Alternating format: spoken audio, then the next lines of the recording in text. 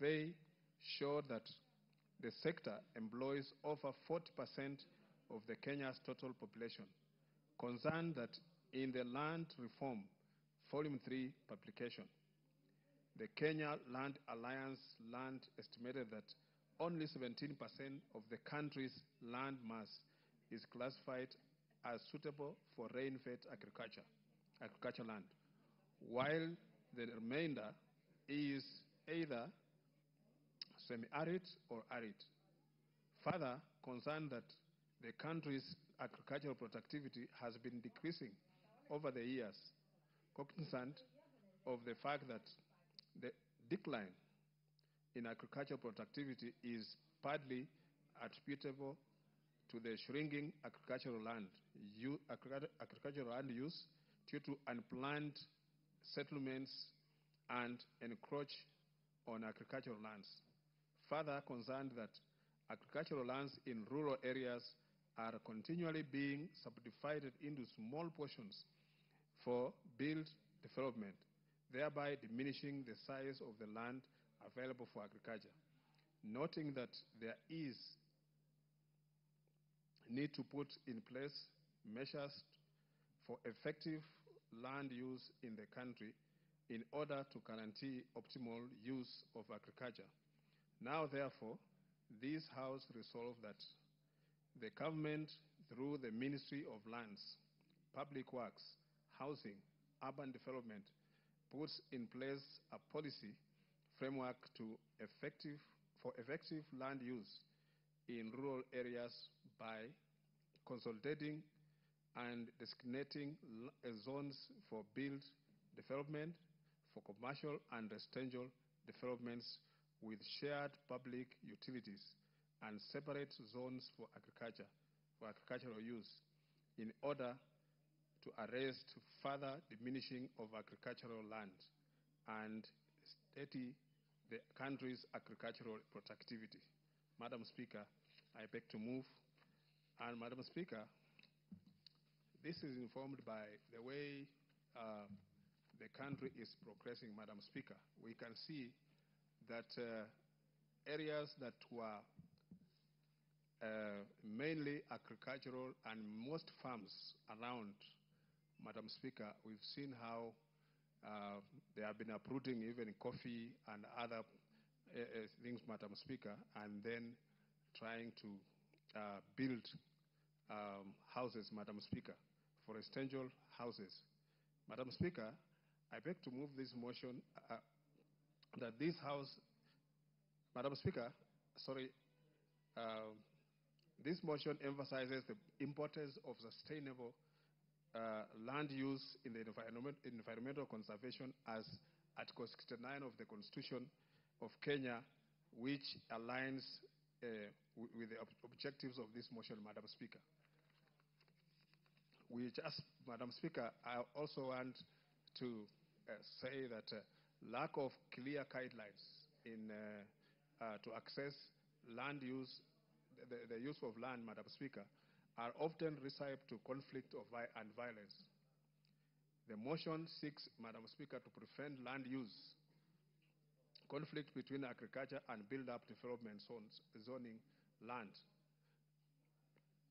so that, Madam Speaker, if this policy is put in place, there will be earmarked that the areas, Madam Speaker, that are designated for agriculture, and they'll never be disturbed, and they'll never be put to any other use other than agricultural use. Madam Speaker, allow me also to observe that there is urgent need to balance economic development with agricultural productivity and environmental sustainability while protecting the country's natural resources and reducing the risk of environmental degradation. Honorable Speaker, this policy stands also to protect agricultural land, thereby increasing productivity while contributing to food security. The land use, Madam Speaker, policy will therefore guarantee the entire population has sustainable access to public spaces, public service, public institutions, and social amenities. Madam Speaker, this motion also calls for policy on collaboration between the relevant ministries, including, Madam Speaker, Ministry of Lands, Public Works, Housing and Urban Development, Environment, Climate Change and Forestry, Agriculture and Livestock Development to develop the policy, Madam Speaker. Madam Speaker, this motion also loudly calls for engagement with key stakeholders, including farmers, developers, and local communities to ensure that the policy reflects their needs and aspirations. Land use policy should recognize the resources that are limited. Hence, Madam Speaker, the need to have a long-term vision, but also to prioritize actions to respond to immediate challenges. Madam Speaker, the riparian land and wetlands support water resources to sustain the healthy ecological environment. A policy in place, Madam Speaker, will ensure that riparian land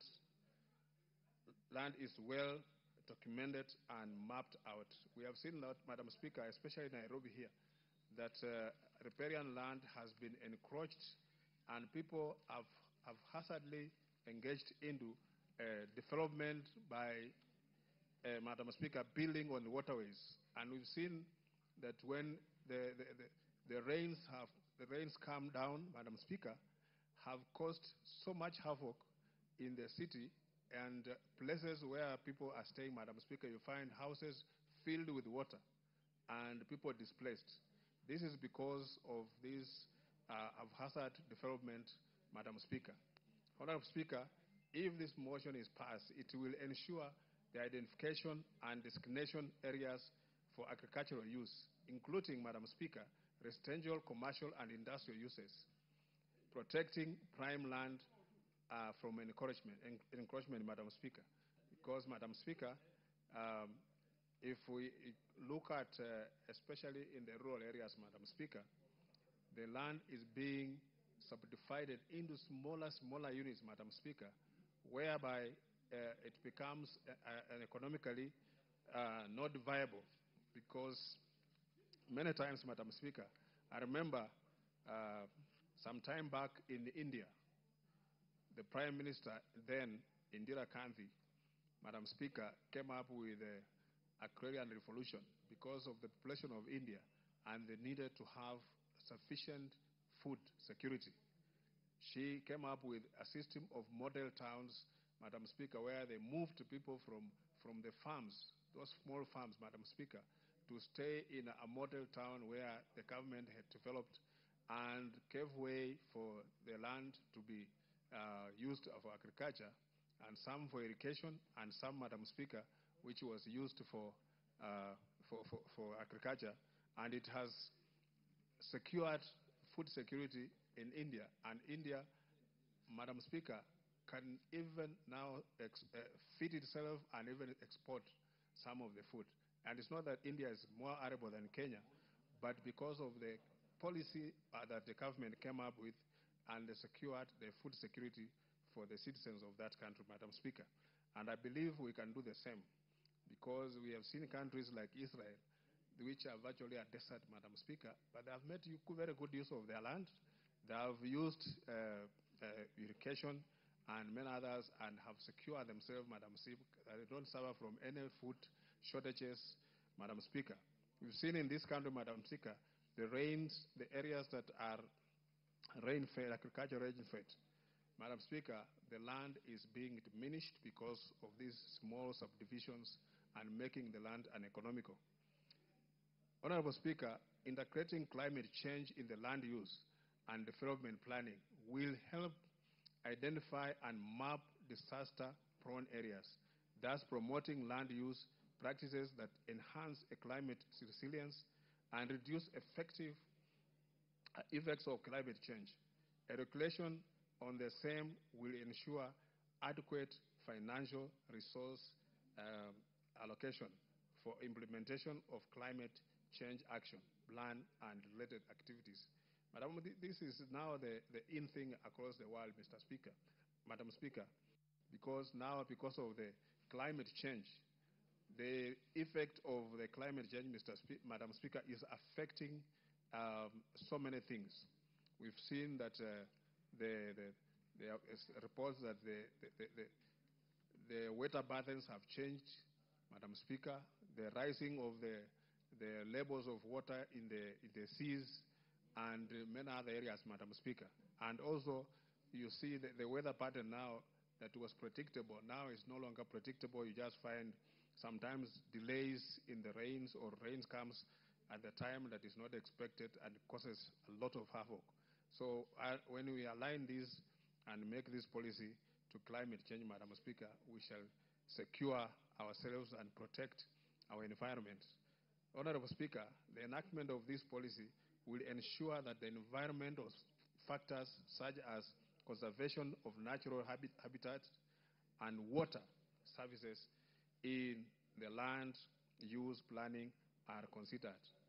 Honorable Speaker, the policy will also ensure public participation in the land use planning process to reflect the needs of the farmers and people in the ecosystem.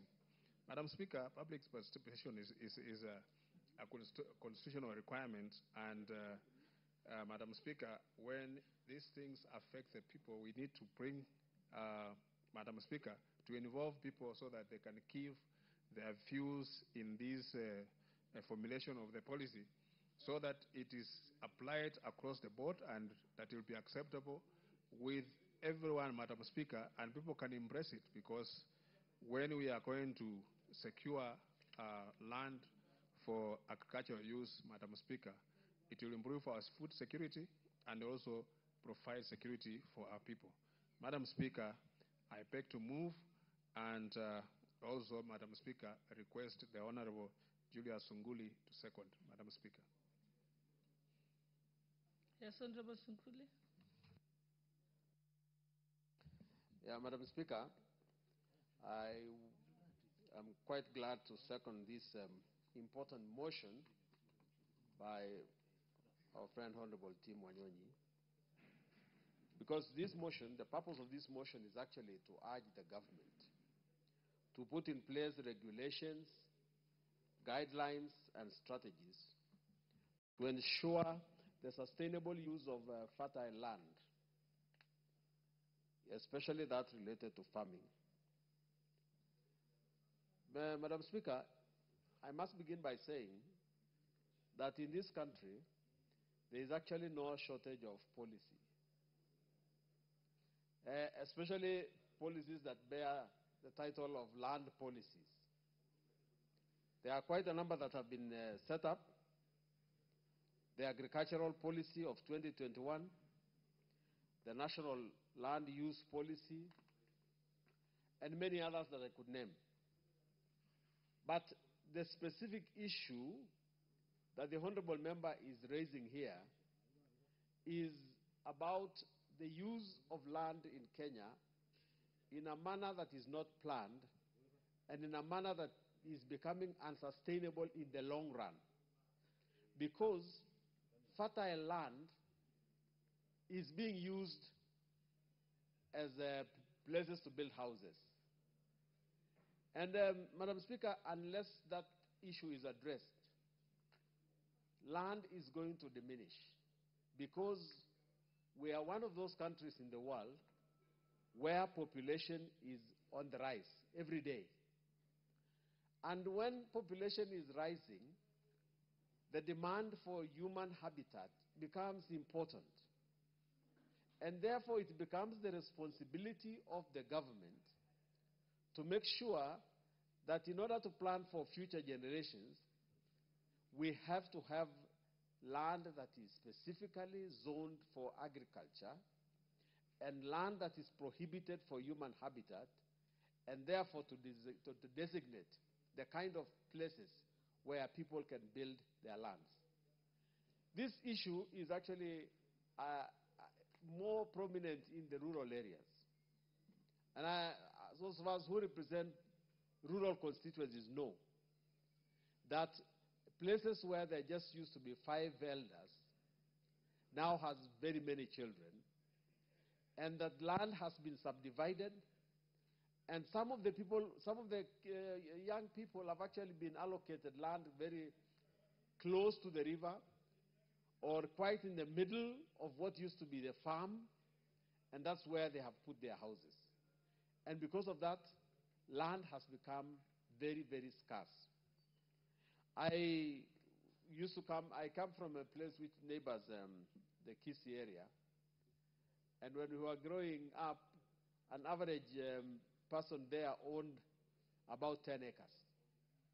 When he got 2 children, the land was divided into 5 acres each. And when those got children, the land was subdivided even further. Because of this, the land has been deteriorating. But what the government needs to do, Mr. Speaker, now, is to ensure that actually, apart from the policy that we set up, we look into the legal framework of our land use. One, there is now the one land law called the Land Act. But the title deed that we have there is one that gives you what you call absolute proprietorship. And I can see the honorable member from Murwadikir is not listening yet, is yet a new lawyer who needs to listen to older lawyers. The title deed that we produce in Kenya is called absolute proprietorship. It therefore gives you absolute power over your land with very, very few restrictions.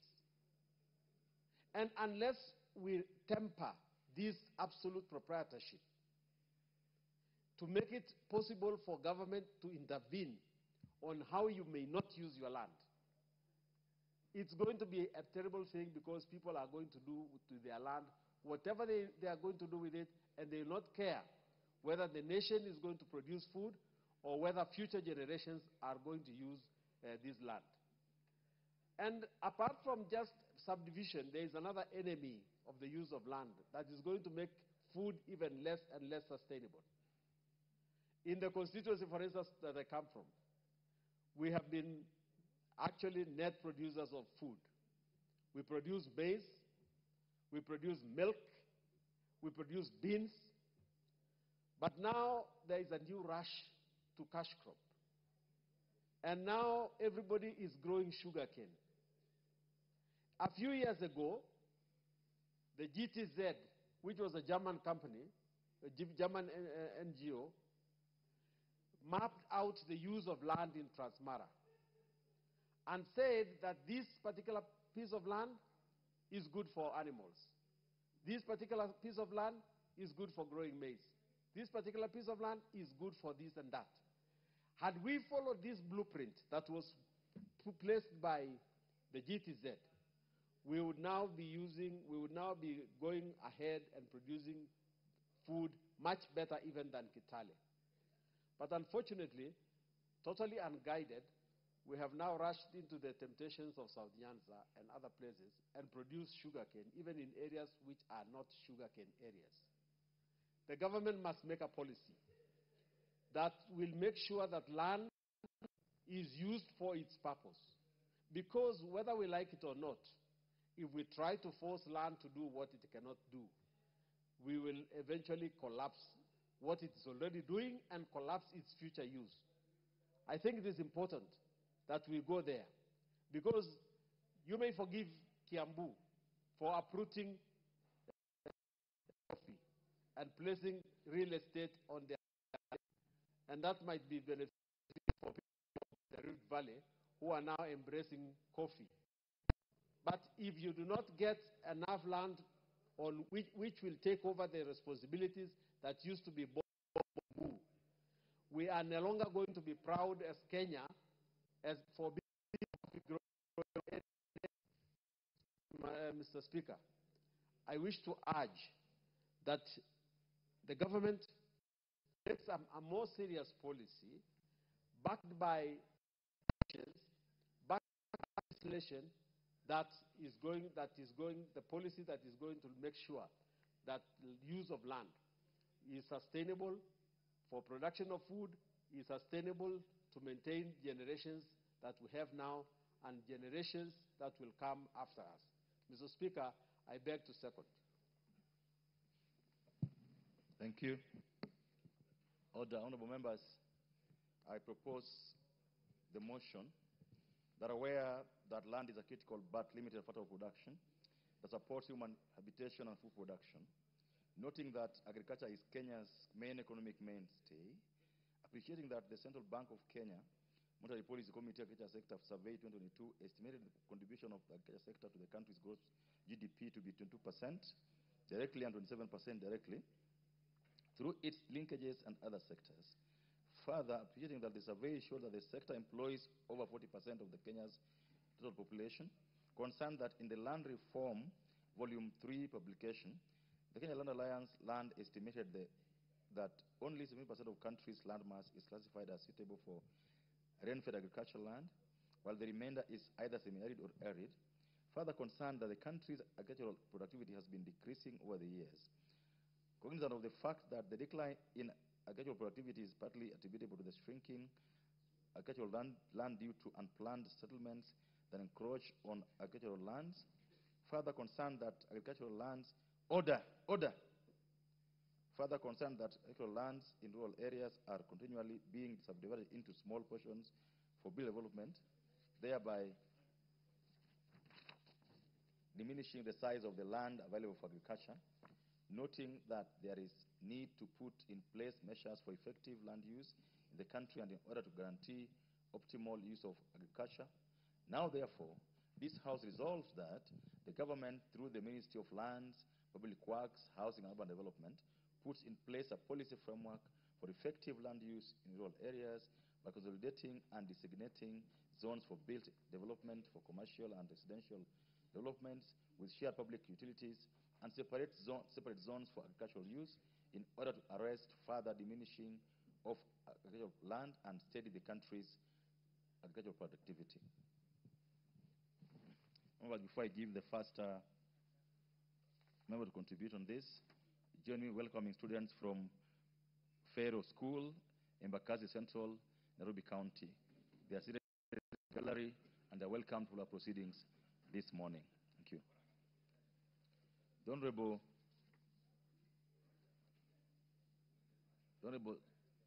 Zamzam, I can't see Zamzam there.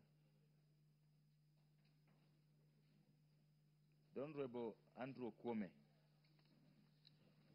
And before you contribute, the Honorable KJ, I can't see your card, so you have to put a card in there if you want to contribute. Honorable Kwome. Thank you, Mr. Speaker. Let me start by saying that land is a very, very important tool of everything within our country. The only unfortunate thing is that it is limited.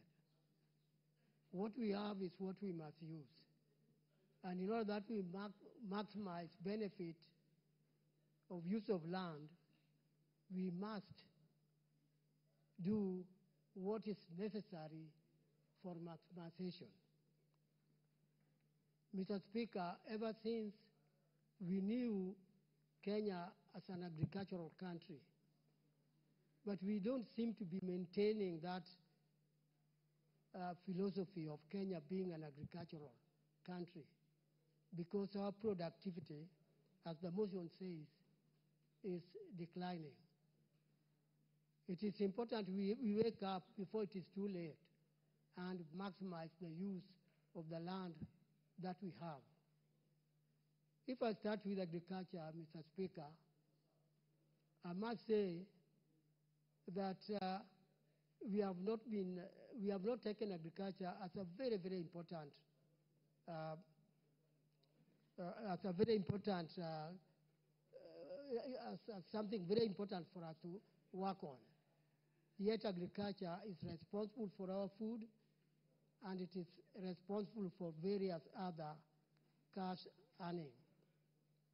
If we use our land properly for agriculture, we would be able to have food and also export our agricultural products.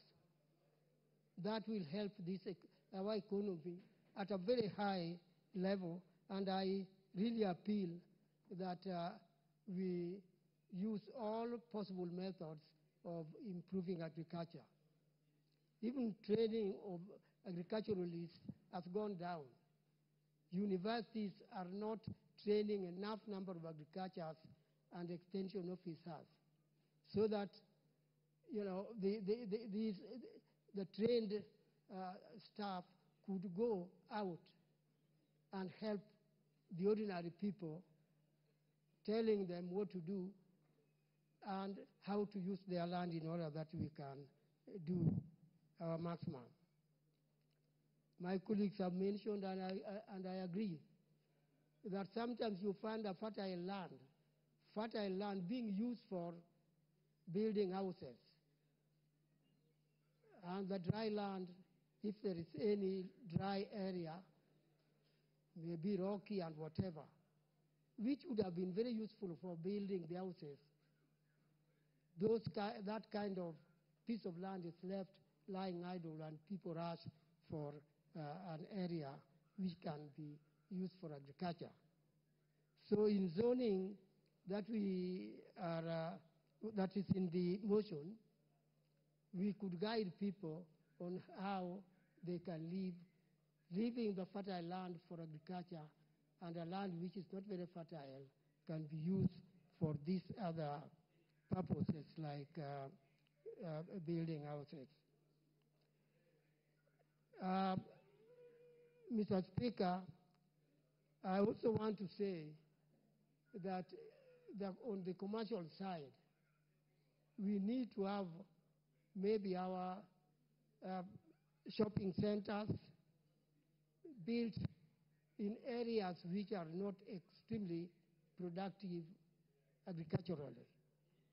We can be maximizing the use of our agriculture if we leave, like I said before, fertile land for agriculture and dry land for building these other purposes.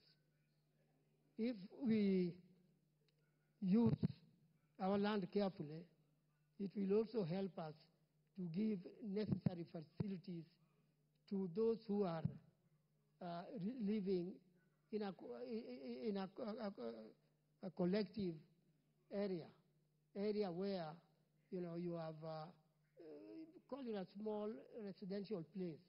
People can be building their houses there, so that if you bring water, the water will cover many people, instead of, like I see in our area particularly, people building their homes scattered all over, making it very difficult for the government to give them necessary facilities. I support the idea that zoning of how we can be able to use our land is very important, and we must do it. It is only unfortunate that this kind of statement is coming late when people have already built beautiful houses out there on land that ought to have been spared for agriculture. Mr. Speaker, I support. Thank you. The Honorable Sarah Kore. Shukrani, Mheshimiwa Spika. Mheshimiwa Spika, ningependa pia kuongeza sauti yangu katika kuchangia hoja hii ya kutaka pahala maalum kutengwa ili kuweza kuzalisha chakula katika nchi hii, na pia pahala maalum pa majengo. Lakini Mheshimiwa Spika, sio pahala pa kuzalisha chakula kwa kilimo peke yake, manake pia ufugaji, Mheshimiwa Spika, ni kiinua uchumi muhimu sana katika nchi hii. Na Mheshimiwa Spika, hivi masiku za karibu tumeona kule kugawanya ardhi vipande vidogo ambaye haitaweza zalisha chakula hata kidogo. Kwetu sisi wafugaji ina hatari kubwa sana kwamba hivi karibuni tutashindwa kufuga, Mheshimiwa Spika. Na ni wazi kabisa, na tunajua kwamba katika nchi hii Wakenya wanapenda sana nyama choma. Mheshimiwa Spika, nyama choma inapatikana tu kwa mifugo, ng'ombe, mbuzi, ngamia, kondoo na kadhalika. Na Mheshimiwa Spika, pahala kama vile Laikipia, kukigawanywa vipande vya ardhi kwota ekari, Mheshimiwa Spika, ufugaji tunaweka katika hatari kwa siku za nyusoni. Na Mheshimiwa Spika, inataka kabisa turudi kutathmini sheria za ardhi, manake ilivyo sasa ni baadhi ya majimbo machache sana ambaye bado imebaki na ardhi ya umma. Na Mheshimiwa Spika, nitasema tu kwa sababu lazima niseme. Baadhi ya majimbo hayo, ile ardhi ya umma ambaye imebaki katika mikono ya magavana na wengine ambaye tunajua kwamba ardhi imekuwa devolved. Na Mheshimiwa Spika, imekuwa ni kwamba ni kama kuwekea mbuzi fisi wakawachunga. Manake hiyo ardhi imeliwa na wale mabwana. Mheshimiwa Spika, ukitembea jimbo la Laikipia, ni aibu kwamba kuna watu bado wanaitwa masquatter. Watu ambaye wameishi huko kwa miaka na mikaka, karne tangu jadi. Na Mheshimiwa Spika, wakati ardhi ya umma inatwaliwa, unapata wameenda kubeba watu kutoka jimbo jirani kuja kuwapa ardhi, wakiitwa wahisani sijui waekezaji, na jina wekezaji ama kwa kimombo investors imekuwa ni jina ya kuiba ardhi ya umma. Kwa hivyo Mheshimiwa Spika, aliyewasilisha hoja hii ni hoja muhimu sana, na nafikiri hatujachelewa sana. Inataka tudhathmini tena sheria za ardhi, manake tusipofanya hivyo, ardhi ni mojawapo ya sehemu muhimu sana ambayo hata inalete vita vya jamii kwa jamii, kwa sababu ya wale ambaye hawana ardhi kuona kwa kijisho wale ambaye wamekuja kunyakua ardhi yao. Kwa hivyo Mheshimiwa, naunga hoja hii mkono na nampongeza aliyewasilisha. Asante. Mheshimiwa John Kiarie.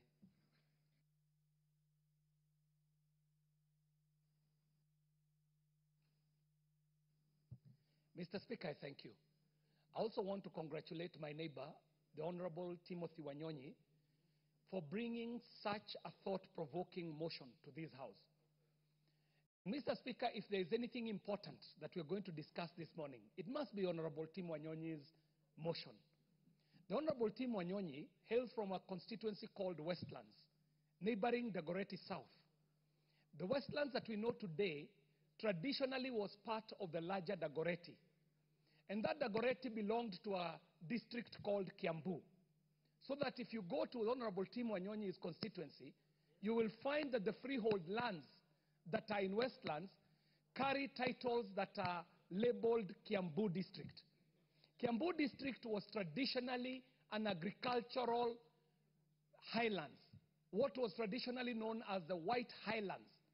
The lands that had been grabbed from our people, that had traditionally been forested, traditional agricultural lands that belonged to the Agekoyo people who had migrated from south of Chania and come into the new lands that had traditionally been inhabited by the Athi and the Dorobo people.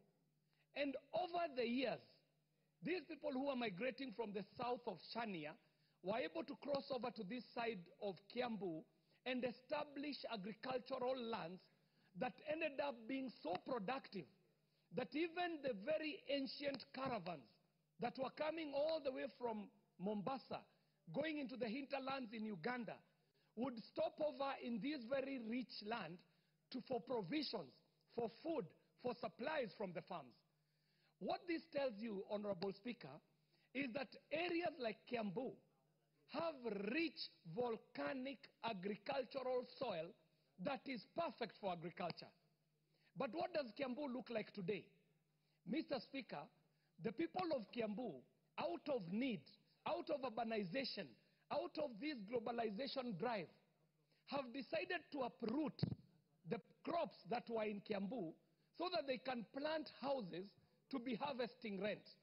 Today as we speak, places like Kiambu, the land there, the shambas, are not anything bigger than the size of a handkerchief, Mr. Speaker. To the extent that what is left for arable agricultural land is reducing by the day. Cultures are changing, Mr. Speaker. The Agikuyu people traditionally never used to bury. They used to do something called escorting. When someone got sick, you'd be escorted to the forest, and if you make it, you would come back. If you don't make it, well, the hyenas will dispose of your remains in the forest. And what would happen then is that there was that cyclic circle of life, where instead of planting what we call tombstones and graves, as we are doing today, that land would still be usable. But today, if you go to a place like Kiambu, Mr. Speaker, you will find someone with a plot of land, 1/8 of an acre. They have their house there.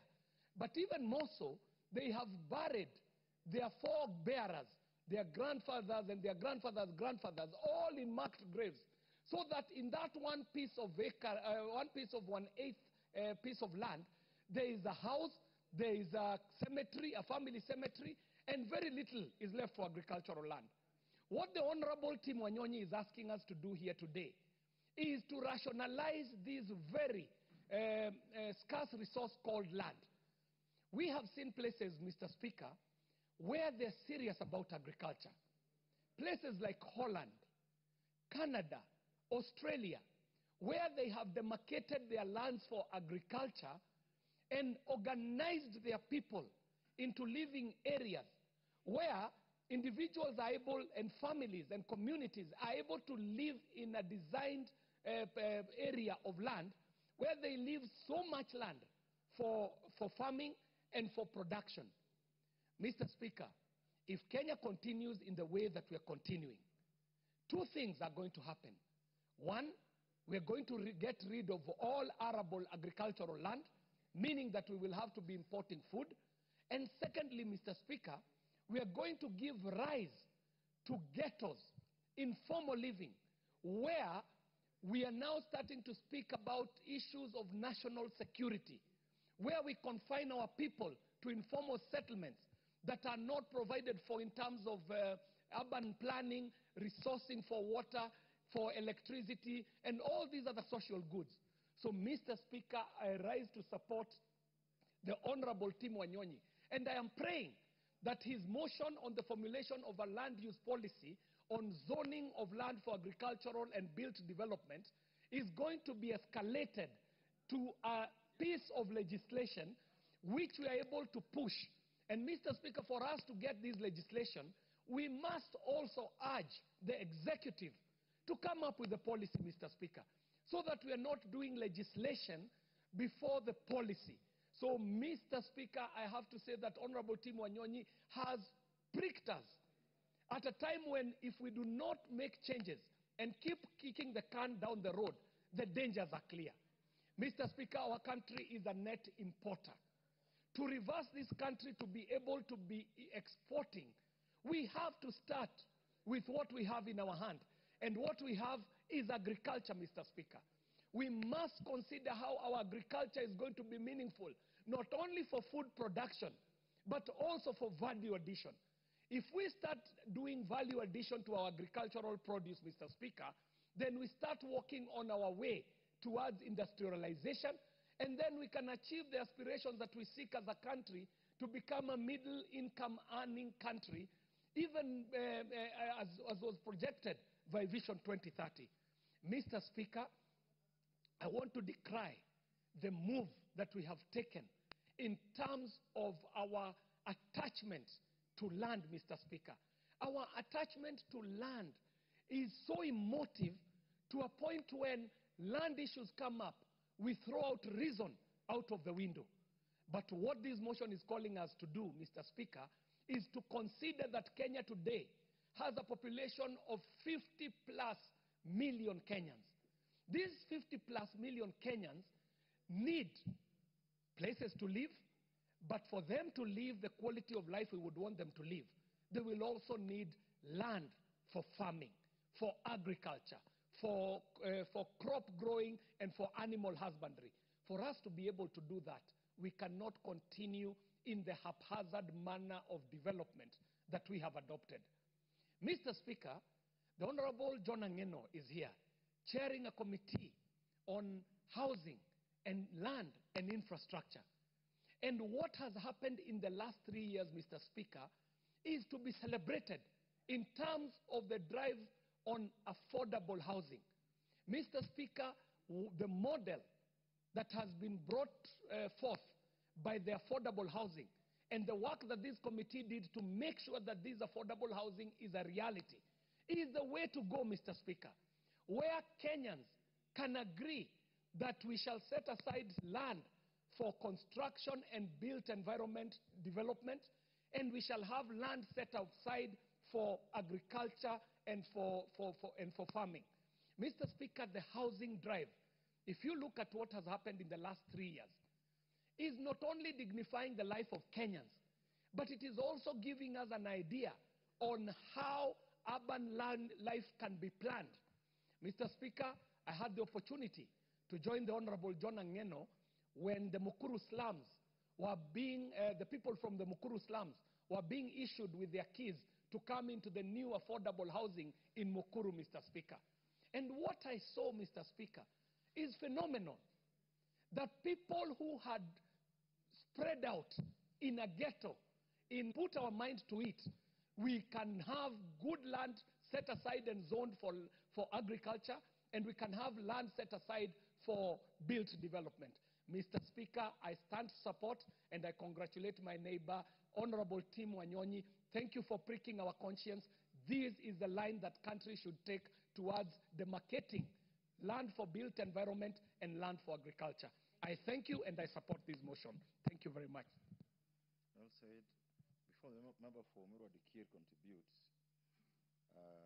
join me in welcoming students from Lukenya Academy, Aboko Constituency County. They're sitting in the Speaker's Gallery, with students also from Royal Brains School, Kiambaa Constituency, Kiambu County.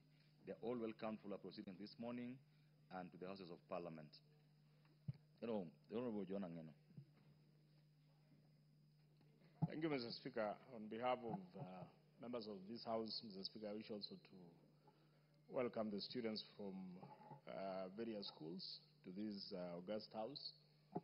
And my plea to all of them is that discipline is the most fundamental item in our institutions. Just a few days, we have had incidences of students burning dormitories and classrooms. I wish to urge the students who are before this House today that the properties that are being destroyed belongs to you, belongs to your parents, belong to the society. So please, we urge you to be disciplined, and that is why you have also gotten the opportunity to come to this National Assembly. Mr. Speaker, I wish also to weigh in on this issue of land. And Mr. Speaker, on independence. Mr. Speaker, before independence, this country was colonized by foreigners. But one thing which foreigners left for us, Mr. Speaker, was how they made use of the land they found. They consolidated the land. They identified the land which was for agricultural use, land for livestock, land for settlement. They had a proper plan on how to use land. Immediately after independence, Mr. Speaker, when we got the independence, Mr. Speaker, we started subdividing those lands to individuals and to start having settlements on those particular lands, Mr. Speaker, so that the lands which had been left for agricultural use, Mr. Speaker, no longer sustain agricultural activities because we have settled on them. Mr. Speaker, during the 2010 constitutional making process, Mr. Speaker, the major issue, actually the major debate which arose in that process of constitutional making process, Mr. Speaker, was land amalgamation.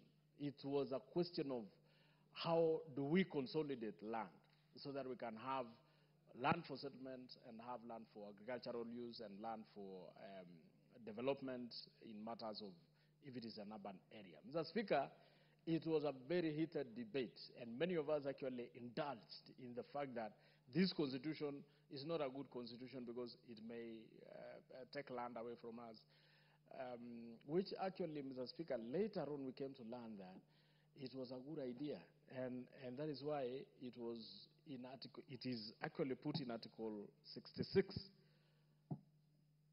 the matter to do with land use, planning of how to use land. Mr. Speaker, it is now that we are realizing, and I want to thank the member for bringing this motion before this House, and I will wish The member for Westlands. The member for Westlands. Yes. And I will wish the member for Westlands introduce it as an amendment.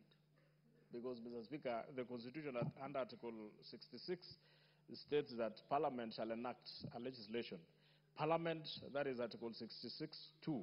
Parliament shall enact a legislation ensuring that investment in property benefits local communities and their economics. Mr. Speaker, this one is based on the regulation of land use and property.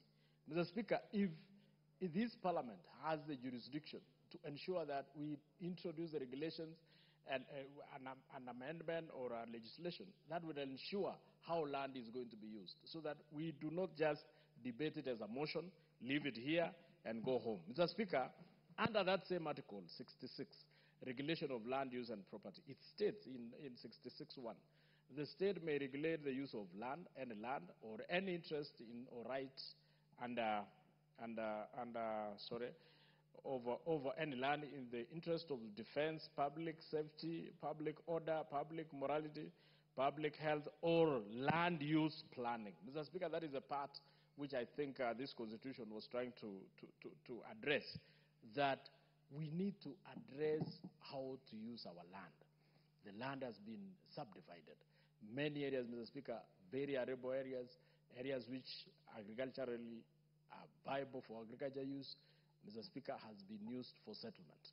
I wish we do this particular legislation that would allow the government to regulate how land is going to be subdivided, so that the remaining land, Mr. Speaker, which we think is good for agriculture, can now be protected for agriculture. The land that is good for settlement, we protect it for settlement. Mr. Speaker, last, the State Department, and this is through the President himself, he introduced the affordable housing program in the country, Mr. Speaker. The introduction of this affordable housing program, Mr. Speaker, was to ensure that apart from settling those who are living in slums, apart from also giving homes to those who do not have homes, Mr. Speaker, the most fundamental idea of this housing program, Mr. Speaker, was to ensure that we move the people to live in urban areas so that we can leave areas that we think are arable and good for agricultural use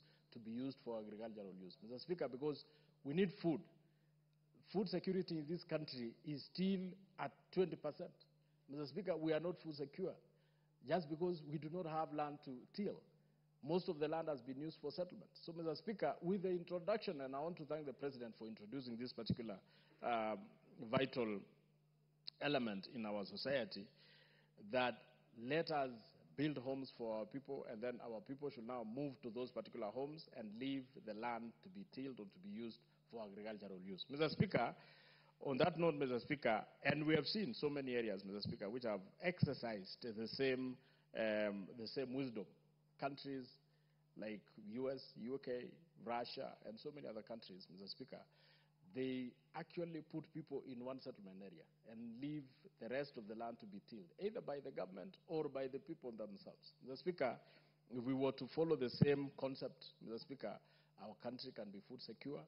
We can have proper land that can be used for tilling, for agricultural use, for livestock keeping, and many other activities, Mr. Speaker. So I wish to support the member for introducing this particular motion, and I wish to say, Mr. Speaker, as we are building homes, Mr. Speaker, let us also give support to these, to the construction of homes. Let us give support to the President. Let us continue contributing towards building of these homes. Ensure that those homes are owned by the people, those very people from the lower cadre of the society. Let us not leave these homes to be bought or to be owned by the rich in this country. Let us ensure these homes are owned by those people who deserve to own homes and those people who do not have homes. Mr. Speaker, I thank and I support. Well said. The Honorable Member for Bondo. Is it true that there is no land policy on zoning? Thank you, Mr. Speaker. Let me start by supporting the motion. But I bring a few comments here and there. One is the issue that we as a nation and as a government, we are late in this. Number two, we have learned very little. And number three, we have to really acknowledge that we are failing. Because there have been all manner of indications from all through the colonial times. I don't know how many of us are able to remember what are called Swinehart or land policy in 1954. Those are the times when we started talking about issues of bringing land together for purpose of agricultural use, for purpose of food production. So since 1954 to date, if you have not done anything, it means there are indicators of failure. Our constitution basically puts land tenure system into whether we are public, we are community, or it is private. All these three, if you look at them in terms of how the Constitution places them, public land is regulated and it's easy to regulate. There are areas either for purpose of public utilities, there are thoroughways, there are gazetted forests. This is easy. It's easy, they are regulated. And they are demarcated and it's easy to know where they are. When it gets to the other aspect of private land, one aspect of it is regulated. The other aspect is not. The leasehold private lands are regulated in as much as we know that they are in urban areas or townships or in the cities. They are in one way or the other regulated. But then there's this portion of private land that is completely left to the individuals. And I don't think there's anywhere in the world where you can let individual persons, individual citizens, do things the way they want. I think there must be some regulation. There must be some element of control. And this is where we are failing. That aspect of absolute title, absolute ownership of lands under private hands is where we fail as a government. And this has led us to a situation where all these things that we are talking about are coming in. I remember for the first time when I was coming to Nairobi, when I stepped in Nairobi for the first time, Mr. Speaker, some 30 or so years ago, between Kericho and Nakuru, and from Nakuru to Kericho, you'll see farmlands, food. Every time you'll be passing across, you're going through the roads, you'll be seeing food either side of the road. And that was happening also in Kiambu. What has happened 30 years after? Between Kericho and Nakuru now you only get concrete. They are buildings. And these were areas which initially were called, some were calling them White Highlands or whatever. But in the Swinehart arrangement, they were called scheduled lands. All these were scheduled lands. They were scheduled in terms of they were regulated. There was a manner in which how things were supposed to be done. We have failed in this. As a nation, we have failed in this as a government. I was talking about lessons.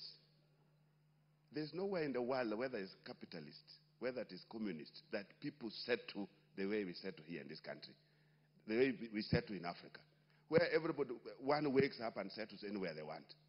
I think that's not anywhere. Land is private in many other places, yes. It is public in many other places, yes. But it is regulated. It is placed in a manner that, no, this is clearly demarcated for farmland.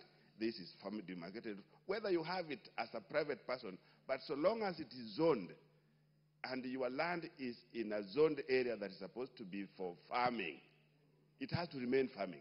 You can't go there and start doing your own things. And that's why sometimes, even in the UK, sometimes it's not very easy for anybody to get on the farmlands, because for you to qualify as a farmer, you must have a basic diploma in agriculture. Yeah? So here, we are talking about farming, and everybody is running around in their farms doing all manner of things. But there must be some control. There must be some kind of a regulation. Mr. Speaker, when we get to a situation where we have to import food, I think it's good to look for aid in any manner. Look for food, look for support on all manner of different things. But immediately you go begging for food. That's something that is very wrong. And that's the situation we are getting into from time to time.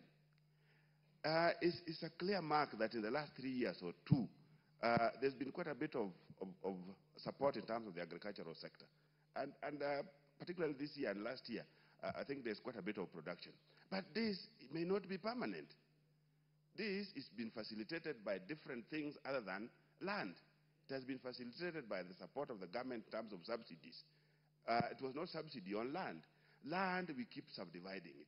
And even when of how to subsidize farmers, you'll only be subsidizing them, but the land sizes are getting smaller, so that by the end of the day, even when you subsidize, subsidy will not make sense. So Mr. Speaker, I think this is an area, and of course, immediately you keep subdividing land. The basic agriculture, the agriculture 4K club of class 3, class 4, immediately you keep subdividing.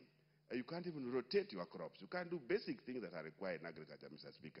So I think as a country and as a government, it is high time we got back to see exactly how to deal with what we call absolute land holdings in this country, because this is where the mess is. And if we don't do it, we are headed to a direction that is not sustainable. We are going to be staring at hunger. We are going to be staring at a situation where we have to be importing food from time to time, Mr. Speaker.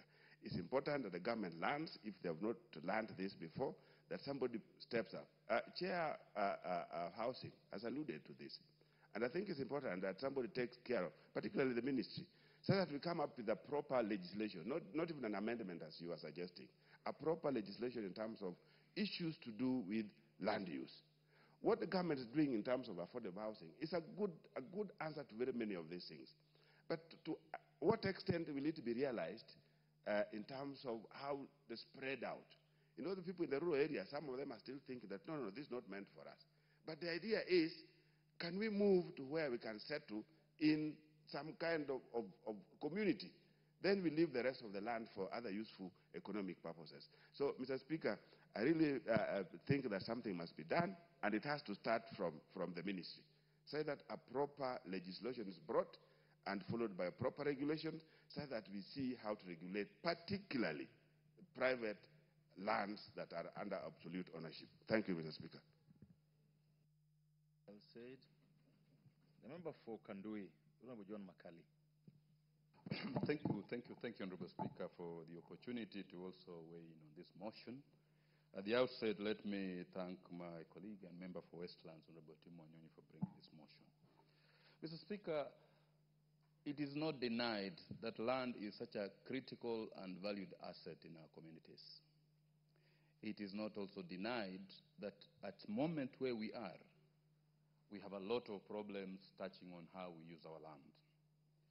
Taking into effect the importance of land, the Constitution of Kenya and the framers of the Constitution dedicated a whole chapter to issues of land use, to issues of land, classified land, and gave responsibilities to this House to develop rules and regulations and legislation to bring into effect the provisions that are in the land chapter in the Constitution.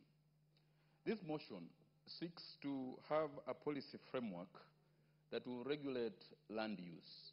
The first question I asked myself, Honorable Speaker, is do we have a policy framework or we don't? My answer to it, Speaker, is that we have a policy framework.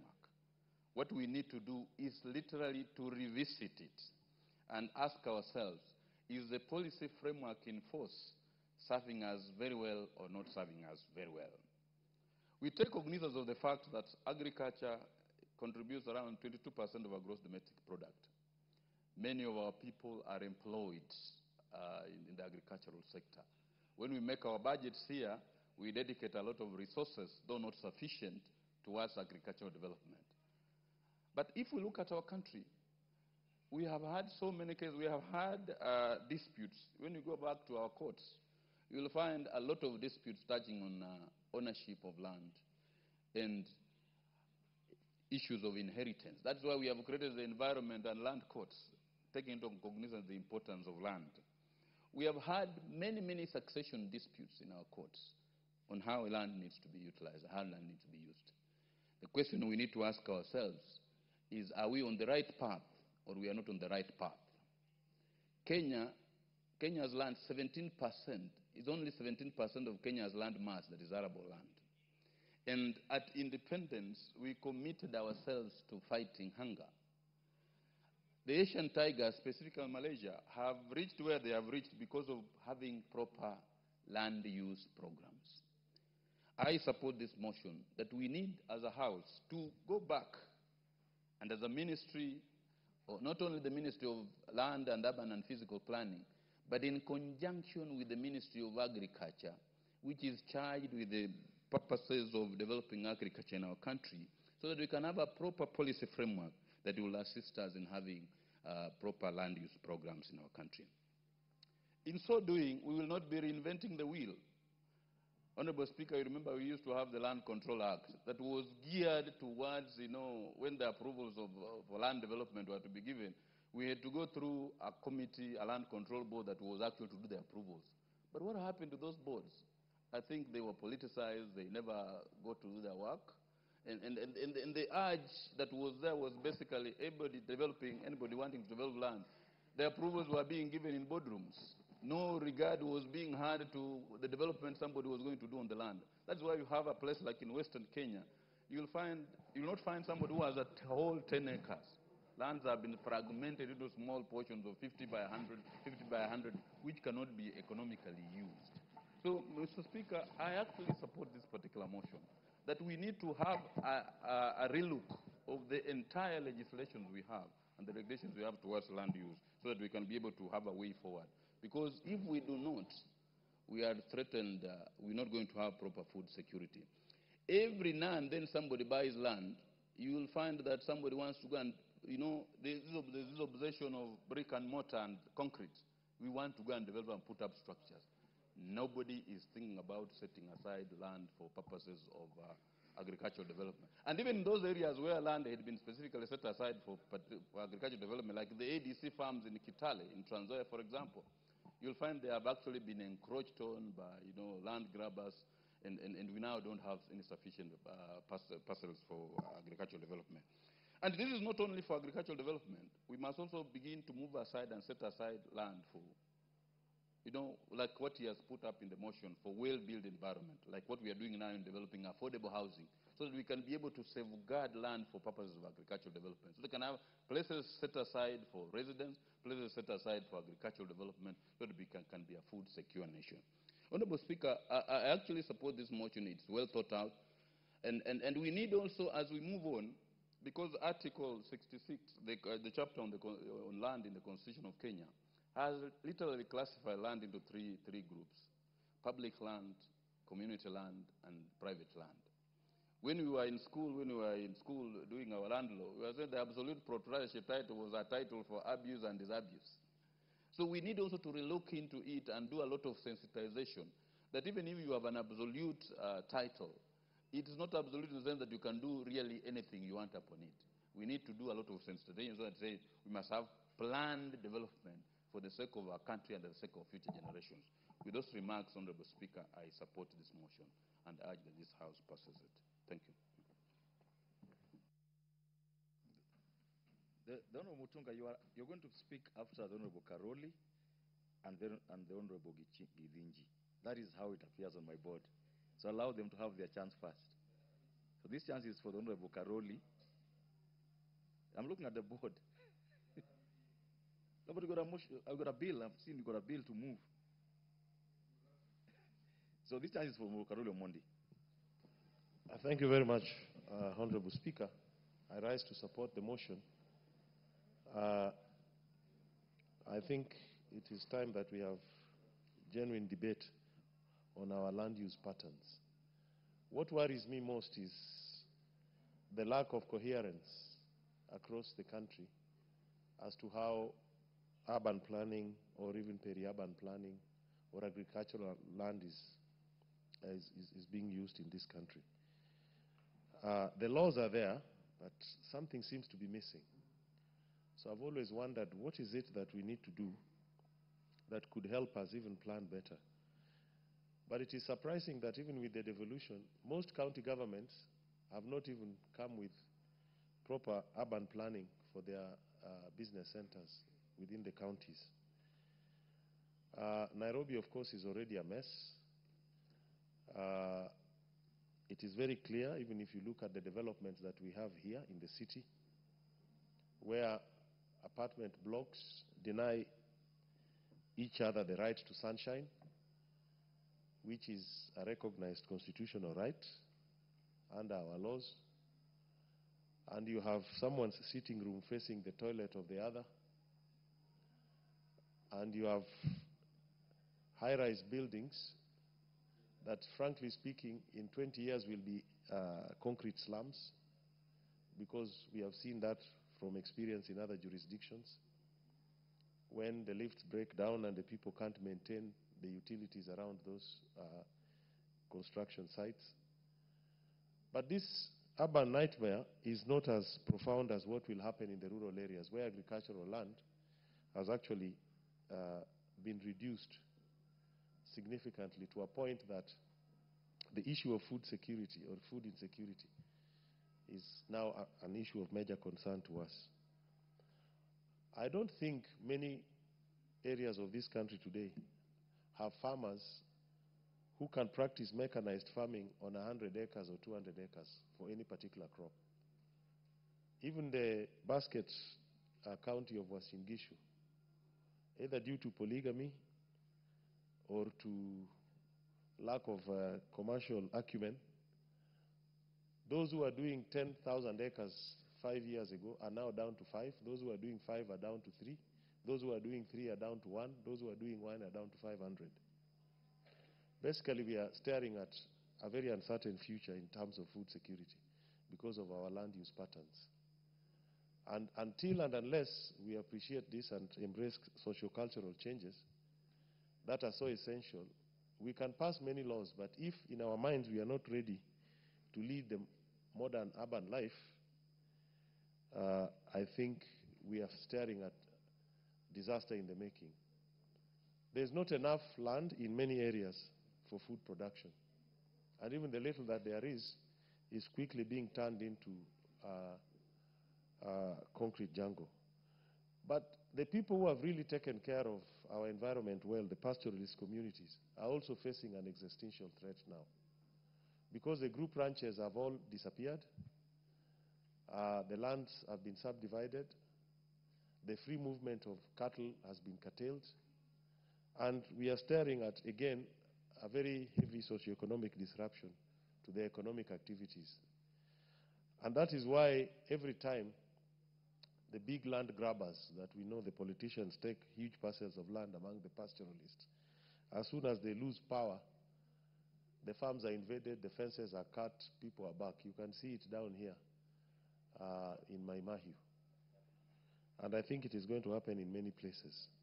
So we need to look at this thing, both from urban planning setup, but also agricultural production, and see that we secure ourselves and also deal with potential areas that will bring social unrest, especially among the pastoralist communities.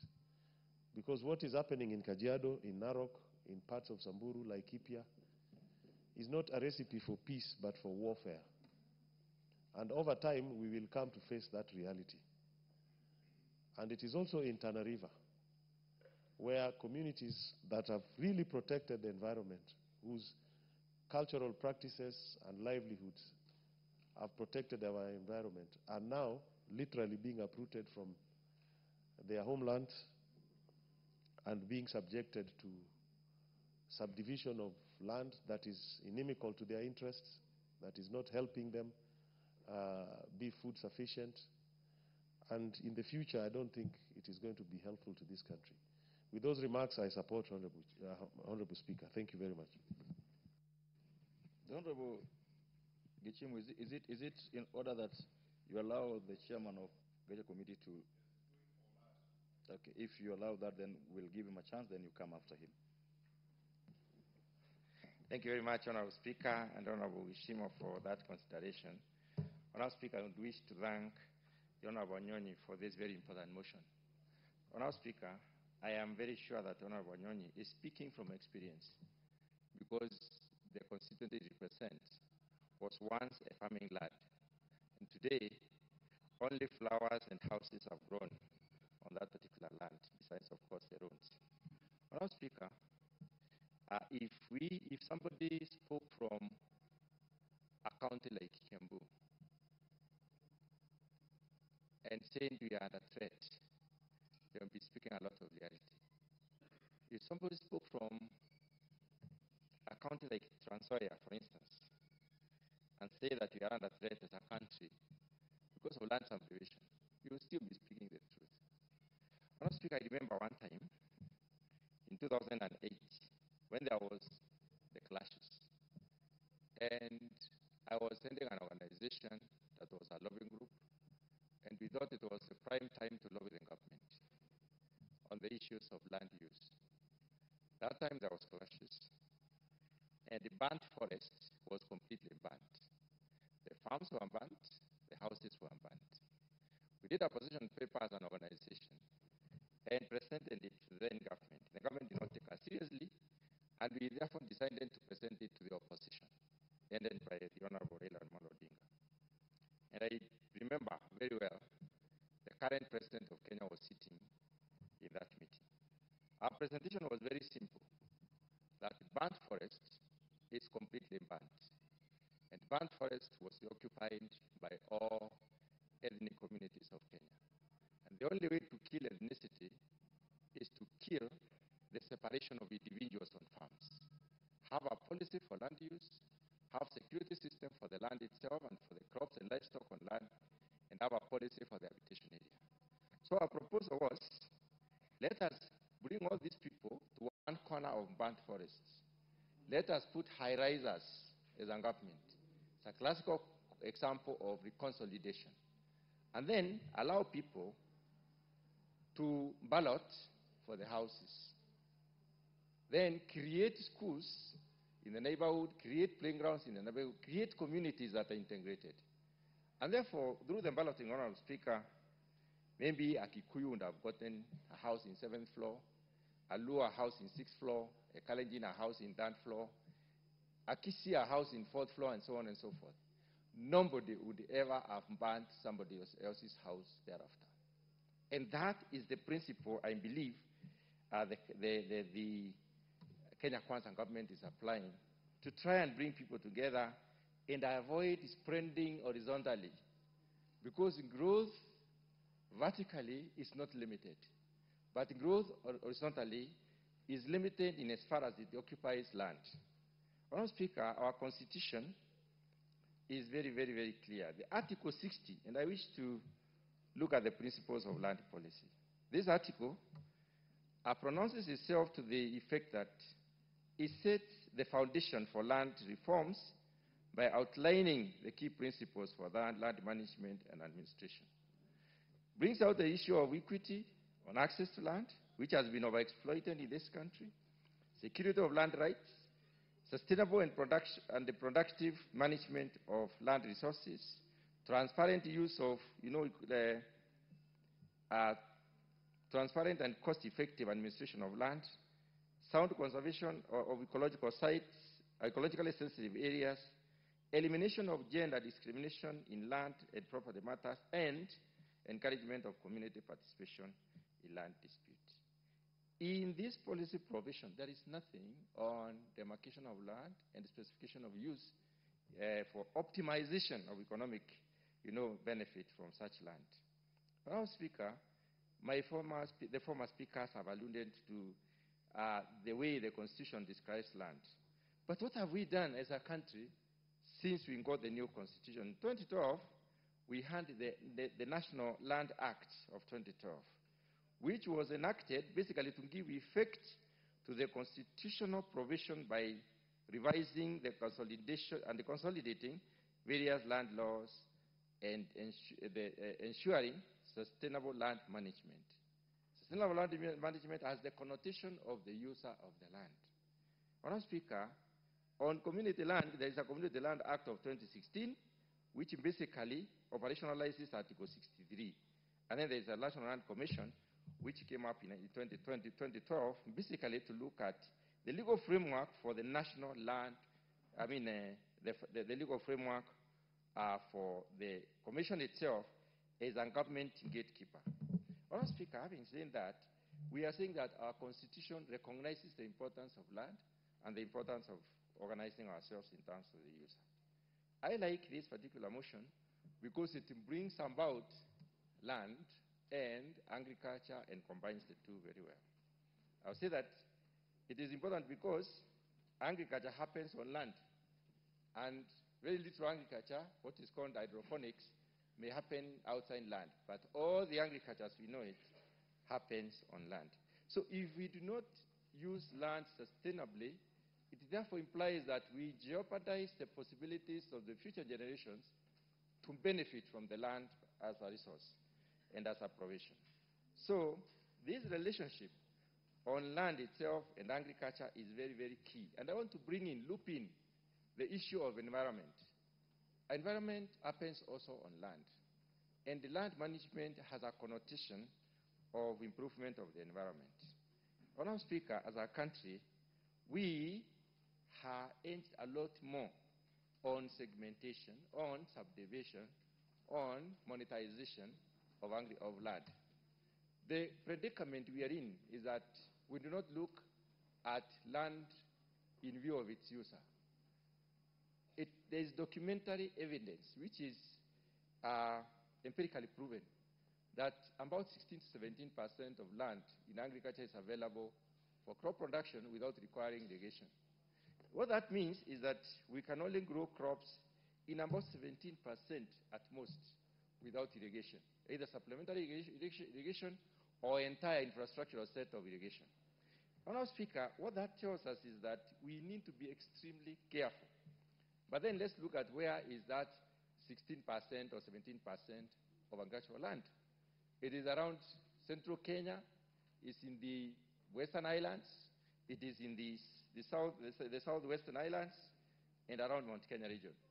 Honourable Speaker, that land has been put into alternative use.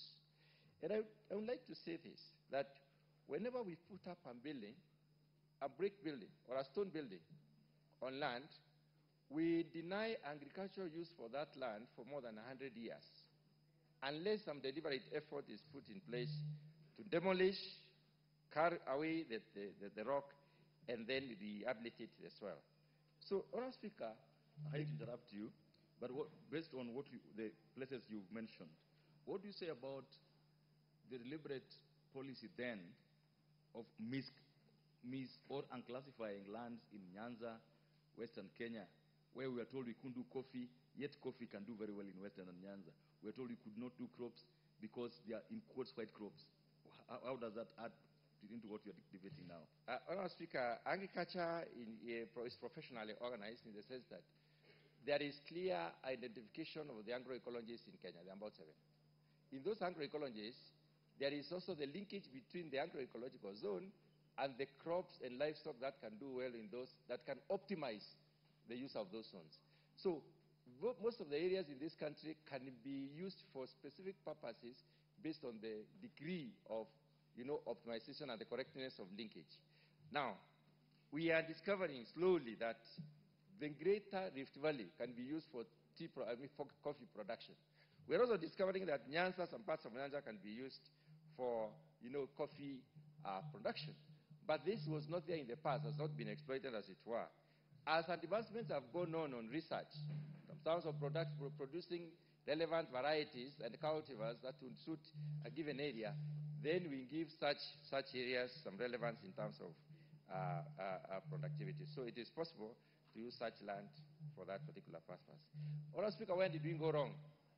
We went wrong at the point of when we decided to form land buying companies, and then instead of utilizing the piece of land as a unit, all of us as members of that particular land buying company, we decided to subdivide it into give me a minute more. Individuals. And that is where we went wrong. We need to go back there. Honourable Speaker, when I look at Nairobi and wonder, when I look at Nairobi and I wonder where is Nairobi growing to, it would be very gratifying if Nairobi was growing towards the Rift Valley. Because along the escarpment, we would have the most beautiful houses in this world, overlooking the valley and also giving people an opportunity to watch sunset. But we are growing towards Kiambu. We are taking up the land that will be used for crop production for our young nation and becoming younger by the day, Honourable Speaker, because I don't think we are very serious in terms of family planning. We are becoming younger and younger because the pyramid is like that. Very few people who are old and very many people who are young. And we are misusing or rather taking away the opportunities for the young people even in that particular issue. So what do we need to do? We need to reorganize our land. We need to set aside land for agriculture, land for housing, land for urbanization. And then we need to have different rates for this land. Let us not monetize land as a commodity. Let us say this land is for agriculture and this is the price of land here. And you can only do agriculture in this particular area. There should be no change of use when it comes to agricultural land. Well said. Honorable Gichime. Thank you, Honorable Speaker, for allowing me also to weigh in this very, very important motion by Honorable Tim Wanyonyi, member for Westlands. Honorable Speaker, as I support this motion, I also support it with some rider because there exists a policy on land zoning in this country under the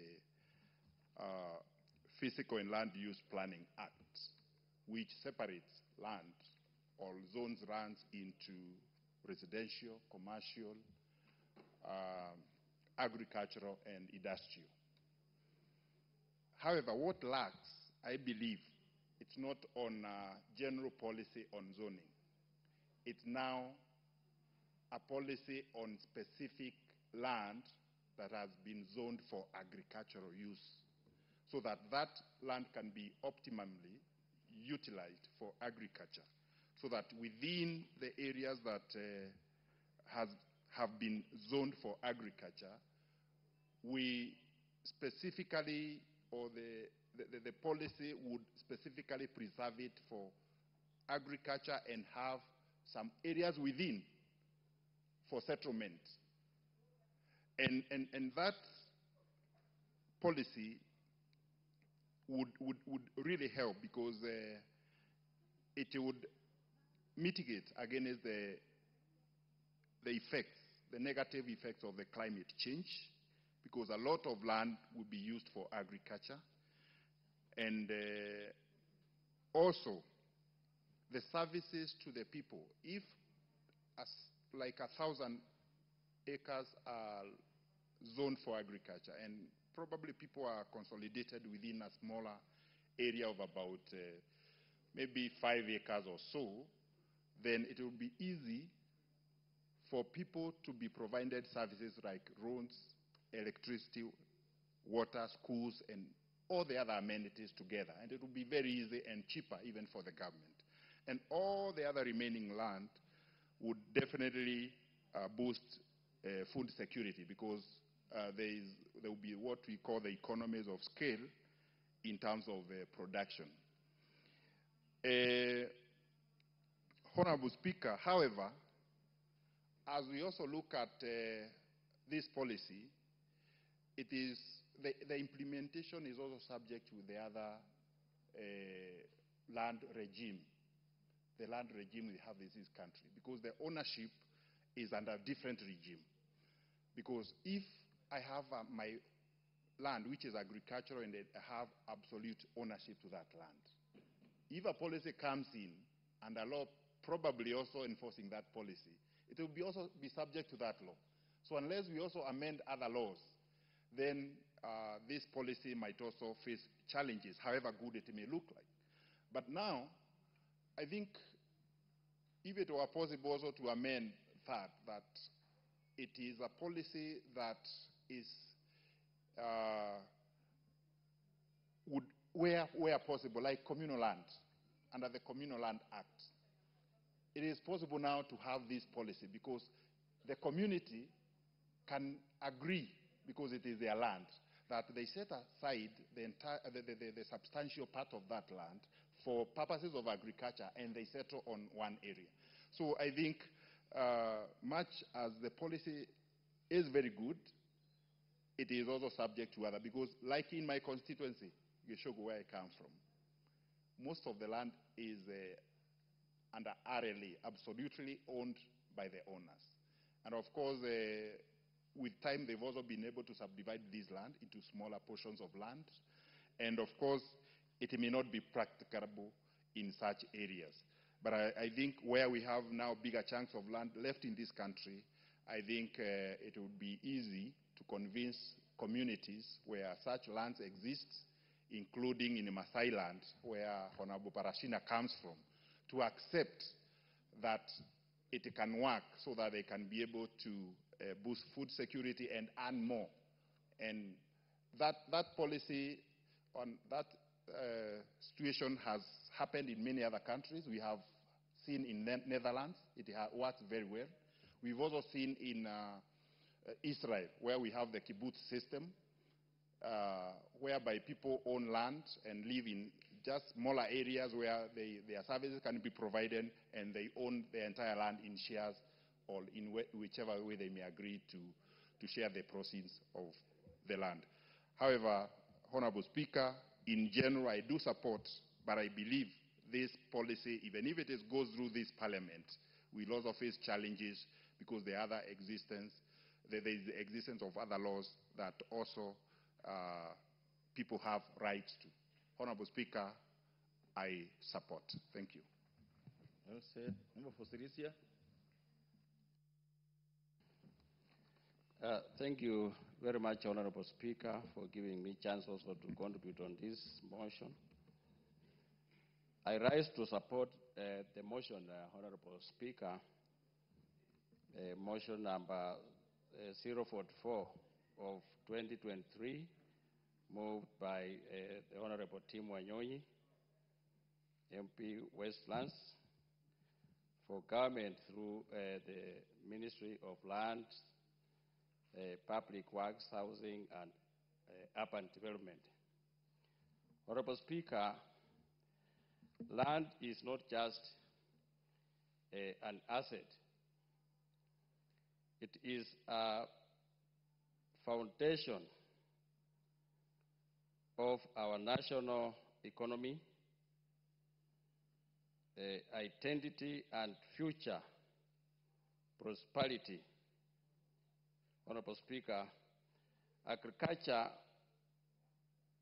particularly remains the key significant economic drive. Honorable Speaker, the Central Bank of Kenya, Honorable Speaker, through Agriculture Sector Survey 2022, estimated that agriculture contributes 22% directly and indirectly 27%, Honorable Speaker. Indirectly to our GDP, particularly through its linkage to trade, transport, and manufacturing, over 44%, Honorable Speaker.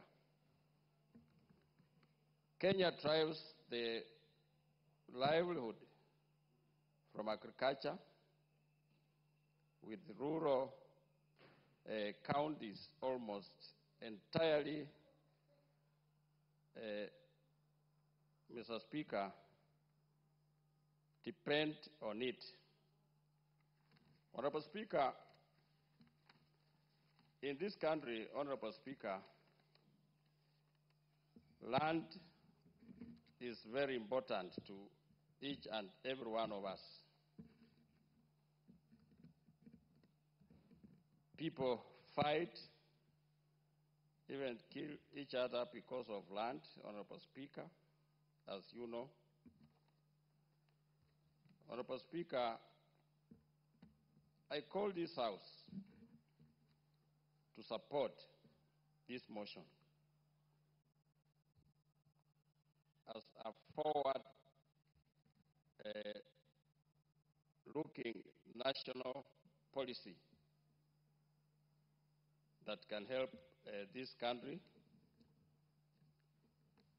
Honorable Speaker, this motion calls for a government to act within its constitutional policy and mandate to create a zoning framework for the surplus agriculture and land from land earmarked for settlement and commercial development. Honorable Speaker, the framework of a zoning policy would also complete the affordable housing program, because in that housing projects are implemented within a designed, build up a zoning, and also in a high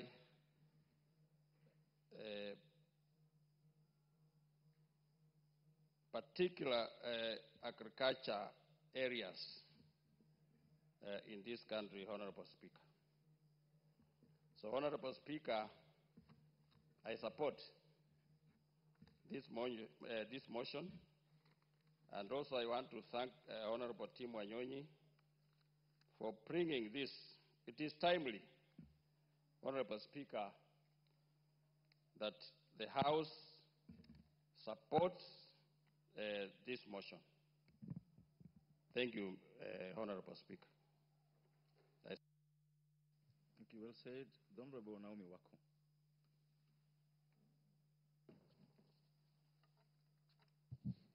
Thank you, Honorable Speaker, for allowing me to contribute to this very important motion, as I also congratulate Honorable Wanyonyi, Tim Wanyonyi, for coming up with this formulation of land use policy on zoning of land for agriculture and building development.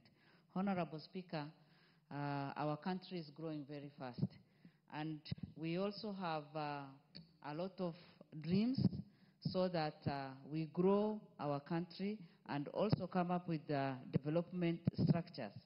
And I want to congratulate our President for the housing project that has picked very well and also has already started in many counties. As a result of that, many of our people who didn't have a shelter today are very happy and are enjoying the comfort of at least good home where they can bring up their children and also enjoying that good environment. Honorable Speaker, I want to concentrate on the agricultural land. This zoning will help us because many of our counties have not done this zoning. And even in the entire country, we need proper zoning so that we know where farming can happen and also other development can happen. It is also high time for counties, for the county government to consider doing that and also giving it a lot of attention so that we have well-planned towns, we have well-planned areas for agriculture, we have well-planned areas for development so that we grow our country in a very systematic manner. Honorable Speaker, agriculture is one area that Kenya Kwanza government has given a lot of attention because of the subsidized price on fertilizer. And this has boosted our production, our local production, which is good and also giving us a lot of hope and encouraging many farmers. Some years ago, we know that many people have, withdrawn from farming and also stopped farming because of not receiving enough support from the government and also because they were not able to sell their products. But today, Kenyans can produce and even export some of their products. Ours is just to plan well so that we do more export than import from other countries. Because right now, sometimes we feel ashamed because we import a lot, even from our neighboring country, while God has given us very good resources, a very productive farm, land, and very, in some of our areas, we even don't use the fertilizer. That means that we can grow any crop and also harvest enough. Honorable Speaker, again, it is important for us to note that it is only through farming or through agriculture that even the people at the local level, at the ground, at the grassroots level, can exercise their skills, and without going for any interviews, without looking for any qualification, even those who are not learned, even those who have not gone to school, they can do their farming and earn enough money. Many of our people have been educated through farming, and it is high time for us to enhance that sector so that our people can benefit. Again, it is the only sector that you are assured of good source of income, and it also plays a very important role in growing our economy. It has been captured in the motion that the sector to the country gross domestic product GDP is 22% directly and 27% indirectly. And this can easily grow from 22 to 30 or even 40, from 27 even to 40. But it needs proper planning and proper investment.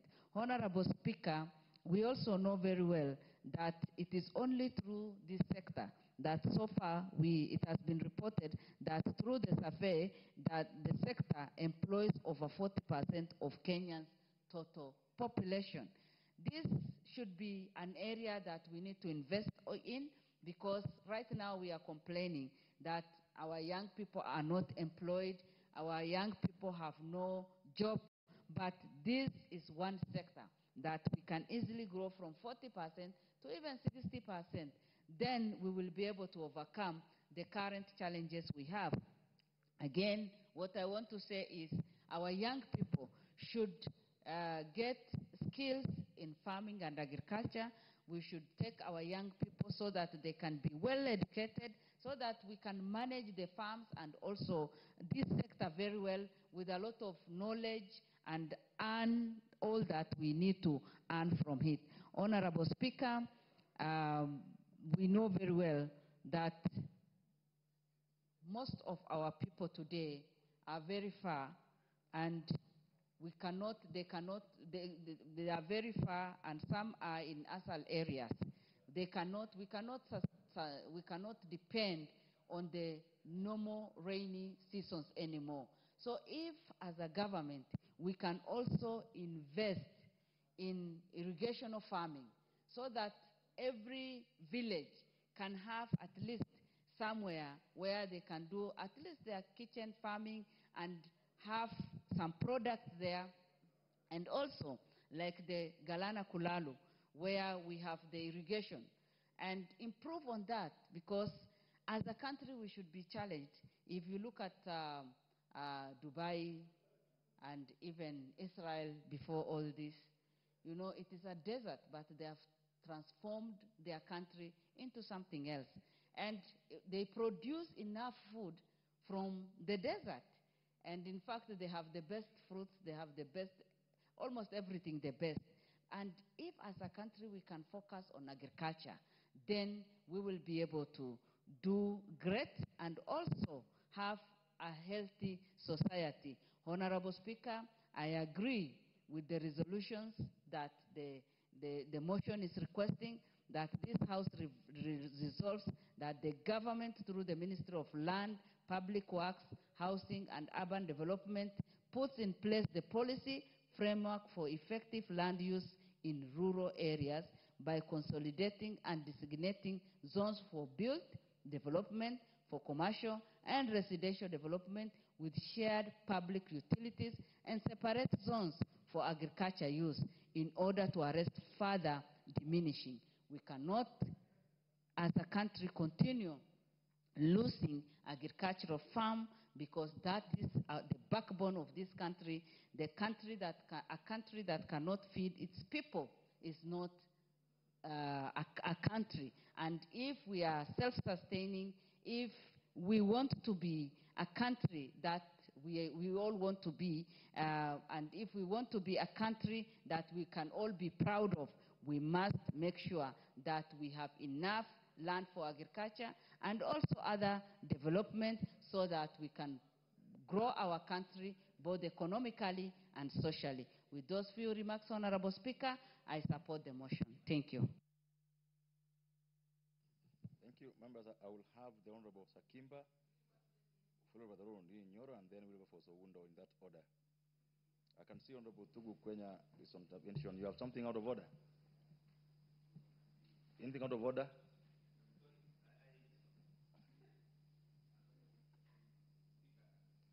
Speaker, there's nothing that is out of order. So you walked in?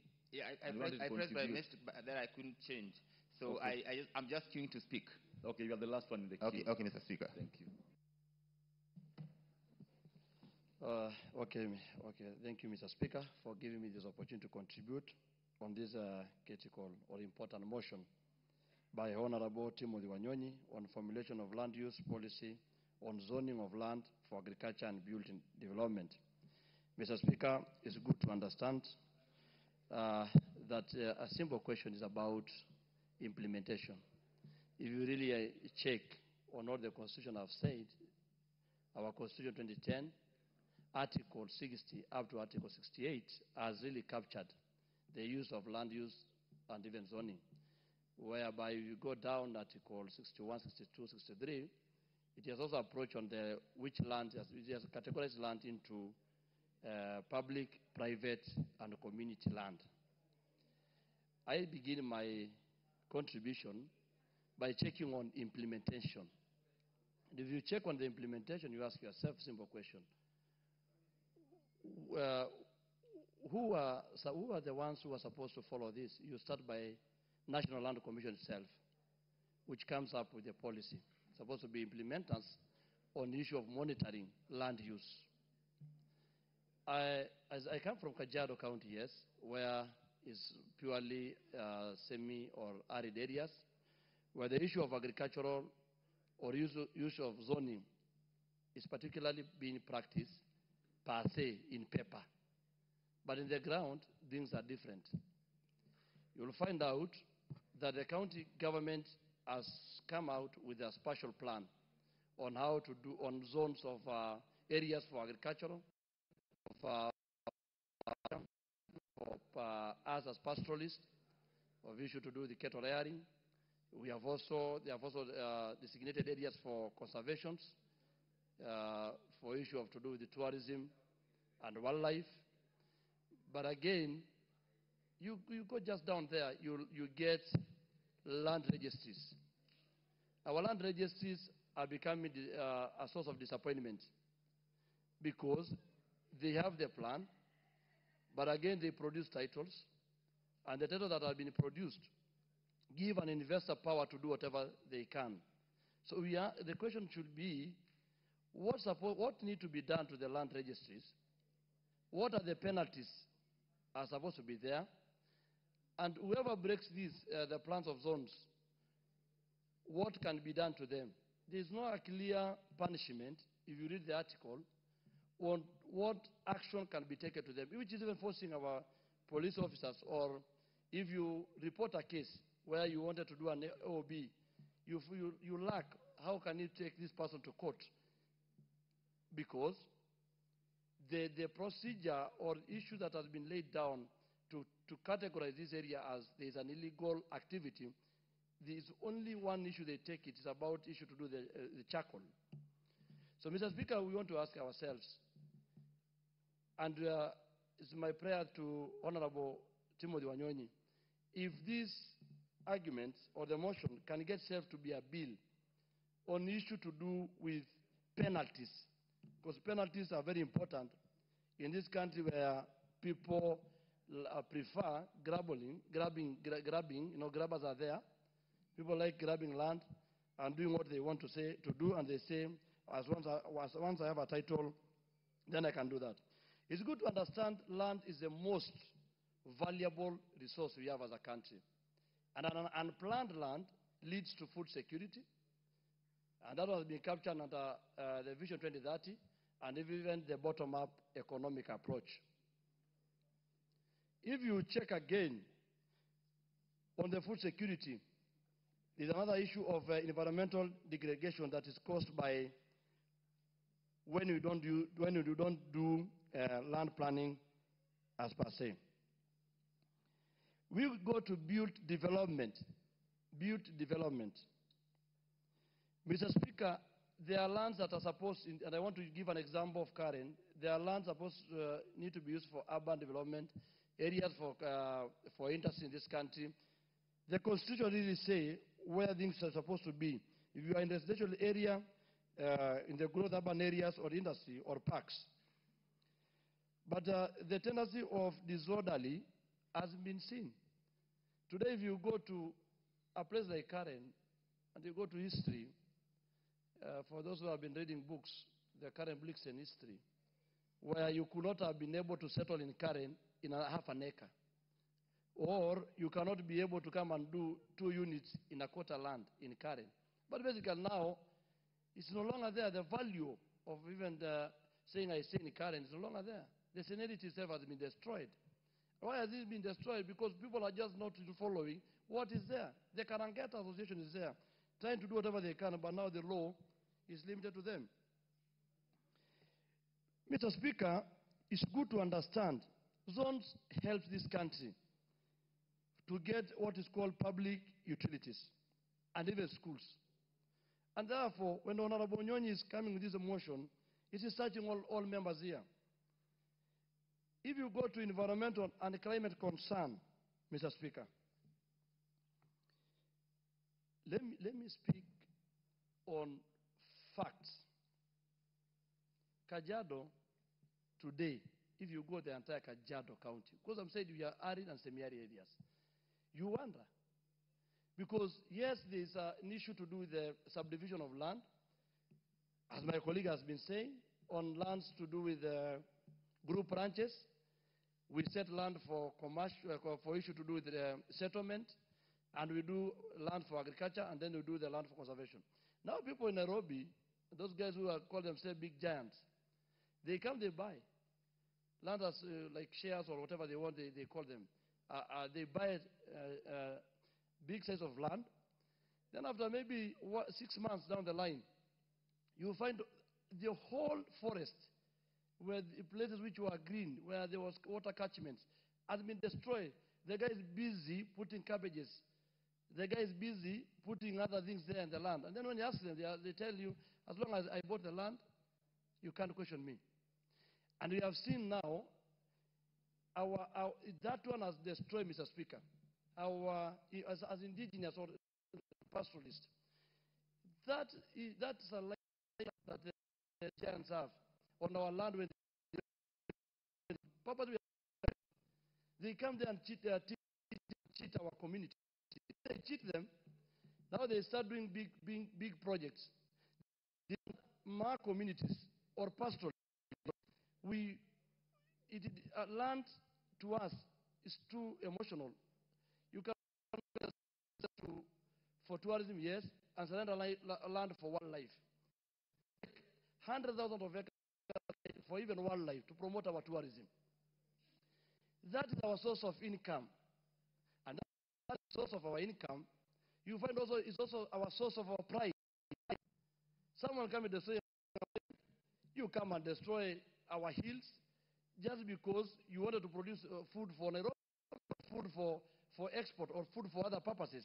So people follow zoning, and people on that one, you will find out every community in this is happy, Mr. Speaker. Mr. Speaker, on issue, as even we are arguing pastoralists, most affected, but the issue is investors. I want to take the Speaker and the members of Ikidong Ranch, there next to my mic, taken community, and they're basically taken by the community for geothermal power production. But you're going to find 200,000 acres. How can 200,000 and the only in the, is the source of that one? So you'll find out, Mr. Speaker, that balance the interest of everyone. The only way to balance the interest of every community, of investors, of people who have, is by having the historic, Mr. Speaker. I urge this House, because we all understand that Article 68 is still open of our Constitution. That is mandating this House to check what not need to be added or what need to be done to ensure that everything is sorted out to help our people. And Mr. Speaker, I conclude by saying I support the motion because it brings order, sustainable land management in this country. Thank you, Mr. Speaker. Before the member for Kiharu, fellow members, join me in welcoming the students from Ongata Academy, Kajedo North Constituency, Kajedo County. They are sitting in the public gallery and they are welcomed for our proceedings this afternoon. Go ahead. Thank you very much, Mr. Speaker, for this chance to contribute to this motion. And it's timely and it's important for us to think about zoning of land, and especially for various uses. And there are various categories of zoning, Honorable Speaker, that I may wish to address. One is in terms of ownership, but the second layer is in terms of use. In terms of ownership, it is important for us to be very clear-minded on what is private land, what is public land, and also what is community land. Honorable Speaker, I have seen also that we need a lot of efficiency when we dezone or when we reallocate the zoning, and especially in terms of ownership. When we intend to do development projects in Kenya, Honorable Speaker, development projects are only done on public land because we are investing public resources. But we have seen the previous owners of this land agonizing all the time when it comes to compensation of that land, Honorable Speaker. And it is important for us to be very forthright in having regulations that also protect private property. And Honorable Speaker, what ought to happen is that when there is a public development, whether it's a dam or a road or any other kind of development, Honorable Speaker, the regulation should be that there should not be construction before the ownership changes. And ownership changes when there is a transaction, Honorable Speaker. And a transaction happens when there is change of money and resources. Because I have seen many, countless families in Kenya who surrendered their private land, but they are yet to be compensated, yet the public facility or public development that was to happen already happened. And therefore they move from office to office looking for this compensation. We need to be forthright and clear-minded in also safeguarding the sanctity of private ownership of property, Honorable Speaker, and especially when it comes to government taking up those properties. The other thing, Honorable Speaker, is in terms of use. And use can be in many ways. It can be in terms of industrialization, industrial zones. It could be in terms of development that is residential, commercial. It could also be in terms of agriculture, Honorable Speaker. And in that respect, I believe in terms of the zoning of this land, what we have in mind, Honorable Speaker, is especially agriculture. But, Honorable Speaker, it is important for us as this House to constantly also be aware of the level at which agriculture should be involved in our economy. Honorable Speaker, all the time when we are doing policy, we are very keen to exalt primary production and especially agriculture, simply because many times policymakers are also elected by the people and they are politicians, and therefore we try to appeal where the majority of the people are. But, Honorable Speaker, it does not necessarily mean that agriculture and primary production is necessarily the best thing for an economy.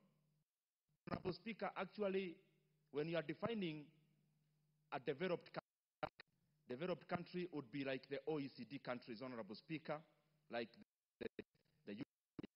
most of the Europe countries, and currently, of course, having Asia in it, Honorable Speaker. When you give all the GDP per capita, GDP, and all the rest. One other definition of a developed country is a country where agriculture constitutes less than 10% of the GDP, not more. And therefore, if we seek to be a developed country, we must not be very happy when you are submitting in this house how agriculture accounts for 18% of our GDP, because it means we have a lot of catching up to do. A country like the US, Honorable Speaker, even with the large-scale farming that happens there, agriculture accounts for less than 4% of the US economy. China, which is now growing, Honorable Speaker, agriculture accounts for 7 to 8% of their GDP. More interestingly, Honorable Speaker, a country like Germany, the involvement of agriculture to GDP is 0.97%. And Honorable Speaker, it is actually below 1% in many of those OECD countries. And therefore, it calls us on one thing also to reflect. Why is that so? Why should agriculture not account for 10% of the GDP in a developed country? It is because many times also we confuse agriculture and farming. Honorable Speaker, agriculture is a chain. It is a chain that starts from farming. What we do mostly here is actually farming. And then we call it agriculture. Because the value chain across agriculture, farming alone accounts for around a quarter, 25% only. The other thing, Honorable Speaker, that we have to be aware of is productivity. The reason why many countries promote manufacturing and they also promote tertiary production, and especially in regards to technology, is in terms of what we call productivity per worker. If you measure a GDP productivity per worker in Kenya, Honorable Speaker, and you compare the same to a person in China and a person in the US, then you see why countries grow faster when they ascend from primary production to the other two kinds of production, and especially when they shed off primary production, where agriculture is domiciled, not to have an oversized involvement in the GDP, Honorable Speaker. And I was talking about productivity. In Kenya, we say agriculture is the dominant thing that we do. But why is it that a sector that is employing over 70% of the rural population, how comes it only contributes less than 18% of our GDP? Then it shows that a very small fraction of the GDP carries a huge size of our population. Meaning, if you prorate that, it shows that productivity in agriculture is very low. Because again, agriculture in Kenya, Honorable Speaker, is also not mechanized. So what you are calling agriculture is also subsistence, Honorable Speaker. And therefore, we need to do much more. If we need agriculture to be something that is helping our economy, one thing we have to do, number one, is to mechanize. But number two is not to stop at agriculture. Is to look at the synergies. Is to look at agriculture value addition and manufacturing value addition, so that there is a blend, Honorable Speaker, and there is a communication in terms of this side of the economy communicates to the other. Honorable Speaker, let me give you some of the figures, and especially citing government figures itself. Yes. Would it be wrong if agriculture contributed 70% of our GDP, real agriculture? Would it not make us develop? It would be very wrong, Honorable Speaker. Why? Because productivity per worker is what makes GDP of a country spur and go up. So if you have so many people engaging in a low level of equilibrium, low level of equilibrium meaning they are trapped, that you can't go past this ceiling. You are engaging in raw agriculture. So whatever you do as a farmer, 1 acre of land can only give you too much. You cannot scale past that. Because one land is, that piece of land is that piece of land. The other thing, Honorable Speaker, even as I answer you, agriculture is based on something we call decreasing return to scale.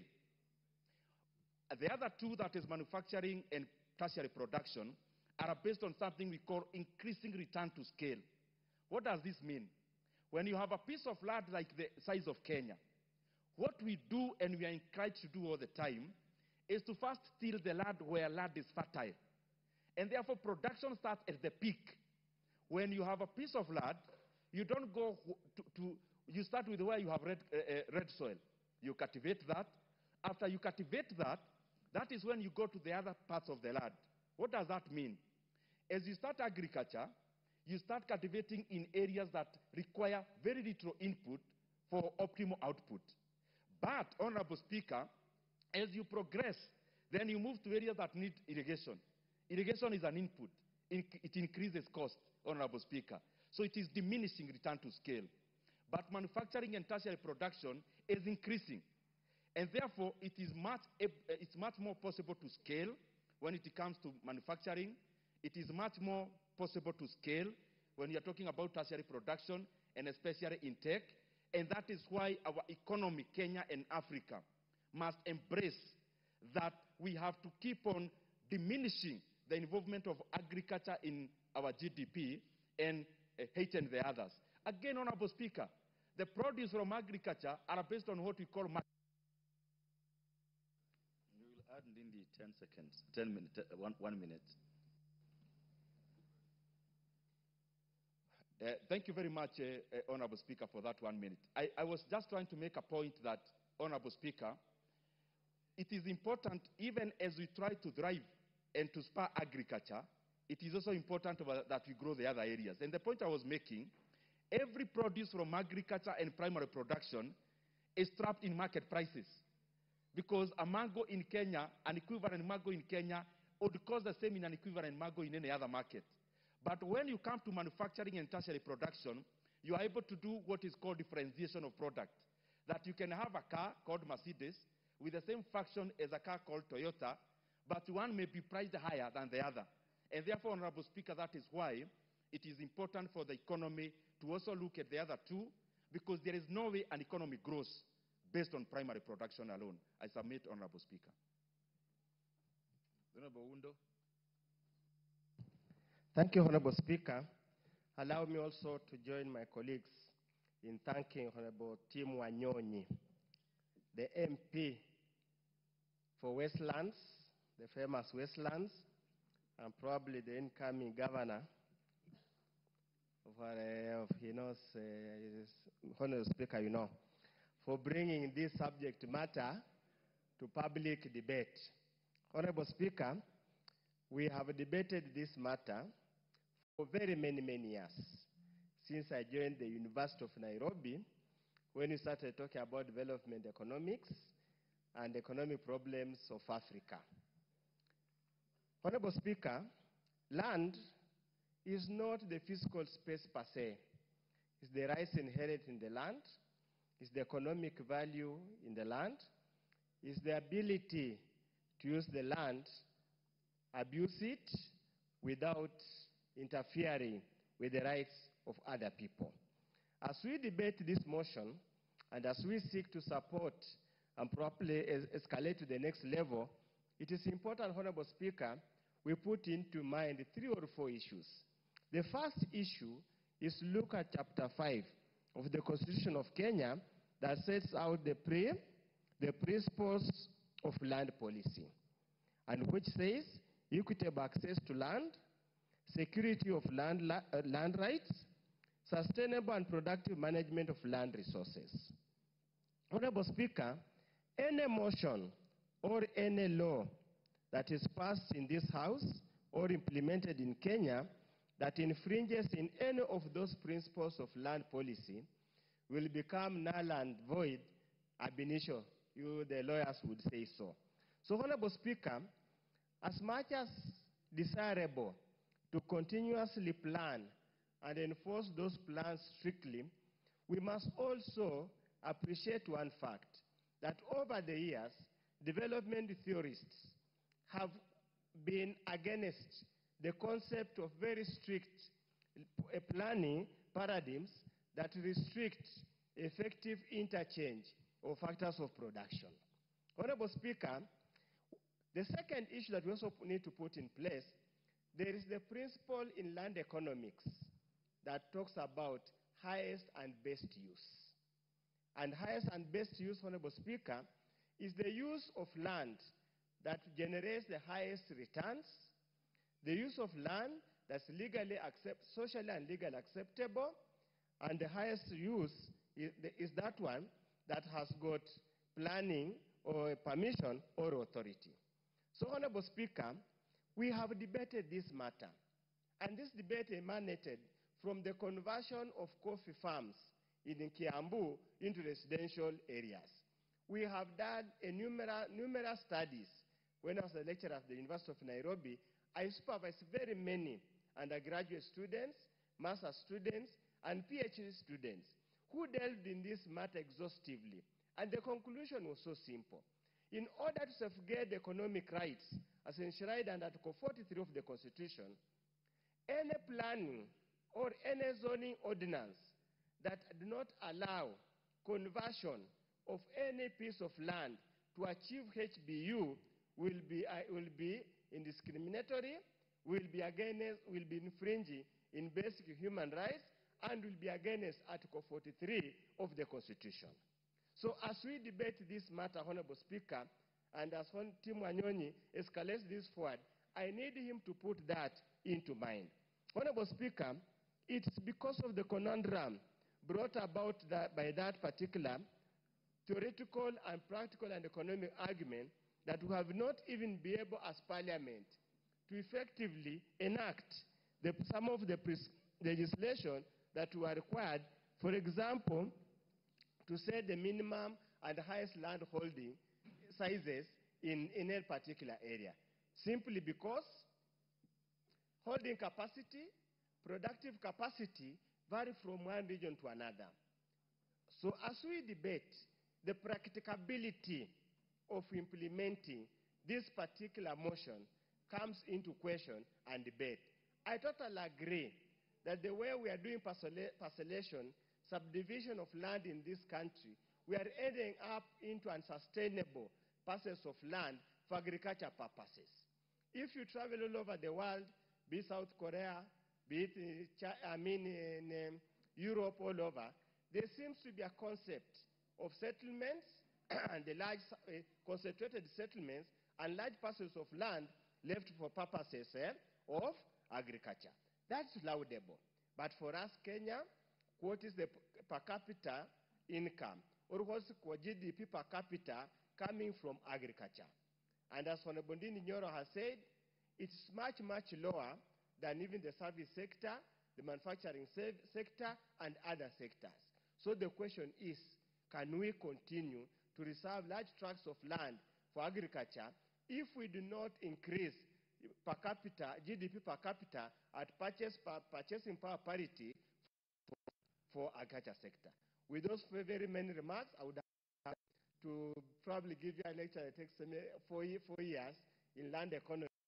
For now, I allowed him for this effort. It has brought the debate to the fore. Thank you.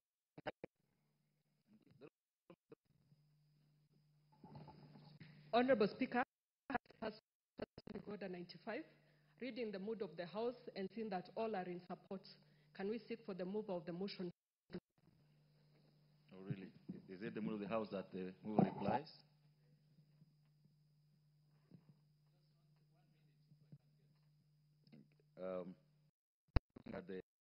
If you got a minute, then he won't be able to reply. So if we could ask Honorable Wanyonyi to reply.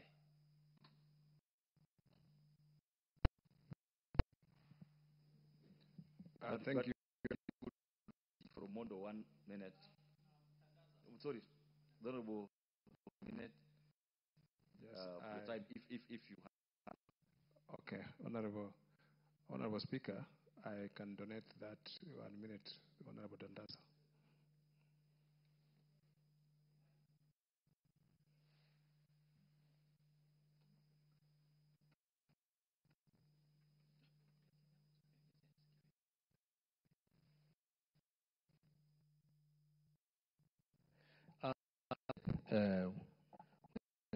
Speaker, sahihi kwa Mheshimiwa Tim Wanyonyi, Governor anaye kwa kuleta la wakati ardhi inachukuliwa na kulipwa wakati imebadilika.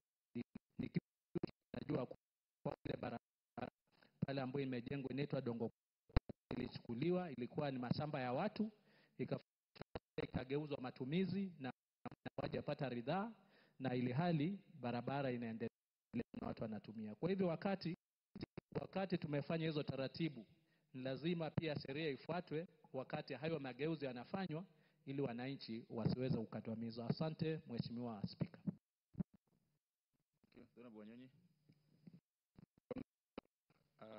Honorable Speaker, first I want to thank all members who have contributed to this motion. Mr. Speaker, you could see how use, if properly put to use and properly have proper guiding policy and regulation, it can we can maximize on the land use, not just on agriculture, as has been said by various speakers, Honorable Speaker, but for many other uses, including irrigation and settlement. But a policy guideline, it will inform those who are interested in development that land in particular areas is set aside for particular use. For example, industrial estates or any other, or urban development, housing, and others, Mr. Speaker. So land is a resource that, Lord, Mr. Speaker, it is diminishing, and sometimes we have to be very careful how to plan. Even sometimes I see, like in Nairobi, Honorable Speaker, there's no more land even for putting up public utilities like schools and even markets, because the land has been used in a very haphazard manner. And when you go to big cities like London, you will still find spaces of land within the city, Mr. Speaker, which have been set aside for recreation and other purposes. So it is always good to have proper fiscal planning and others, and proper use of land, so that it can be, they can get maximum use of it. Mr. Speaker, I beg to reply, and thank you very much. Thank you, members. The decision on this motion will be made the next time it appears the order paper. And all members, time now being 1 p.m.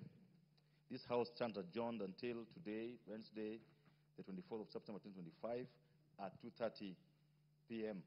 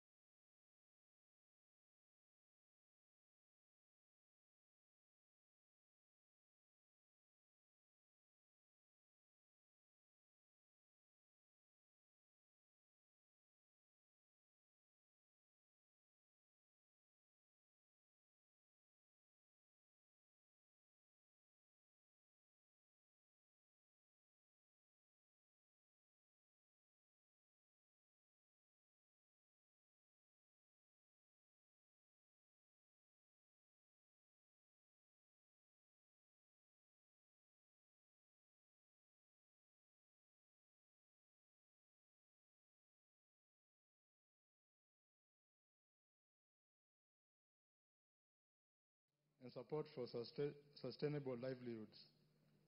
Honorable Speaker, the late Honorable Dalmas Otieno leaves behind a rich legacy as a pragmatic leader as a pragmatic leader, valued for his insight in governance and in his steadfast service to the people, which will forever be cherished. On my own behalf and the people of my constituency, I wish to take this opportunity to condole with his family, relatives, friends, and the people of Kenya at large. May his soul rest in eternal peace. Thank you, Mr. Speaker. Thank you. Junet.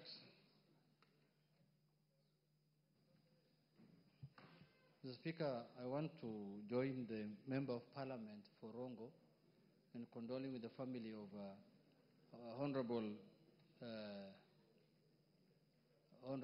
Dalmas Otieno Onyango. Mr. Speaker, we come from the same county with Honorable Dalmas, and we served together one term in Parliament, in the 11th Parliament. And Mr. Speaker, that is a man who had a very distinguished career in public service. Mr. Speaker, and he was one of the most astute politicians that this country has produced. Mr. Speaker, he was the Member of Parliament, I think, for Rongo for, I think, 3 or 4 terms. And I'm sure you have served with him also in Parliament, and I'm sure he was your friend. Mr. Speaker, he was a very friendly person. I remember a famous speech of his that he made in this house in the year 2015 or 14. I can't remember the exact date. I was also in Parliament. And he spoke about being an insider, an outsider, and again an insider, in power and outside power, Mr. Speaker. And it was very hilarious. And I remember that day the House was very happy to listen to his wisdom on what it is to be in power and out of power. Mr. Speaker, Honorable Dalmas has initiated a lot of development in our county. The university that today we enjoy in Migori County, called Rongo University, was initiated by him. He has brought many, many things, schools. He has built many schools. He has built many hospitals. He has done a lot of tarmac road. Mr. Speaker, that is one of the people that Migori people used to look up to all the time until when he stopped representing them. Lastly, he was the vice chair of the Salary and Remuneration Commission until he felt that he wanted to serve the people of Migori as a governor in the last election. But unfortunately, he was running on the wrong party, and he didn't manage it. But, Mr. Speaker, that is one man, his legacy and history will remain behind in this country. So, Mr. Speaker, I want to urge my colleagues to join us. His burial is on the 2nd, and I think today also there is a function being presided over by none other than the Speaker, if I'm not wrong, in the evening to help him, to help the family in giving him a decent send-off. So if you can join us today, and then also on the 2nd of October, when his burial will be happening in Kangezo village in Rongo constituency, we'll be very happy because he was a member of Parliament, he was our colleague, he served this country, he has done a lot of good things for this nation, and he was a national asset. So, Mr. Speaker, with those few remarks, I want to condole again with the family, and may God stand with them at this trying moment, Mr. Speaker. Thank you very much. Owen Baya. Mike. Thank you, Honorable Speaker. Honorable Speaker, I want to join my colleagues, the MP for Rongo and also the minority leader, to condole with the family of Dalmas Otieno Onyango. Honorable Speaker, for the person of Dalmas, a person who worked tirelessly for this nation in different capacities, Honorable Speaker, a man who served this country with distinction, Honorable Speaker, a man who never shied away from responsibilities, Honorable Speaker, and did his best for this country. I wish that the Lord God rest his soul in peace. Honorable Speaker, I want to draw you to one particular incident about Dalmas and I. I was a young university student, very young. and I decided to go pursue masters then. And at that time, as a teacher, when you get study leave to go and pursue your studies, Honorable Speaker, they would give you 80% of your salary when you're on study leave. But they will deduct 20% and keep it away.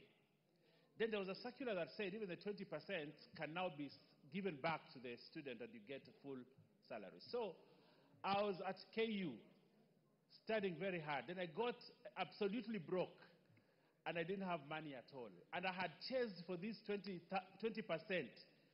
for like 5 months. And nobody wants to listen to me in Ministry of Education and DPM. So one day, I walked to DPM office, Department of Personnel Management. I walked there. And I met this tall man who looked at me and said, "Young man, what are you doing here so early in the morning?"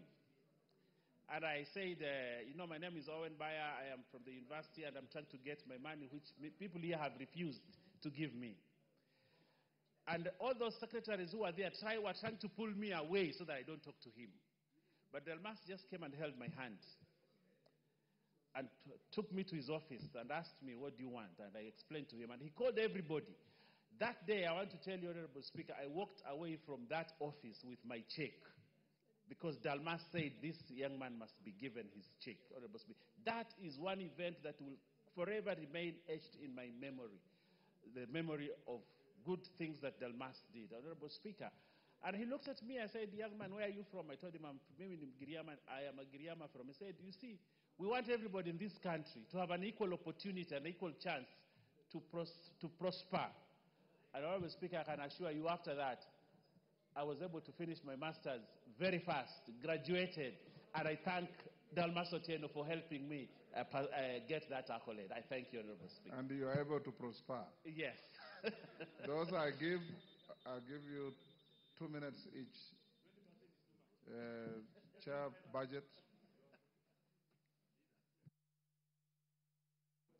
Thank you, Honorable Speaker. Honorable Speaker, I would like to join the Member of Parliament for Ronga and my colleagues who are passing their condolences to the family of Honorable Delmas Otieno. And to say, Honorable Speaker, that I knew Delmas in person. And Honorable Speaker, Delmas was a clean person. He was clean and he used to dress sharply. Honorable Speaker, I learned the spirit of dressing well from Delmas. Honorable Speaker, Delmas was also very clean at home. When you would go to his home was very, very clean and neat. And Honorable Speaker, Delmas is one guy that maintained that even in his home, you had to use a napkin to eat. Honorable Speaker, you know, most of us are very careless at home. We just pick food and eat. But Honorable Speaker, for Delmas, in his home, you must eat using a napkin. You must tuck in the napkin. Honorable Speaker, away from that, Honorable Delmas was very wise. One of the politicians who was very wise, was blessed with wisdom, but he was also very, very brainy. He was full of brains. In terms of development, Honorable Speaker, Delmas was a development-focused leader. What Honorable Junet Mohamed has said is true, that there are so many development programs that are attributed to Honorable Delmas in the larger Luo community. He was a man who loved peace. Honorable Speaker, in my first term, I sat in the Committee of Finance and National Planning, and Delmas was the Vice Chairman of Salaries and Remuneration Commission. Most of the time, he was the one who would come to defend the budgets and any issues that touched on SRC before the committee. And we loved him because he was able to persuade us and convince us. During that time, Honorable Speaker, we were protesting about giving SRC their full budgets because they had interfered with our issues here as Parliament. But when Delmas came, he was able to convince us, and we were able to, respond positively. May the soul of Delmas rest in eternal peace. Betsimba. Asante sana Mheshimiwa Spika. Kwa niaba ya eneo bunge la Kisauni, nasimama kuomboleza na ndugu na familia ya mwenda zake. Nasema poleni sana kwa msiba mkubwa ambao mmeupata, lakini yetu kikubwa ni kwamba tunamwombea Mungu amsamehe madhambi yake, amweke katika watu wema. Na pia hii tunashukuru kwa wakati wake aliotumia kutumikia taifa hili. alikuwa anakaa usiku mwingi kufikiria taifa litasonga mbele namna gani. Ni vyema kila mmoja wetu aweze kumwombea katika hii safari anaoenda, na pia hii ni kwamba ni ishara ama funzo kwamba kila mmoja wetu ajue ataondoka kwa ulimwengu. Hakuna ambaye atabaki katika ulimwengu huu. Kwa hivyo yale ambayo tunatekeleza katika jumba hili na yale tunayoyafanya katika uongozi wetu, tuhakikishe kwamba tunafanya mazuri, kwa sababu ile safari ndugu yetu ametangulia, mjue na sisi pia safari ni hiyo hiyo. Kwa hivyo tufanye mema ili tuende tupande mazuri ili tukavune yale ambayo tumeyapanda hapa. Mimi niliwahi kufanya kazi na Mheshimiwa Dalmas katika bunge la 11, na alikuwa mtu mpole na alikuwa msikilivu, licha ya kuwa amekuwa kwa muda mrefu katika shughuli ya uongozi. Kwa hivyo langu ni kusema poleni familia, na namwombea Mungu aiweke roho yake mahali pema peponi. Asante. Jalango.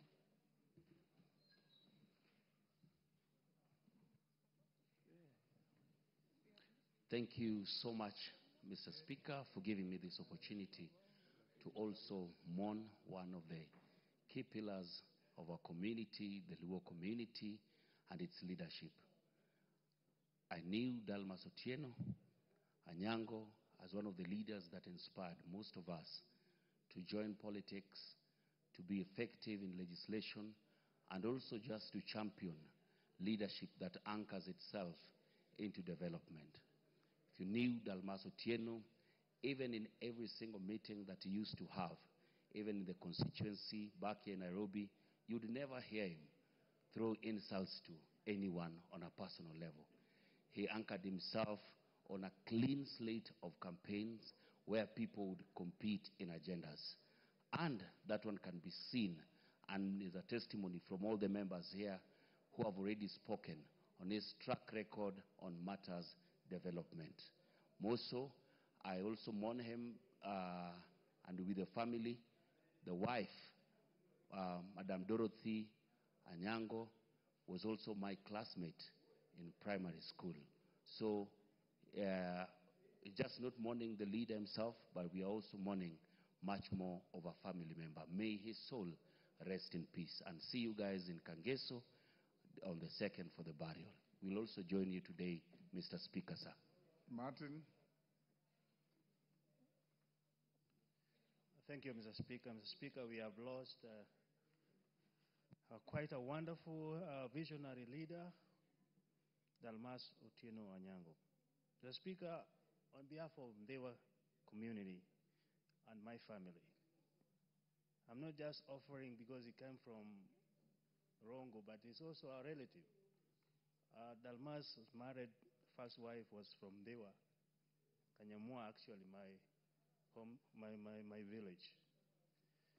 But I want us to condole him and remember what he stood for. We really aspired Dalmas because he went to Makerere. And you know, those days, the class of university was that. And to get a degree was something. He was a scholar, experienced, and educated. But one thing that we can always celebrate as people when we are still on the planet Earth is how to exercise power through humility. That is what he was. Clean politics, never abused anybody. I want to urge the family to stay strong. May God give them the strength. It is a difficult time, but through God's grace and power, they will see this through. Thank you, Mr. Speaker. Paynan. Thank you, Mr. Speaker.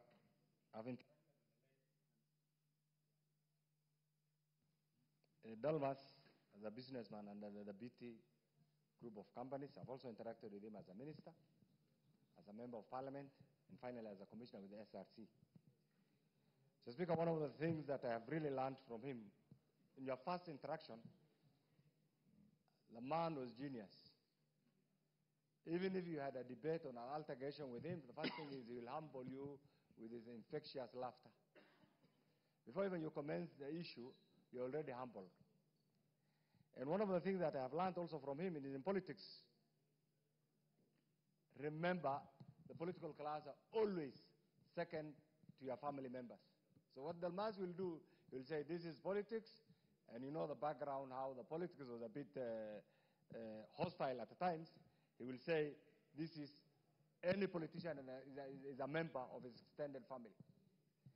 Mr. Speaker, later on when he became a member of the SRC, he acted as a critical link person between the institution of parliament and SRC, and finally helped us solve some of the problems that has been affecting the institution of parliament. So to the people of Rongo, to the family, and to all friends, we say Pole, and I'm sure God has a purpose for everything. Poleni.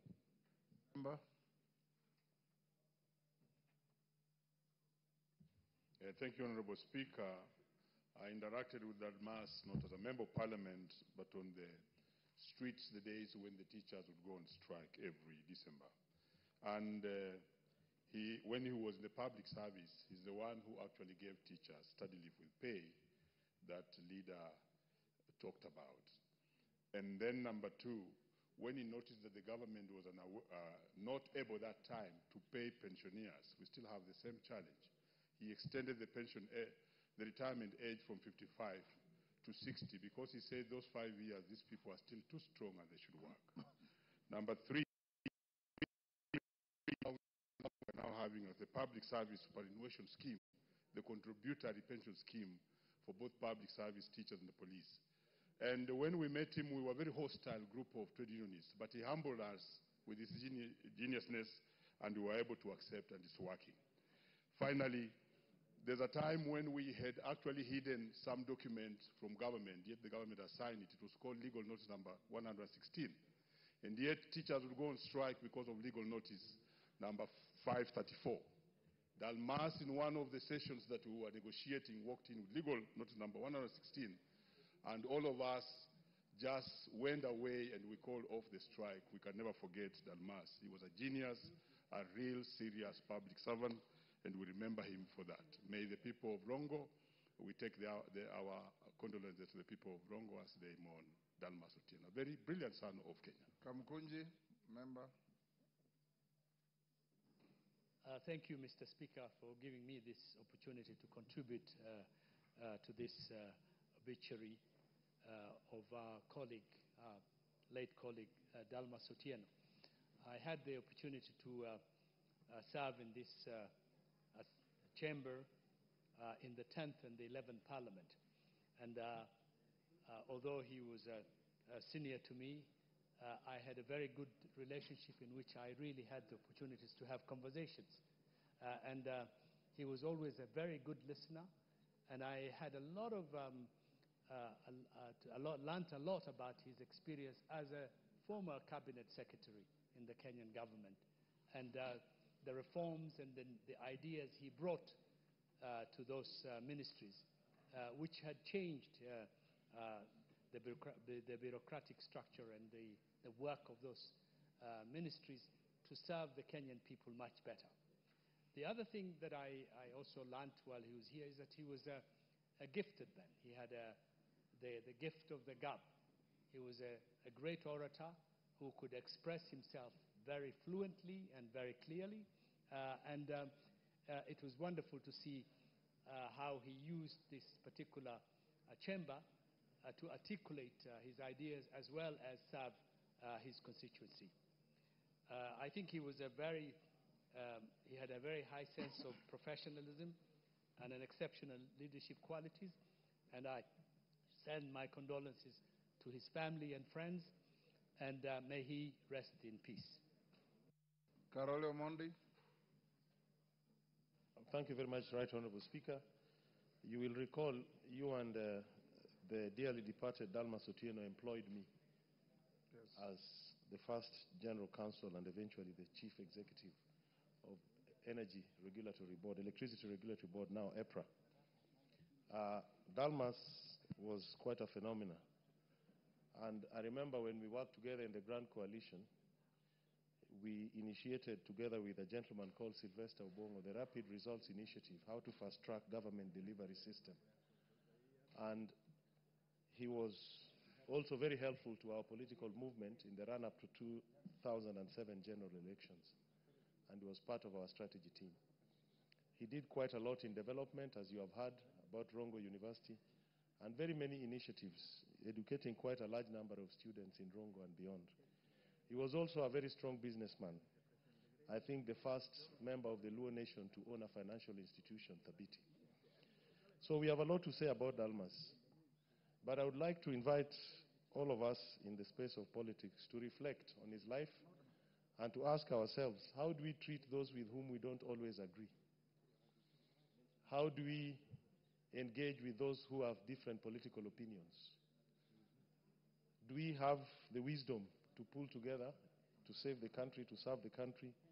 Or are we always on the extreme end of the divide? Other than praising him, I think it is important that we learn and draw some lessons from his life and his politics.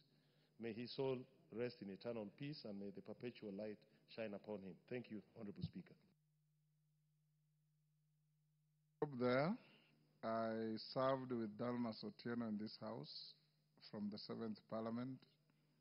We were members of the IPPG that brought some bit of political sanity to the country when it was spiraling towards a chaotic political election. And we have been good friends. The Kangeso School that was mentioned by Junet and Abor, the first Harambe to start that secondary school was presided over by yours truly here on his invitation, and we have maintained up to his demise a very cordial relationship.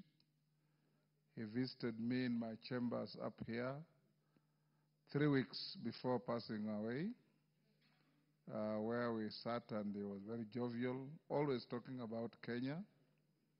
And those of you who are in the 2013 Parliament, you know he was one of the people who started and conceived CORD as a coalition and decided to go to elections.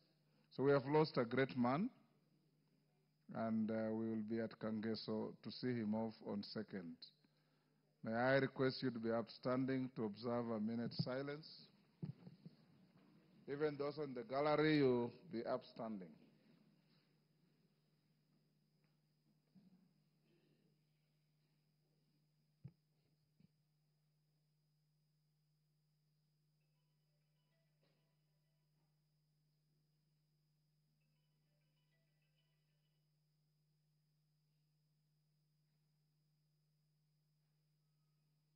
May his soul rest in eternal peace.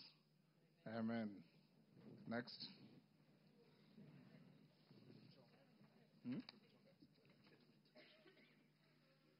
Honorable Ken Chonga. Thank you, Speaker.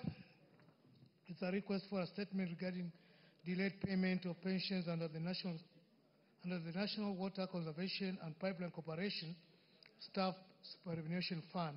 Honorable Speaker, pursuant to the provisions of Standing Order 44, subsection 2, subsection C, I rise to request for a statement from the chairperson of the Departmental Committee on Finance and National Planning regarding delayed payment of pensions under the National Water Conservation and Pipeline Corporation Staff Superannuation Scheme. Honorable Speaker, former employees of the National Water Harvesting and Storage Authority who retired between 2018 and 2023 upon attaining mandatory age of 60 years are yet to receive their full retirement benefits. The employees were members of the National Water Conservation and Pipeline Corporation Staff Superannuation Scheme, which is administered by the Board of Trustees. Regrettably, the financial position of the scheme has deteriorated over the time, resulting in a deficit that has severely constrained its ability to honor its obligations. As a result, retirees are only paid 40% of their accrued retirement benefits, leaving 60% as an outstanding balance. Honorable Speaker, the affected retirees have made numerous efforts to seek redress by engaging both the Retirement Benefits Authority and the National Treasury in the hope of compelling the scheme to release the outstanding balance of their benefits or institute installment payments and a remedial plan, but these efforts have been futile as they remain unpaid to date. These retirees, many of whom lack an alternative source of income and still have dependents to support,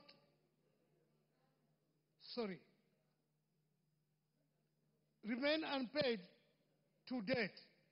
These retirees, many of whom lack alternative source of income and still have dependents to support, continue to face severe financial hardships and uncertainty. Honorable Speaker, it is against this backdrop that I request for a statement from the Chairperson of Departmental Committee on Finance and National Planning on the following. 1. The measures that the Retirement Benefits Authority to cause the National Water Conservation and Pipeline Corporation Staff Superannuation Scheme to pay the remaining 60% balance of the retirement benefits to those that retired between 2018 and 2023. 2. Clarification on whether funding requests by the National Water Harvesting and Storage Authority to bridge the deficit and facilitate full payment of retirees' dues was approved and disbursed by the National Treasury. And finally, specific timelines within which the retirees will be paid their full retirement benefits. I thank you, Honorable Speaker. Thank you, Honorable Chonga, Chair of Finance and National Planning.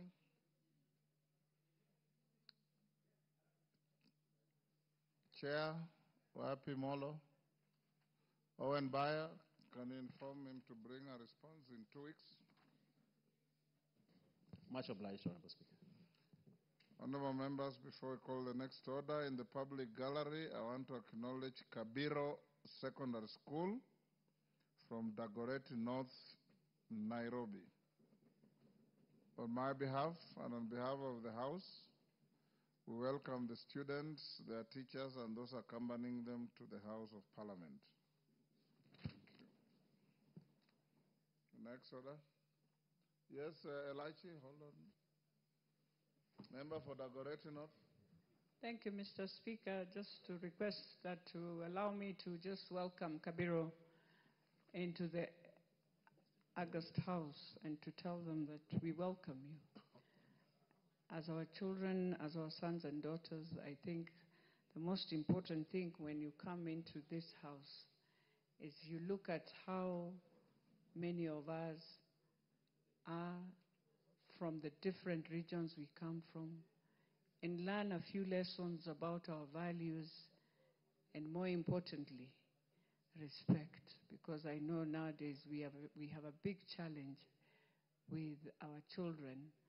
I know we are good in academics, but today I pray to you that one thing you'll remember for many years and that will take you so far is where the day you remember the simple words of respect, thank you, and you can hear how honorable members, they stand, they appreciate. Before you speak, you give honor to the speaker who sits in the chair. But you'll also learn another lesson, that all of us have come from far. Each of us here have a story. So your story one day will be told when you are seated in this house. I want you to look at where you are and claim in your heart that one day you'll be the Member of Parliament of Dagoretti North, and you'll come here to welcome others, and you will indeed confirm to them that you have a honorable member who is a mother, but who is also very strict in discipline, and you know that. So I wish you well, all of you, And we want to wish also your Form 4s well as they go to do their exams. God bless you all. Thank you, Speaker. Thank you, Mama Dakoret. Owen Bayer. Thank you, Honorable Speaker. Honorable Speaker, I take this opportunity to thank you for giving me this opportunity and give information that was sought by the Honorable Clive Gesairo on the matter of the Constituency Development Fund, the NGCDF, Honorable Speaker. Honorable Speaker, I had an engagement with the Minister, the Honorable Minister for Finance and Treasury, the Honorable John Badi, and he had this to say. One, he said that the 58.8 billion for CDF will be disbursed before the 30th of June, notwithstanding the court process. So before 30th of June, we are in September. No, 30th of June, the question was, would that money be disbursed before the deadline of the court? So okay. before that, all the money will have been disbursed. That is one. Secondly, he said that from October, that is next month, Treasury will be disbursing a minimum of 7 billion per month. Okay. So that's what Treasury, the Honorable John Badi said. So from next month, we'll be receiving the 7 billion. Yes. Billion. Until he finishes disbursing the whole amount, Honorable Speaker. So that is the second thing he said. He said the third, the CS Treasury has expressed willingness to appear before this House. Anytime he'll be required to come to give a full statement on his plan on how to disburse the bursary in spite of the court ruling and the court deadline of 30th June 2026 on the same manner. So, Honorable Speaker, that is the information from, but he is committed to ensure that CDF works as he subscribes to the fact that he was a member of parliament and he knows how CDF helped his people, and therefore he will continue to support and help to ensure that CDF succeeds. Honorable Speaker, that is the statement. Thank you. Next order. Order number 8, special motion, consideration of nominees for appointment to foreign service. Chair, Committee on Defense, Intelligence, and Foreign Relations, Major Bashir. Yes, sir. Thank you, Honorable Speaker. Honorable Speaker, I beg to move that, taking into consideration the findings of the Department Committee on Defense, Intelligence, and Foreign Relations, in its report on the approval hearing of 9 nominees for appointment as High Commissioner, Ambassadors, and Consul Generals laid on the table of the House on Tuesday, 23rd September 2025, and pursuant to the Provisional Article 1322E of the Constitution, Section 22 of the Foreign Service Act, Cap 1A5E, and Section 3 and 8 of the Public Appointments Parliamentary Approvals Act, Cap 7F, this House approves the appointment of the following persons. 1. Honorable Florence Chemketich Bore, EGH, as High Commissioner to Windhoek, Namibia. 2. Ambassador Anthony Mwaniki Muchiri, CBS, as Ambassador to Ankara, Turkey.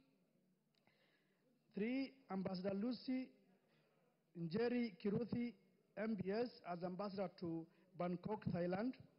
4. Henry Ouma Wambuma, as Ambassador to Bujumbura, Burundi. 5. Abdirashid Salat Abdille, as Ambassador to Jakarta, Indonesia. 6. Ambassador Joseph Masila, as Ambassador to Riyadh, Saudi Arabia. 7. Ambassador Edwin Afande, MBS, as Ambassador to Vienna, Austria. 8. Jane Chepkorir Troitich, as Consul General to Dubai, United Arab Emirates. And 9. Judy Kiariai Nkumiri, as Consul General to Goma, Democratic Republic of Congo. Honorable Speaker, the offices of the High Commissioner, Ambassador, and Consul General stand as Kenya's outposts of sovereignty and service, as defined in Section 21 of the Foreign Service Act, The head of mission is not only the president's voice abroad, but the steward of Kenya's foreign policy, the custodian of our image, the leader of our diplomatic staff, and the guardian of our public funds. Honorable Speaker, in discharge of our mandate under Standing Order 2165F, the committee approached its task with diligence, fairness, and unwavering fidelity to the Constitution, guided by the Chapter 6 on leadership and integrity and the spirit of public participation, as enshrined in Article 118. We subjected the nominees to rigorous scrutiny, measuring not only their qualification and experiences, but also their vision and their fitness to carry Kenya's flag across borders. Honorable Speaker, in keeping with Standing Order 42.2, your office relayed to the House the President's message regarding the nomination of 9 persons to serve as High Commissioner, Ambassadors, and Consul General. The names were accordingly committed to the committee pursuant to Article 1244A of the Constitution for approval hearings and reporting within the statutory timelines. To uphold transparency, the public notice was placed in the mainstream dailies on Saturday, 23rd August 2025, inviting written memoranda on the stability or otherwise of the nominees as required under Section 6(9) of the Public Appointments Parliamentary Approvals Act and Article 118 of the Constitution. Honorable Speaker, no memoranda was received opposing the approval of any of the 9 nominees. However, the committee received an email from one Kevin Wanzala concurring with the nominations and urging for regional balance in future nominations. The email was not a statement on oath contesting the stability of the nominees as required by Section 6(9) of the Public Appointments Parliamentary Approval Act, Cap 7F. Honorable Speaker, in further fulfillment of our due diligence and as required by law, the Clerk of the National Assembly wrote to relevant agencies, the EACC, KRA, DCI, HELP, and ORPP, seeking reports on the nominees' integrity, tax compliance, criminal record status, loan obligations, and political affiliations. All agencies returned clean reports affirming the nominees' good standing. However, in conducting its due diligence, the committee noted that Ambassador Anthony Muchuri was, however, adversely mentioned in the report of the National Assembly's Development Committee on Defense and Foreign Relations on the procurement, disposal, and construction of properties of Kenya's diplomatic mission in Egypt, Japan, Nigeria, Belgium, and Pakistan. The report recommended that necessary action be taken by the relevant authorities at that time against him and others considered key architects in relation to the purchase of property for the embassy in Tokyo. Subsequently, the nominee was charged with the offense of abuse of office in procuring the Tokyo embassy property without following due process in anti-corruption case number 2 of 2013. He was, however, cleared of all charges for lack of evidence. Honorable Speaker, the committee conducted oral hearings on Wednesday, 3rd and Thursday, 4th September 2025, evaluating each nominee's academic credentials, professional record, integrity, nomination procedures, and overall stability as required under Section 6 and 7 of the Public Appointments Act. Honorable Speaker, following this exercise, the committee made the following observations. Each nominee, 1, is a Kenyan citizen and has no dual citizenship in fidelity to Article 78 of the Constitution. They each gave solemn assurance to engage in no other gainful pursuit, placing public duty above private interest in keeping with Article 771. 3, none holds political party office, reflecting impartiality and alignment with the spirit of Article 77(2).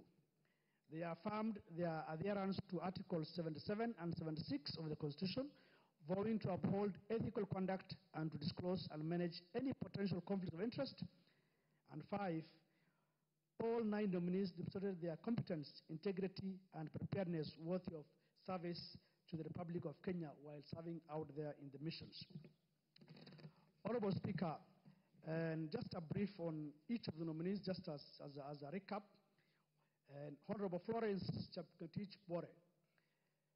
Honorable Bore is Assistant Public Servant who has served the country both as a legislator, that is as a county MP for Kericho County, and as a Cabinet Secretary, Ministry of Labor and Social Protection. Honorable Bore holds a Bachelor of Education Arts from Moi University and a Diploma in Education from Kagumo Teachers Training College. Her early career was in the teaching profession before she transitioned into public service and politics. On the question of integrity, the committee confirmed that clearance from all required agencies, EACC, KRA, DCI, HELP, ORP, and CRB, with no adverse reports. Her record is clean, and she stands fit to fly Kenya's flag abroad. She presented a vision to deepen Kenya-Namibia relations by pursuing bilateral labor relations to protect Kenya's migrant workers in Namibia's growing sector, such as mining, hospitality, and education. She has previously served as the Cabinet Secretary for Labor, and she stands an expert on that matter. Number 2 is Ambassador Anthony Mwaniki Muchiri, nominee for Ambassador in Turkey, Ankara. Ambassador Muchiri appeared before the committee in compliance with Article 78(1) and 2 of the Constitution. He confirmed that he is a Kenyan citizen and does not hold dual citizenship. He is a current chairperson of the Public Service Commission and president of the Association of African Public Service Commission. He previously served as Kenya's ambassador to Cuba and Libya, deputy chief of mission in Egypt, and in senior position at the Ministry of Foreign Affairs. His record includes overseeing the establishment of Kenya's mission in Havana, coordinating evacuations of Kenyans during the Libyan crisis, and strengthening Kenya's presence in Latin America and Caribbean. On integrity matters, as I mentioned earlier, and certainly has been charged before, but he was released on lack of evidence, and so therefore he still stands in good chance to represent Kenya. The nominee presented a vision to expand Kenya-Tokyo relations through enhanced defense and security cooperations, particularly in training, technology transfer, and peacekeeping. On economic diplomacy, he pledged to address Kenya's trade deficit with Turkey by promoting export such as tea, coffee, leather, and textiles. The committee therefore recommends his appointment as ambassador to Ankara, Turkey.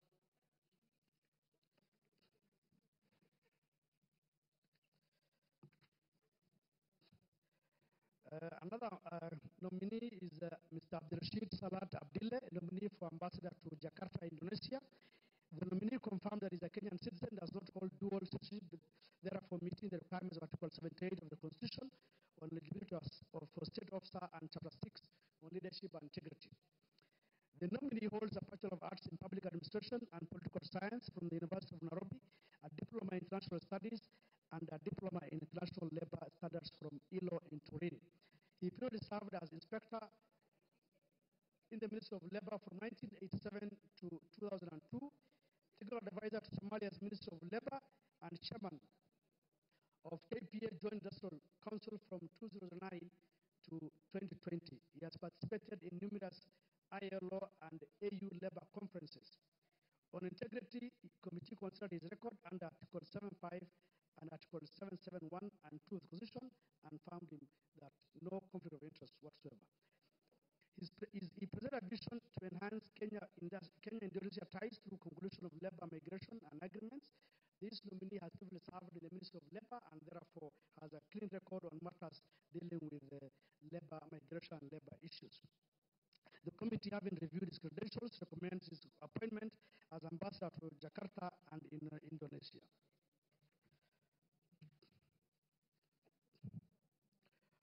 Honorable Speaker, in conclusion, and I'm sure the members will agree that the report is detailed for each of the members, and I didn't want to belabor on each specific individual. However, in conclusion, by recommending the approval of these nominees, we are persuaded that they possess the requisite academic credentials, professional competence, integrity, and leadership vision to serve Kenya's envoys abroad. They stand ready to carry that mantle with dignity and purpose. Honorable Speaker, I beg to move and urge this House to adopt the committee's report. I now respectfully invite Honorable Martha Wangare to second this motion. I thank you. Member for Gilgil. Thank you, Mr. Speaker. I rise to second this report. And Mr. Speaker, from the start, I would not want to repeat what the mover has said, but allow me to give exactly what we were looking at in this approval hearing. Mr. Speaker, we were looking not just at the qualifications, we were looking at the integrity and their background. We were also evaluating the fitness for that role. And on this, Mr. Speaker, you remember we have, in this parliament, actually denied a posting to a nominee to the DRC because we felt they are not fit, they did not understand their role, and they were not going to add value in terms of our trajectory as a country, to stamp our sovereignty, and to also stamp our regional integration, intra and outside this continent, Mr. Speaker. Mr. Speaker, this list from the President was, as has been highlighted by the mover, had 9 nominees. Mr. Speaker, it has been my personal view and that of many other members of the committee that even as we get nominees, we must also consider career diplomats for these opportunities, because there are those people who work in the Ministry of Foreign Affairs, work many years and never get to actually go to the ultimate representing their country in missions, Mr. Speaker. I would want to thank the President on this list specifically because he has actually taken cognizance of that. And out of these 9 nominees, 5 are actually serving career diplomats, one being the Ambassador Anthony Mwaniki, who is the current chair of the Public Service Board. We have the Ambassador Lucy Njeri Kiruthu, MBS. We have Ambassador Joseph Masila. We have Ambassador Edwin Afande, MBS, and Madam Jane Jepkorir, who are a part of this list. Mr. Speaker, the President has also taken the issue of gender rule very seriously. And in this list, out of 9, 4 are women. That is Florence Bore, Honorable Florence Bore, Lucy, Ambassador Lucy, Jane Jepkorir, and Judy Kearia. Her name was a bit difficult. Yes, Nkumiri. And also, Mr. Speaker, the mix in terms of getting career diplomats and others from outside will actually add to the richness of actually getting our people out there to be able to be representing our country in every way in definition of being a diplomat. Mr. Speaker, we were able to put them to task to ensure that they actually understand what it takes. They understood the foreign policy in terms of what are the issues that we will be advancing for this country. They understood where they stood in terms of labor migration and labor mobility, Mr. Speaker. You know, the President and this government has been very keen in terms of getting people to work outside this country, Mr. Speaker. But unless we have proper policies out there, then they continue having issues. I remember I can quote specifically the nominee going to Saudi Arabia, being a very, very important destination for our workers out there. And there are issues that they raise that maybe as a house and as a ministry they should consider. Mr. Speaker, every time we hear there's a case in Saudi Arabia, and they ask, what is the government doing? And the mission will say, we don't have money. If it is a case in court, what can we do? We don't have money to hire lawyers. And maybe it's time the Ministry of Foreign Affairs, Mr. Speaker, considered having a resident legal attaché. The same way we have trade attachés, maybe it should be the same way we have a legal attaché in every mission, so that at least they are able to help our Kenyans in distress when they're having issues in the labor mobility space, when they're having issues even in criminal matters.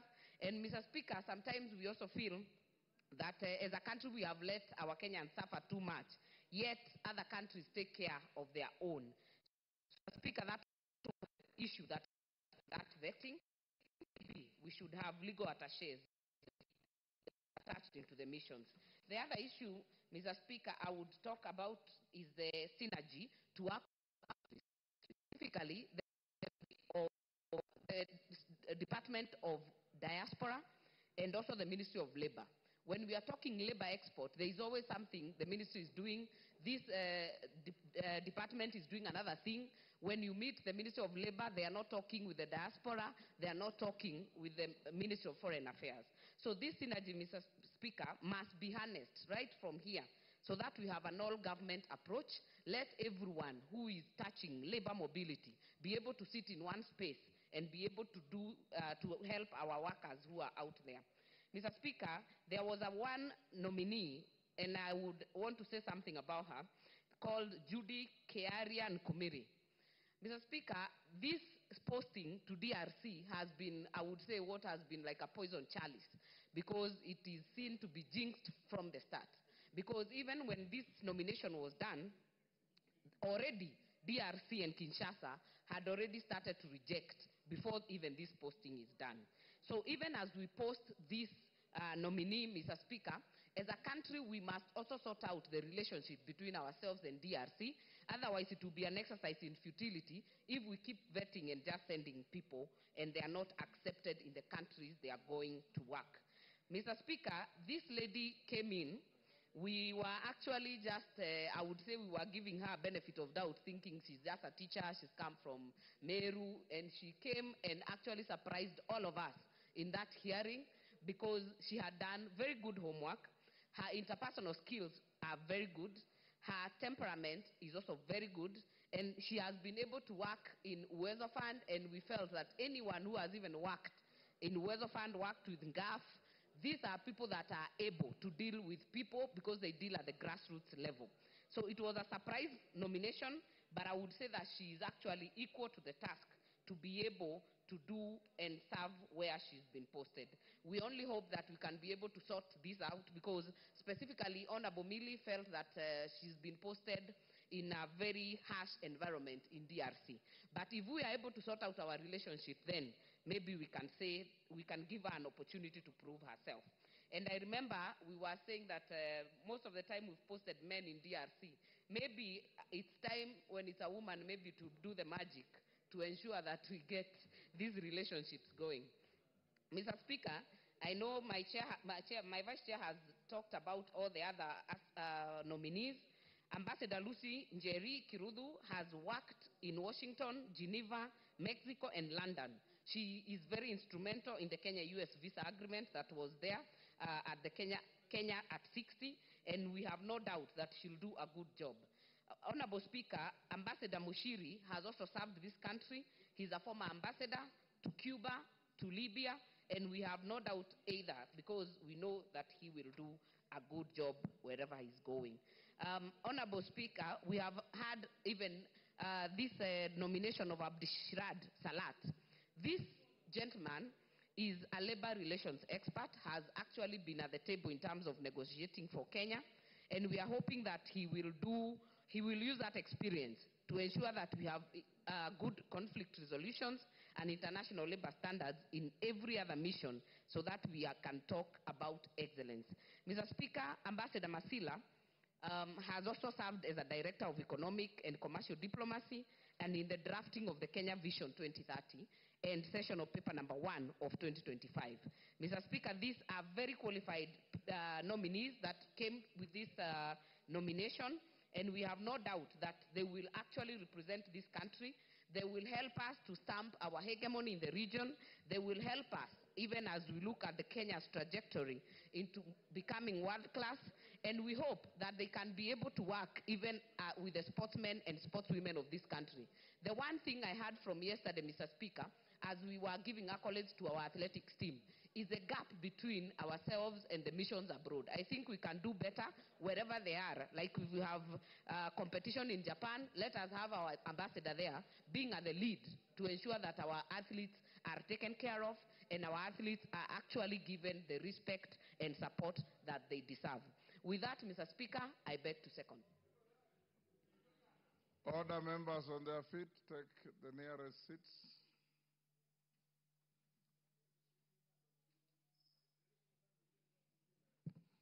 Honorable members, I now propose the question at order number 8, which is the taking into consideration the findings of the Departmental Committee on Defense, Intelligence, and Foreign Relations in its report on the approval hearings of 9 nominees for appointment as High Commissioner, Ambassador, and Consuls General, laid on the table of the House on Tuesday, 23rd September 2025, Order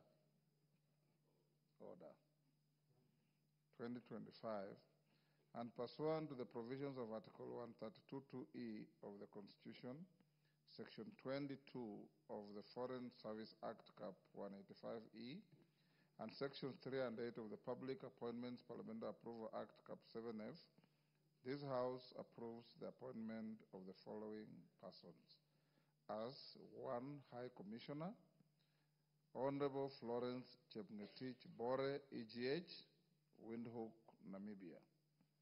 2 Ambassadors and Consuls General, Ambassador Anthony Mwaniki Mushiri, Ankara, Turkey.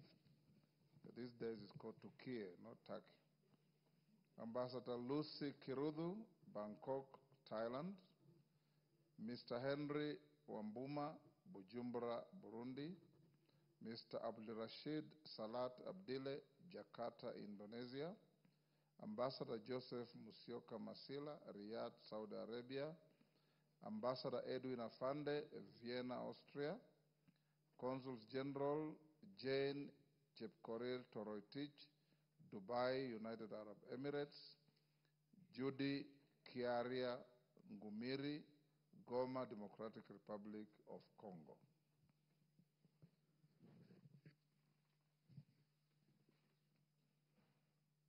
I see on the screen names of people who I don't even see here. Mary Mase, I don't see. Yes, Muge?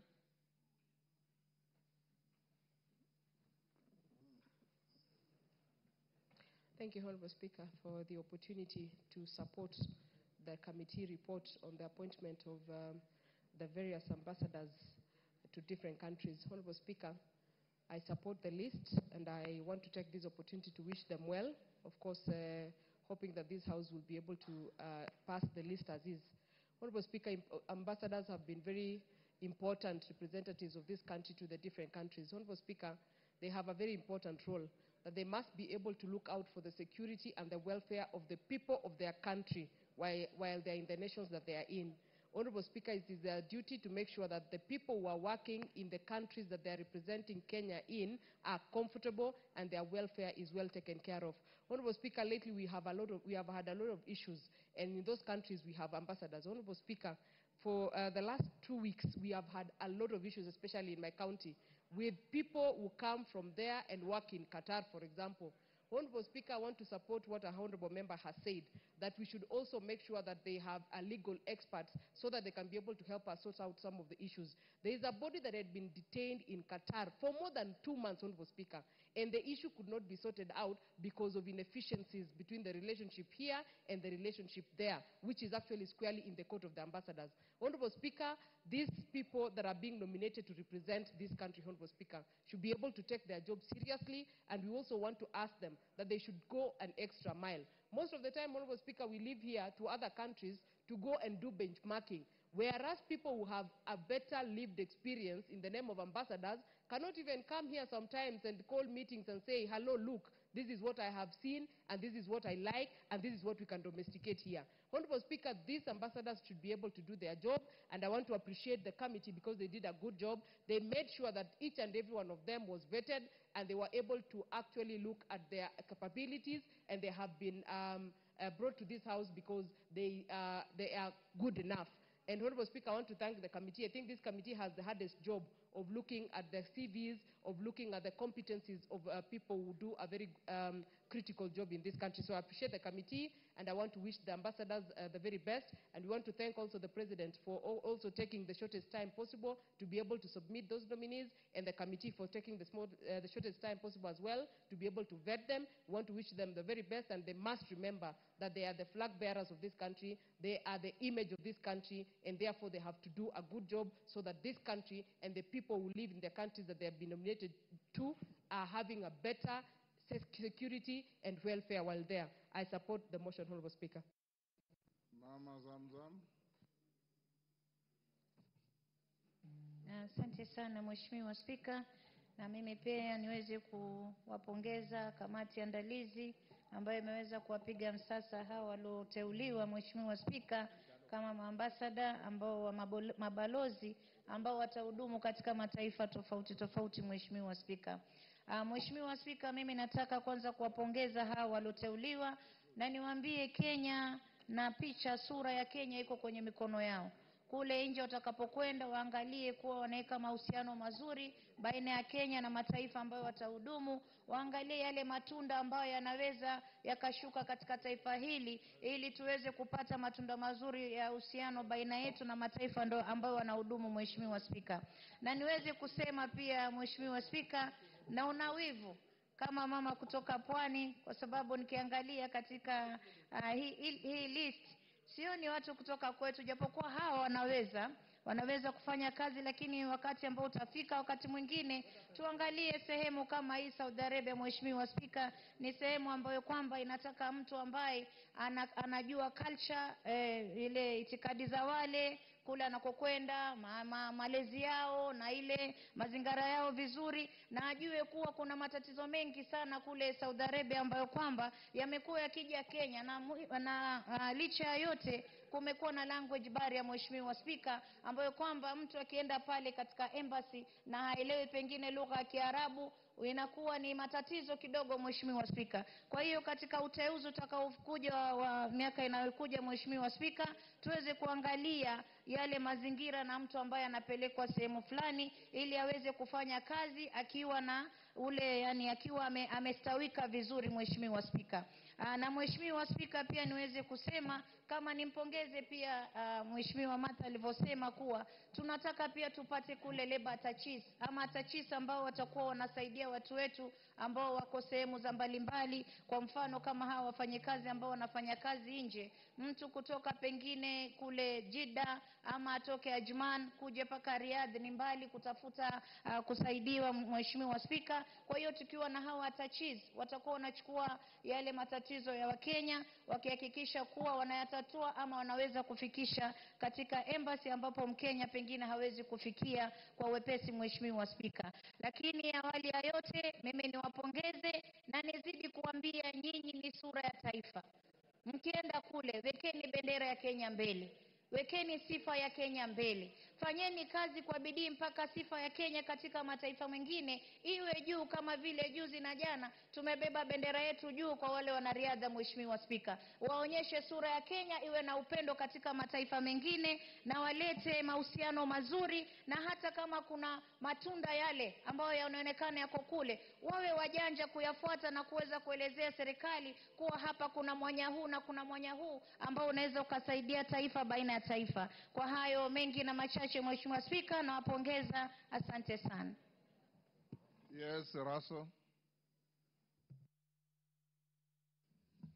Thank you very much, Honorable Speaker. Honorable Speaker, I want to thank the committee for this report. Posting of ambassadors and high commissioners is a very important work or task for the country. And those individuals who have been identified to represent us in those far foreign countries must walk the talk, must represent us effectively. Honorable Speaker, they are the ones who will pursue our foreign policy objective in those countries where they have been assigned. Today, what is really important around the world is what is called economic diplomacy, where every country is positioning itself to try and gain something from the other side. Those who have been appointed as head of missions, they are the flag bearers. They are the main representatives of the head of state and also the people of Kenya. Honorable Speaker, recently I was fortunate to visit the state of Botswana. In Botswana, cattle or livestock is a major part of the economy. The first is diamond, then the second is livestock. We were lucky that the ambassador was able to, the High Commissioner was able to effectively conduct us around that country. Many parts of that country are asal, arid and semi-arid lands. But when you see how they were able to make livestock a major stay of that economy, it indeed showed us that we can equally borrow from other countries. But had the ambassador not engaged, not did her due diligence, then we were not able to see many good things in that country. Honorable Speaker, the idea of having diplomats to serve as ambassadors in this list, as already told to us by the Honorable Vice Chairman, it is important that we must give diplomats chance to rise up the ladder. Because if we keep on bringing people from outside, I think to an extent it will undermine our diplomacy in a big way. There are people who have burned the midnight oil. They have gone to school. They have gained the necessary experience to be ambassadors and high commissioners. If they are sidestepped, then I think even the morale within that ministry, to a large extent, will be undermined, and people are not likely to put in their best. Honorable Speaker, the other issue which I want to talk about is the issue of relationship within our embassies. You will go to a mission, and then you will be told that there's a lot of infighting. And I think one of the tasks that an ambassador or high commissioner has to do is to be able to administer and manage that particular mission. And if they don't do that, then what suffers is those who are supposed to be represented by that posting. Finally, Honorable Speaker, more and more, our foreign missions are about representing the diaspora. Today, a major part of contribution to the national economy is the diaspora. Ambassadors and high commissioners must spend all the necessary time to bring the diaspora together, to make them feel that while they are outside there, the embassy is home away from home, so that they are able to build to the well-being and prosperity of this country. With those few remarks, Honorable Speaker, I beg to support. Thank you. Thank you, Russell. Honorable members, allow me to acknowledge in the Speaker's Gallery, Ngaru Girls School from Kirinyaga Central, Kirinyaga. On my behalf and on behalf of the House of Parliament, we welcome the students, their teachers, and those accompanying them to Parliament. Thank you. Yes, Amisi?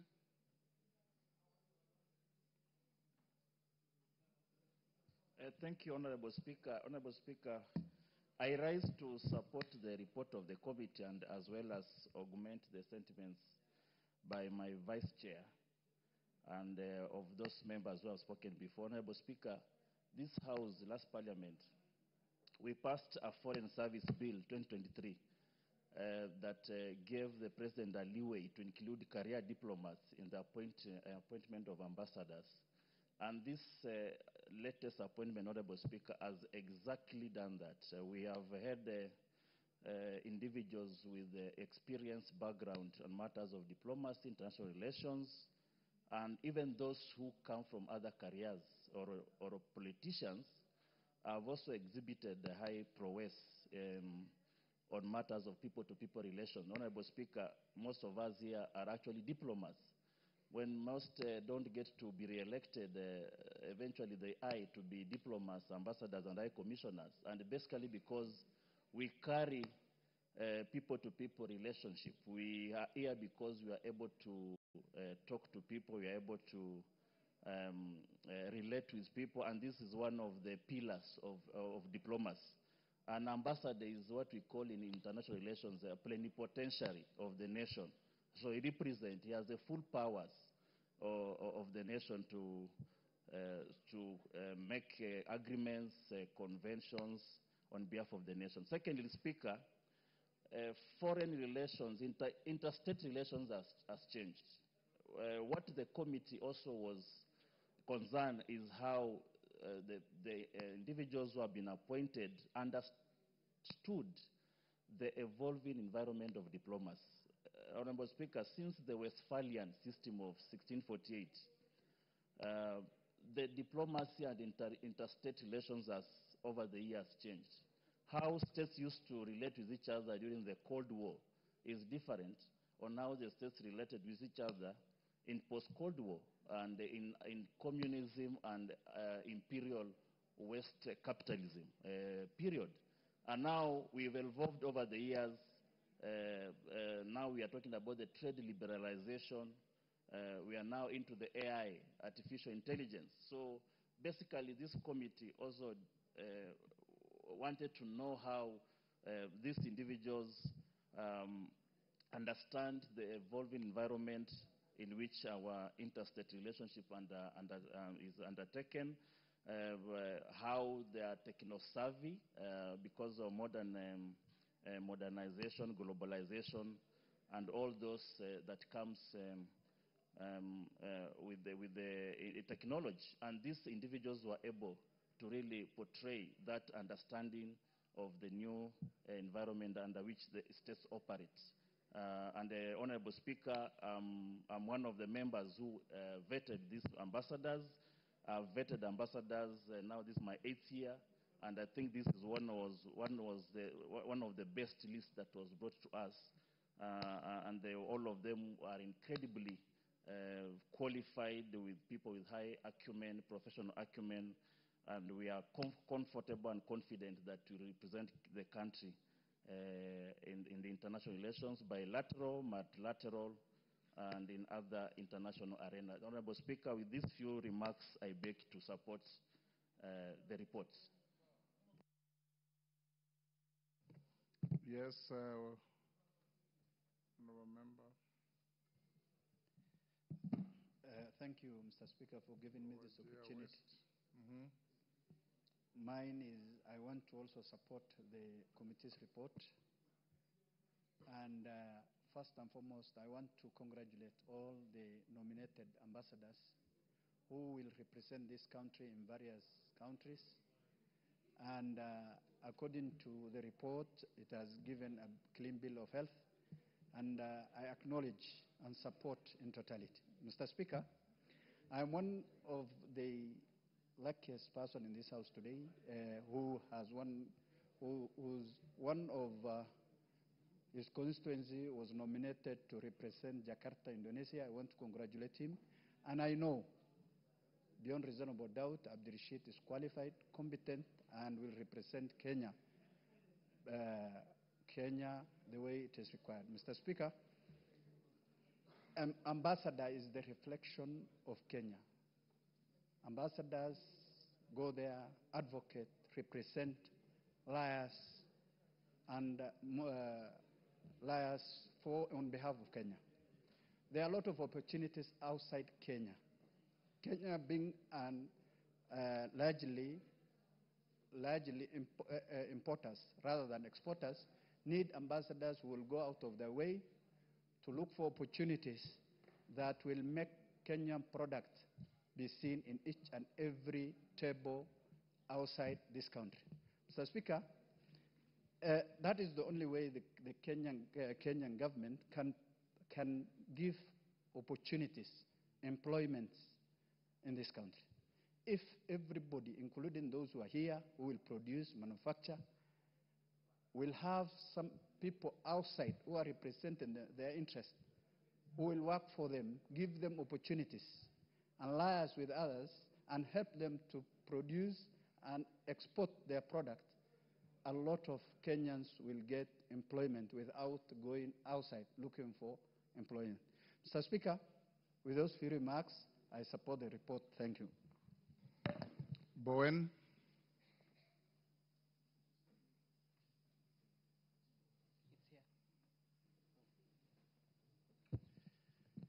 Thank you, Mr. Speaker, for giving me this opportunity to support the committee report and also to support all the nominees, Honorable Speaker, those nominated to represent our country in various countries. Mr. Speaker, our ambassadors are our representatives in the countries they have been appointed. They represent the President and all of us. And Mr. Speaker, yourself, you've been our ambassador before, and you know, Honorable Speaker, that this is a very crucial role because apart from representing the country, Honorable Speaker, we expect our ambassadors to enter into trade treaties in those countries, to look for opportunities for our products as a country, to market our country as a tourist destination, to carry our flag as a country, Honorable Speaker. Mr. Speaker, I heard the Honorable Cynthia talking, and that is an issue which I wanted to take up.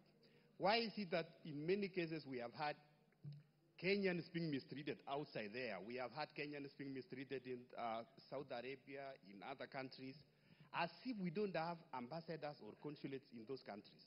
Why are they suffering? What is the role of those ambassadors in those countries? In fact, Honorable Speaker, one of the roles, apart from the representing us, one of the roles of our ambassadors is to protect our citizens in those countries.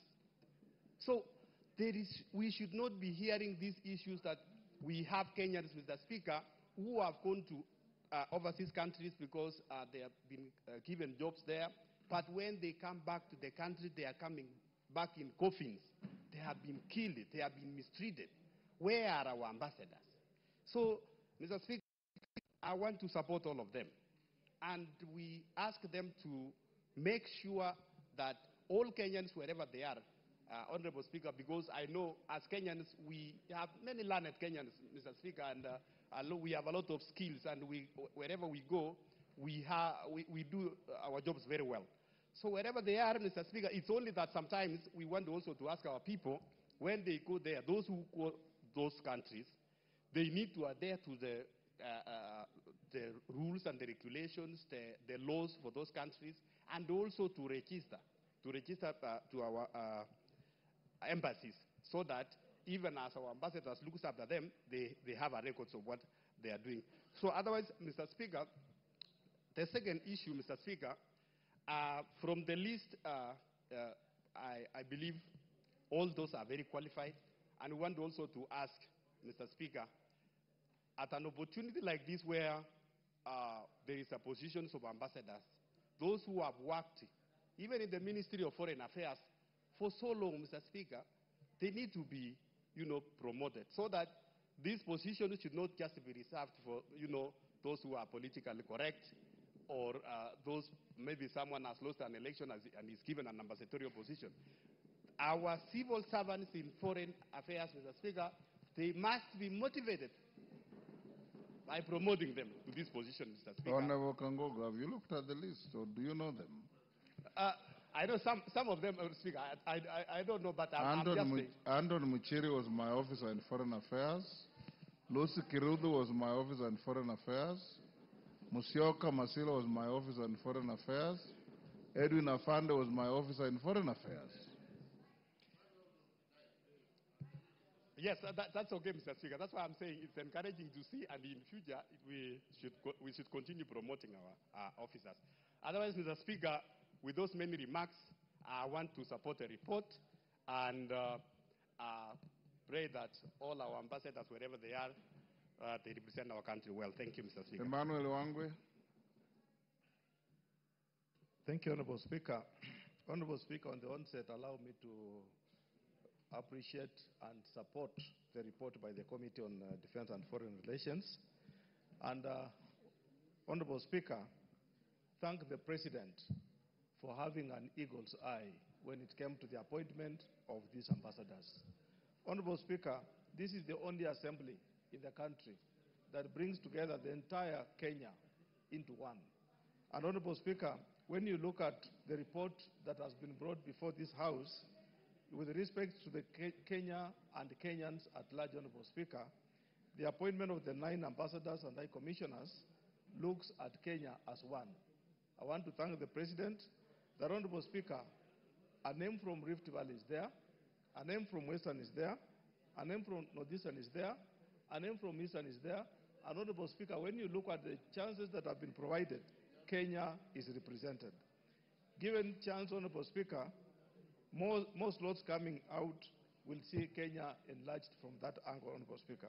Honorable Speaker, I want to be specific to appreciate one of the appointees, the High Commissioner, Honorable Florence Bore, whom, Honorable Speaker, I had the privilege of serving with her in this House in the 11th Parliament, and Honorable Speaker, also having chance to interact with her as the Minister for Labour.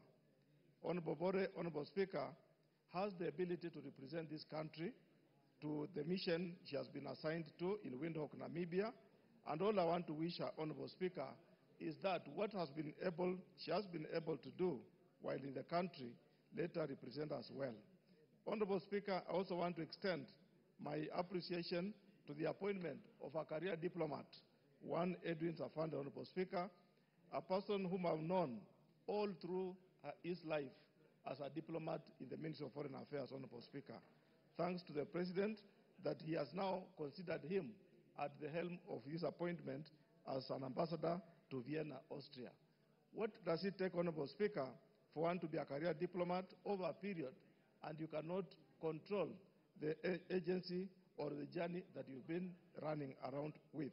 Honorable Speaker, having grown through the ranks and reaching the destination of the highest staff as an ambassador, I see us being well represented in Vienna, Austria, especially after having served in various missions at the senior levels, Honorable Speaker. Honorable Speaker, what has also impressed me in this appointment is the issue of gender.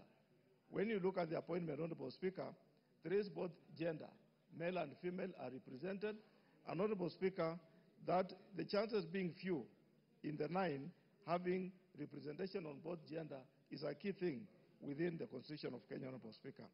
Honorable Speaker, finally, I would want to encourage that, Honorable Speaker, there is no way this good staff, these good ambassadors will go to work in missions and we don't support them in terms of their budgets. What happens, Honorable Speaker, when we go outside in our missions and we find, Honorable Speaker, that the ambassadors are not well funded, the missions are not well funded, Honorable Speaker? It is my request and my kind request, Honorable Speaker, that let the National Treasury, Honorable Speaker, fund these missions and set standards for them to deliver. Honorable Speaker, whereas we request that we fund the missions, I also want to call on the missions, the ambassadors and high commissioners, Honorable Speaker, that let them also earn some revenue for the country. Let them be proactive, Honorable Speaker, and in return, show the trade aspect. What are we gaining from the relationship, Honorable Speaker? Is it just to go and be an ambassador? The answer is no. They are going to represent this country, represent the population of Kenya, and therefore, Honorable Speaker, I feel let them come back with a result in terms of trade negotiations. Let them also line up and say this kind of production in Kenya can be marketed in their various missions, Honorable Speaker. Honorable Speaker, as I wish them well, let them also look back into the country and say the return on what their missions take shall have a positive achievement in that aspect, Honorable Speaker. With those few remarks, I want to congratulate them and say thank you, and I support the report. Yes, Bayer. All right, Speaker, I want to thank the people that have really contributed, and I think we are not of different opinion. We are saying the same things, Honorable Speaker. We are all congratulating and thanking the President, and I think it's time now to call the mover to reply. I thank you. Do we call the mover to reply? Yes. Bashir?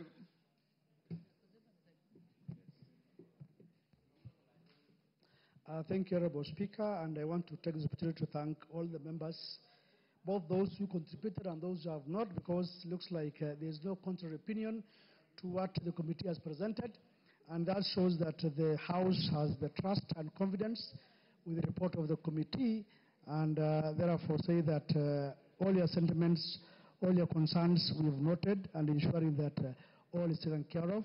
I'm sure certain issues have been raised where career ambassadors, if you look at the report, 5 out of 9 are career ambassadors who have worked with the Ministry of Foreign Affairs, and this is a good record, and I think going forward we need to appreciate that it should continue that way, including the fact that they mix both career ambassadors and also ambassadors or nominees from outside.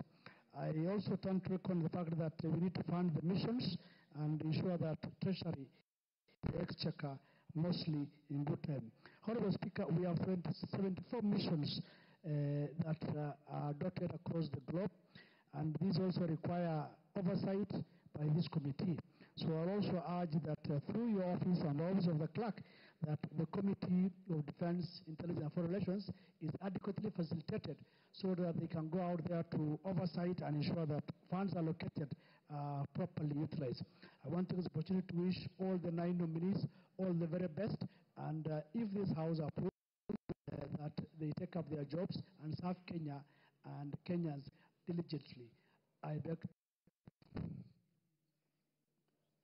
Thank you. Honorable members, I now put the question at order number 8, which is that taking into consideration the findings of the Departmental Committee on Defense, Intelligence and Foreign Relations in its report on the approval hearings of 9 nominees for appointment as High Commissioner, Ambassador, Consuls General, laid on the table of the House on Tuesday, 23rd September 2025, and pursuant to the provisions of Article 132(2)(e) of the Constitution, Section 22 of the Foreign Service Act, Cap 185(e), and Sections 3 and 8 of the Public Appointments Parliamentary Approval Act, Cap 7F, this House approves the appointment of the following as 1. Ambassador, High Commissioner, Honorable Florence Chepngetich Bore, EGH, Namibia. Ambassadors and Consuls General, Ambassador Anton Mwaniki Mushiri, Ankara, Turkey. Ambassador Lucy Kiruthu, Bangkok, Thailand. Mr. Henry Wambuma, Bujumbura, Burundi. Mr. Abdirashid Salat Abdile, Jakarta, Indonesia. Ambassador Joseph Musyoka Masila, Riyadh, Saudi Arabia. Ambassador Edwin Afande, Vienna, Austria. And Consuls General Ms. Jane Chepkorir Toroitich, Dubai, United Arab Emirates. And Ms. Judy Kiaria Ngumiri, Goma, Democratic Republic of Congo. As members of that opinion say aye. Will those of the contrary opinion say nay? The ayes have it.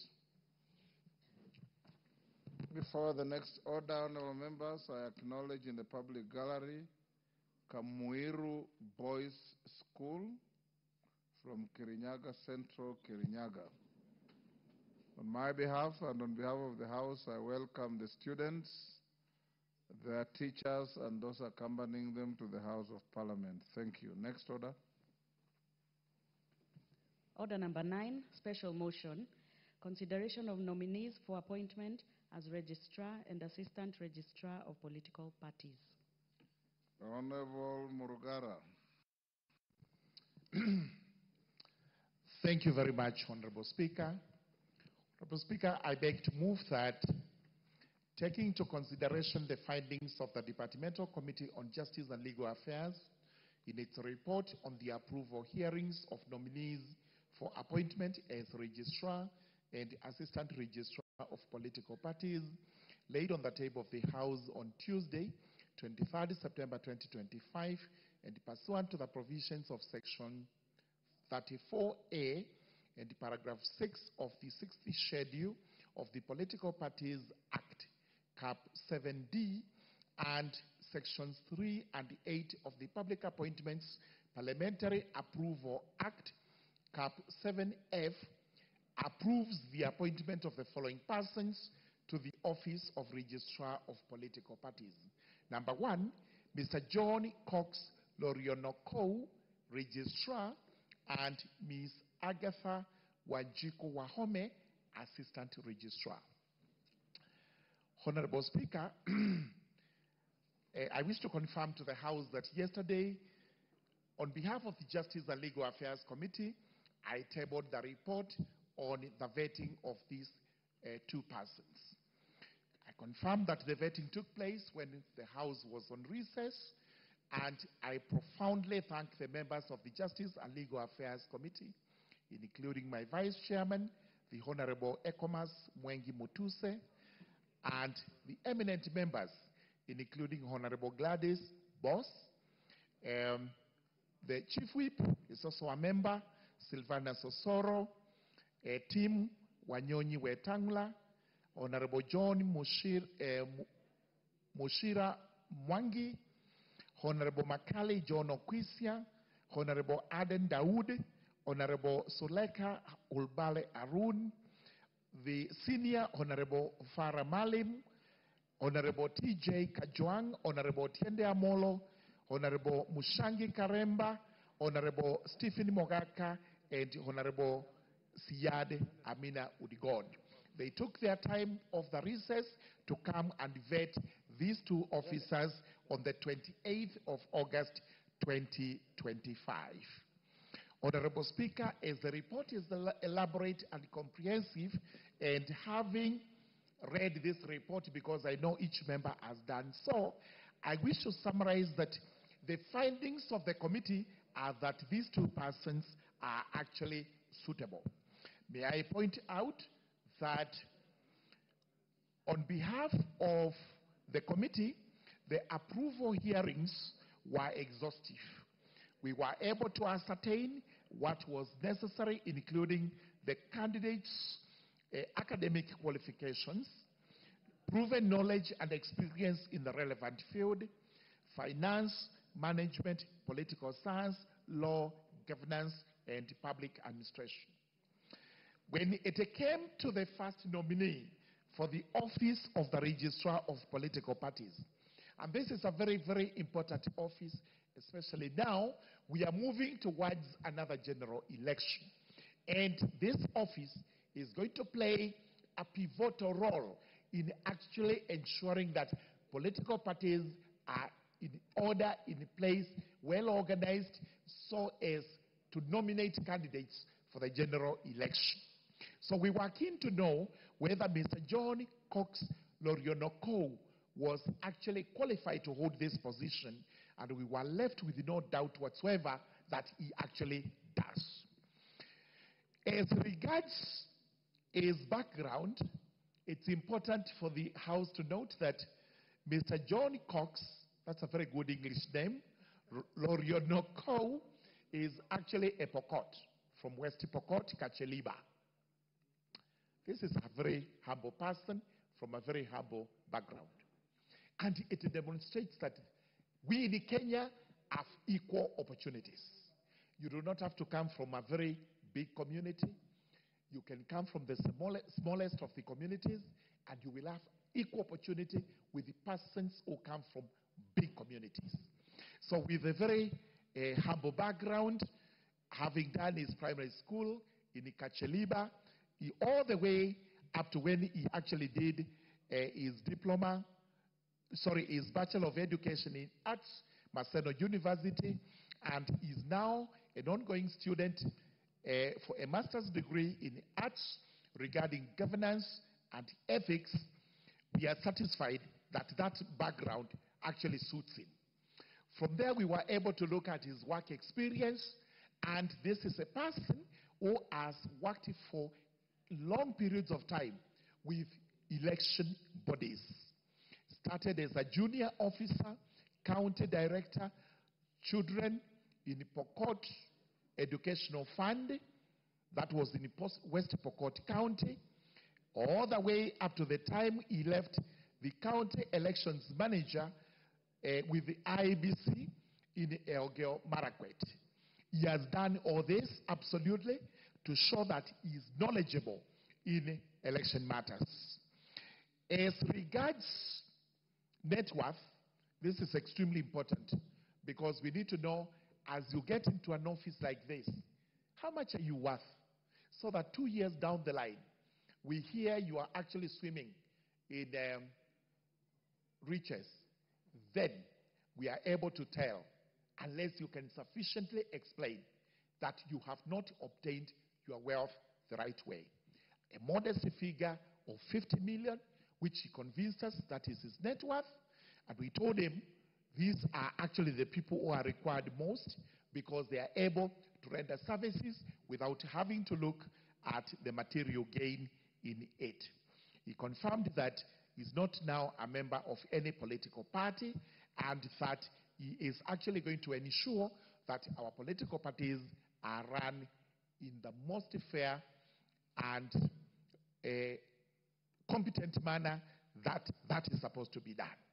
So having considered all that, we were able to confirm, since he doesn't hold any dual citizenship, he doesn't have any debts, he had clearance certificates with the DCI, with ESCC, with Higher Education Loans Board, KRA, ODPP, ORP, and all other statutory bodies required to have confirmed his appointment.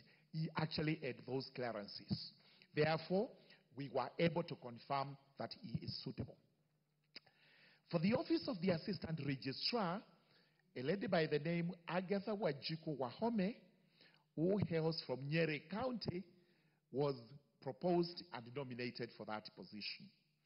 We were also able to vet this lady to confirm whether she was actually suitable to sit in as the Assistant Registrar, bearing in mind that she would also be assisting the Registrar in ensuring that our political parties work to our satisfaction.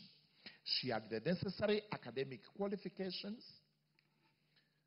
all the way up to a master's degree in management and agribusiness from Strathmore University, and our work experience showed that for a long time she had worked as integrity assurance officer, data protection officer, a manager risk and compliance in IBC, which was very important because this gave her again the experience that is supposed to be carried by a person occupying such a position. Then thereafter, we looked at our integrity, and we had to seek confirmations from the various statutory bodies regarding our indebtedness, clearances, good conduct, and each of these. And we received this to confirm that the lady is actually suitable to serve as the Assistant Registrar of Political Parties. Having observed all this and bearing in mind that we were required to confirm to this House that these persons have the knowledge and are suitable to actually hold these offices, then we did not hesitate to recommend to this House that this House approves the appointment of Mr. John Cox Lorionoko as the Registrar of Political Parties, and also approves the appointment of Ms. Agatha Wanjiku Wahome as the Assistant Registrar of Political Parties.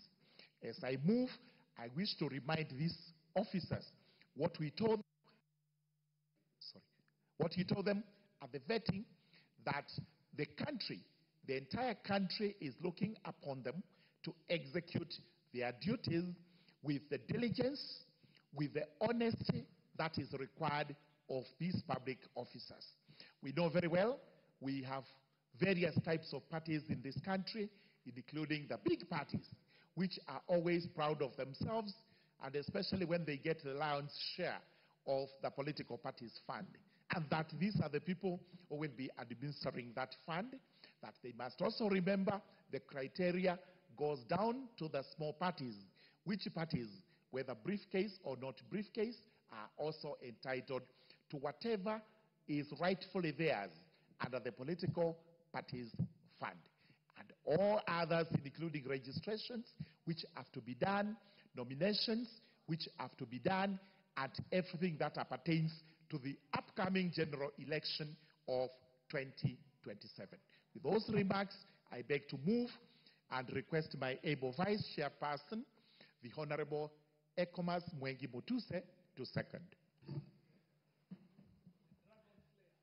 Thank you, Madam Speaker. In seconding the motion, allow me first to appreciate our chair for the leadership that he provided us during the time of recess as a committee while vetting the nominees that are the subject of this afternoon hearing before this Parliament. I also want to appreciate the members of the Justice and Legal Affairs Committee, who include Madam Deputy Speaker, for finding time during recess to perform this very important national duty. Madam Speaker, I do not wish to repeat what the chair has said because both the report and the oral submissions by the chair were quite elaborate. However, allow me to point out that what we are doing today is a dictate of the Constitution. If you look at Article 4 of our Constitution, specifically Sub-Article 2, it declares that Kenya is a multi-party democracy and that our democracy is going to be exercised in the terms provided for under the national values and principles of government provided for under Article 10. And it is partly pursuant to this that Parliament came up and enacted the Political Parties Act and provided for the two offices that are subject to this afternoon's debate, the Office of the Registrar of Political Parties and the Office of the Assistant Registrar of Political Parties, specifically with the duty, one, to register political parties, two, generally, to regulate the affairs of political parties, and three, to manage the political parties fund that is a fund provided for under the law in order to assist political parties to deepen democracy both within and without, within the parties and also in the country. And therefore, as we consider this, I was saying this so that members would realize that the people we are debating today are going to occupy very, very important offices that are core in terms of our democracy is going to run. Madam Speaker, it has been elaborated that our duty was to look at their educational qualifications, and indeed in seconding we confirm that all of them are qualified.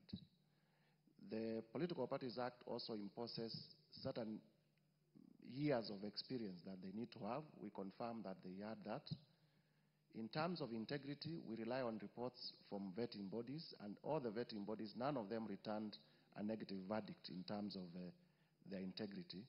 And there were no adverse memoranda that were presented before the committee to impugn the integrity of any of the two nominees. And therefore, I stand to urge the House to approve the report of the Justice and Legal Affairs Committee as presented. You may also be aware, Madam Speaker, and the House and the country, that the office of the Registrar of Political Parties fell vacant recently because the order of that office, the Honorable Anne Nderitu, who has been our Registrar of Political Parties for quite some time now, was nominated, vetted, approved, and appointed as a commissioner of the IEBC. And therefore, there is urgency in filling this office, and as the chair has alluded to, for purposes of preparedness for the next general elections. And with those few remarks, I second the oral submissions of the chair, I second the written report, and urge the House to approve the two nominees to their respective positions. I thank you, Madam Speaker. Honorable members, I now propose the question that, taking into consideration the findings of the Departmental Committee on Justice and Legal Affairs in its report of the approval hearings of the nominees for appointment as Registrar and Assistant Registrar of Political Parties, laid on the table of this House on Tuesday, 23rd September 2025, and pursuant to the provisions of Sections 34A and Paragraph 6 of the 6th Schedule of the Political Parties Act, Cap 7D, and Sections 3 and 8 of the Public Appointments Parliamentary Approval Act, Cap 7F, approves the appointment of the following persons to the office of the Registrar of Political Parties. Mr. John Cox Lorionokau, Registrar, and 2, Ms. Agatha Wanjiku Wahome as Assistant Registrar.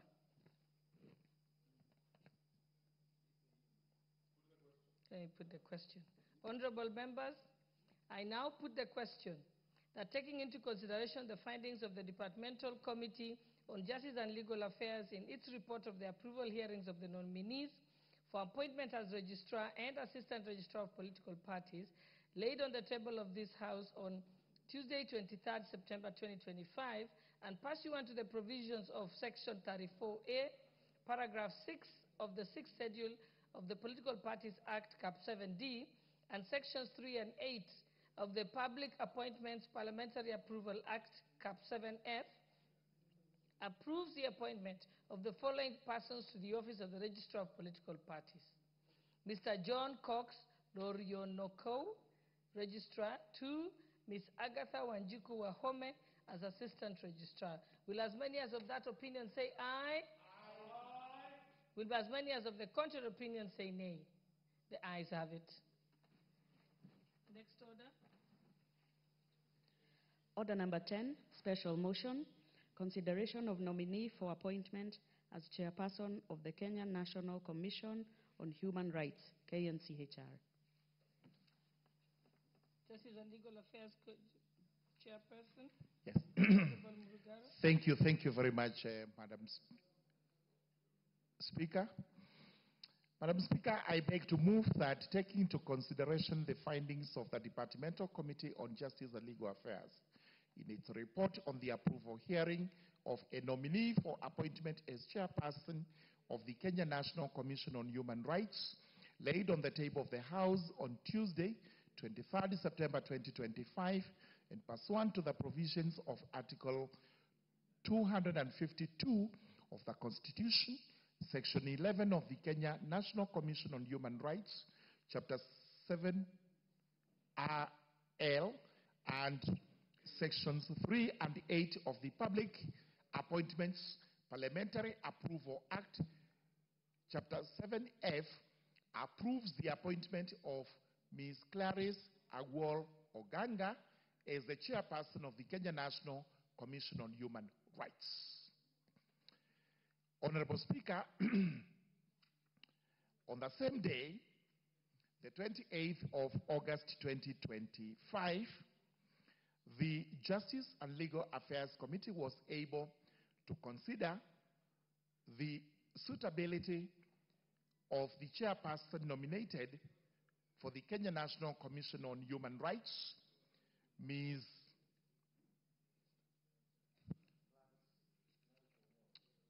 Clarice Agwol Oganga.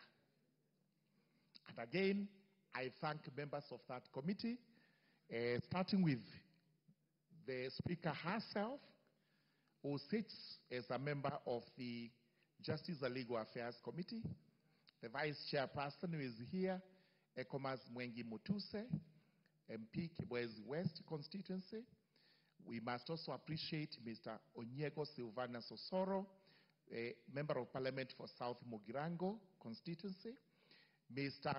Wanyonyi Timothy Wetangula, Member of Parliament for Westlands, Honorable John Michael Mushira Mwangi, Member of Parliament for Ojoro Rock, Honorable John Makali Okwisia, MP Kadui, Honorable Aden Dawood Mohammed, Wajir East, Honorable CPS Suleka Halbal Haruni, nominated member, Senior Member, Farah Malim, Dadaab constituency, a Senior Advocate Francis Kajwang Tom Joseph, he represents Ruaraka constituency, the Honorable Dr. Otiende Amolo, Senior Counsel, who represents Rarienda, Honorable Muchangi Karemba, who is the member for Runyenjes constituency, Honorable Mugaka Stephen, member for West Mugirango constituency, and Honorable Siand Amina Udgon, representing Garissa County. These are the members who sat on that day and went through the vetting process of the proposed chairperson of the Kenya National Commission on Human Rights. As we speak today, it is very, very important for the country to note that there are issues that are being raised regarding human rights. And therefore, it was in the interest of the committee and this House and the country that the vetting is concluded as soon as it was practicably possible, so that we have a chairperson in place to deal with many of the matters, including the proposed compensation to the victims of the demonstrations that took place recently. Therefore, before the committee was actually the nominee, and we were able, in a nutshell, to establish the following. First and foremost, the report has been tabled, and these members have read it. It's comprehensive.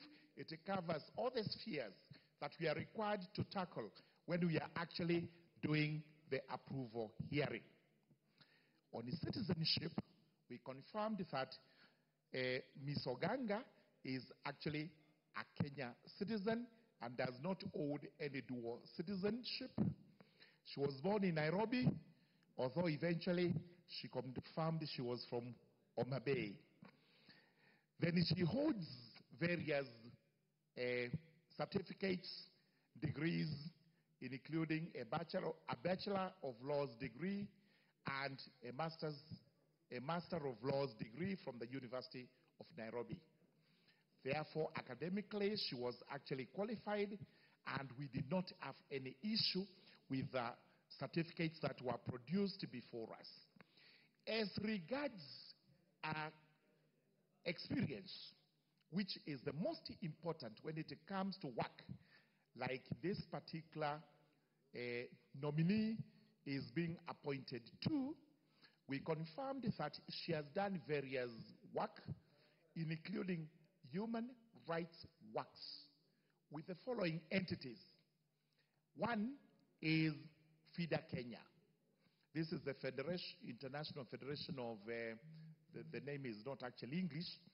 She has worked here to represent people who are downtrodden, and especially ladies. So those are human rights. She has also worked as Deputy Executive Director and Head of Programs with the Federation of Kenya Women Lawyers. This is the FIDA. That's the name I was looking for, before proceeding to work for Human Rights Office with the United Nations High Commission for Refugees. She was actually a human rights officer. After that, she worked for, again, as a human rights specialist, deputy head of office, again, in the United Nations Office of the High Commission for Human Rights here in Nairobi. So, with such a background, this is a person who, in our view, can actually run this office to the satisfaction of Kenyans. Then from there, we were able to look at our writings, which, in my view, are relevant, and then we went on to look at all the other aspects, including what we got from the entities under Chapter 6 of the Constitution regarding ethics and integrity. And all of them returned papers to the effect that she had no questions with the DCI, with ELB, with ORPP, with DPP, with ESCC, and all those integrity institutions.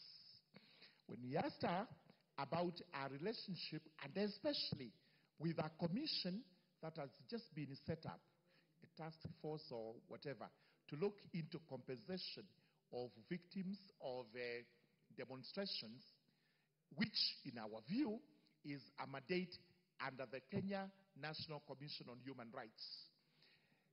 She was able to demonstrate that this entity is going to work closely with our office so that there is no antagonism between the two, but there is going to be unity between the two offices so that they are synchronized. They are able to give Kenyans the best results regarding that proposed compensation. So having considered all these matters and having listened to the candidate, we were convinced that she is suitable for the work, and therefore today we call upon this House to approve the appointment of Ms. Clarice Agwo Oganga to be the to the office of the chairperson of the Kenya National Commission on Human Rights. To those remarks, I now request again my vice chairperson of the Justice and Legal Affairs Committee, Honorable Ikomas Mwengi Mutuse, to actually second the approval. Thank you very much. You may proceed to second briefly.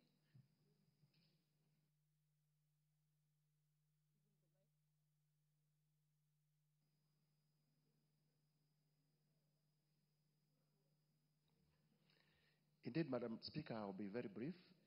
I stand to second the motion as moved by the chair that Ms. Clarice Agwo be approved by this House to be the new chairperson of the Kenya National Commission on Human Rights. I second, Madam Speaker.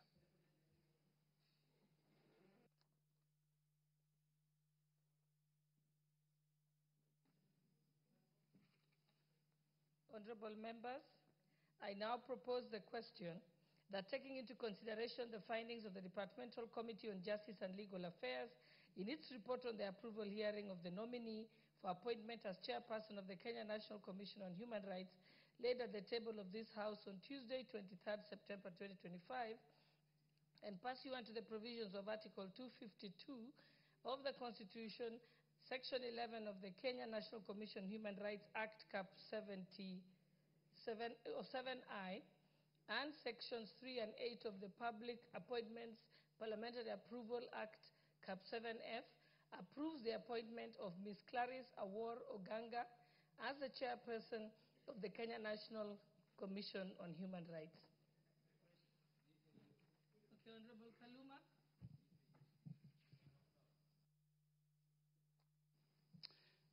Honorable Speaker, thank you very much. Honorable Speaker, let me congratulate the Committee on Justice and Legal Affairs for a good report which we have read through.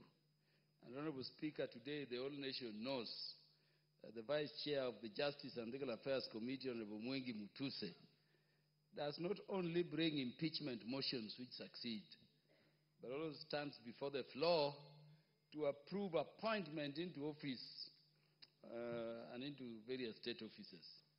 Of course, I join the committee in recommending the approval by this assembly of the nominees. Honorable Speaker, the warning is clear. They go in and play around. Mwengi Mutuse has the power to appoint and to bring motions to remove to this House. And when he does, we will always oblige. Honorable Speaker, Kenya National Commission on Human Rights is a very important commission because this is one country which has one of the richest human rights provisions under Chapter 4 of our Constitution. In fact, as a comparative constitutional law practitioner, whether you go to the US, whether you go across Africa, whether you go to Europe, they cite the Bill of Rights, which is embodied in Chapter 4 of our Constitution as a true human right, not and a guiding, documentation of what should human rights and fundamental freedoms for all human persons, not just for citizens, be. Honorable Speaker, as I urge this House to approve these nominees, and I hope this House will resolve that we approve them so that they go into the office.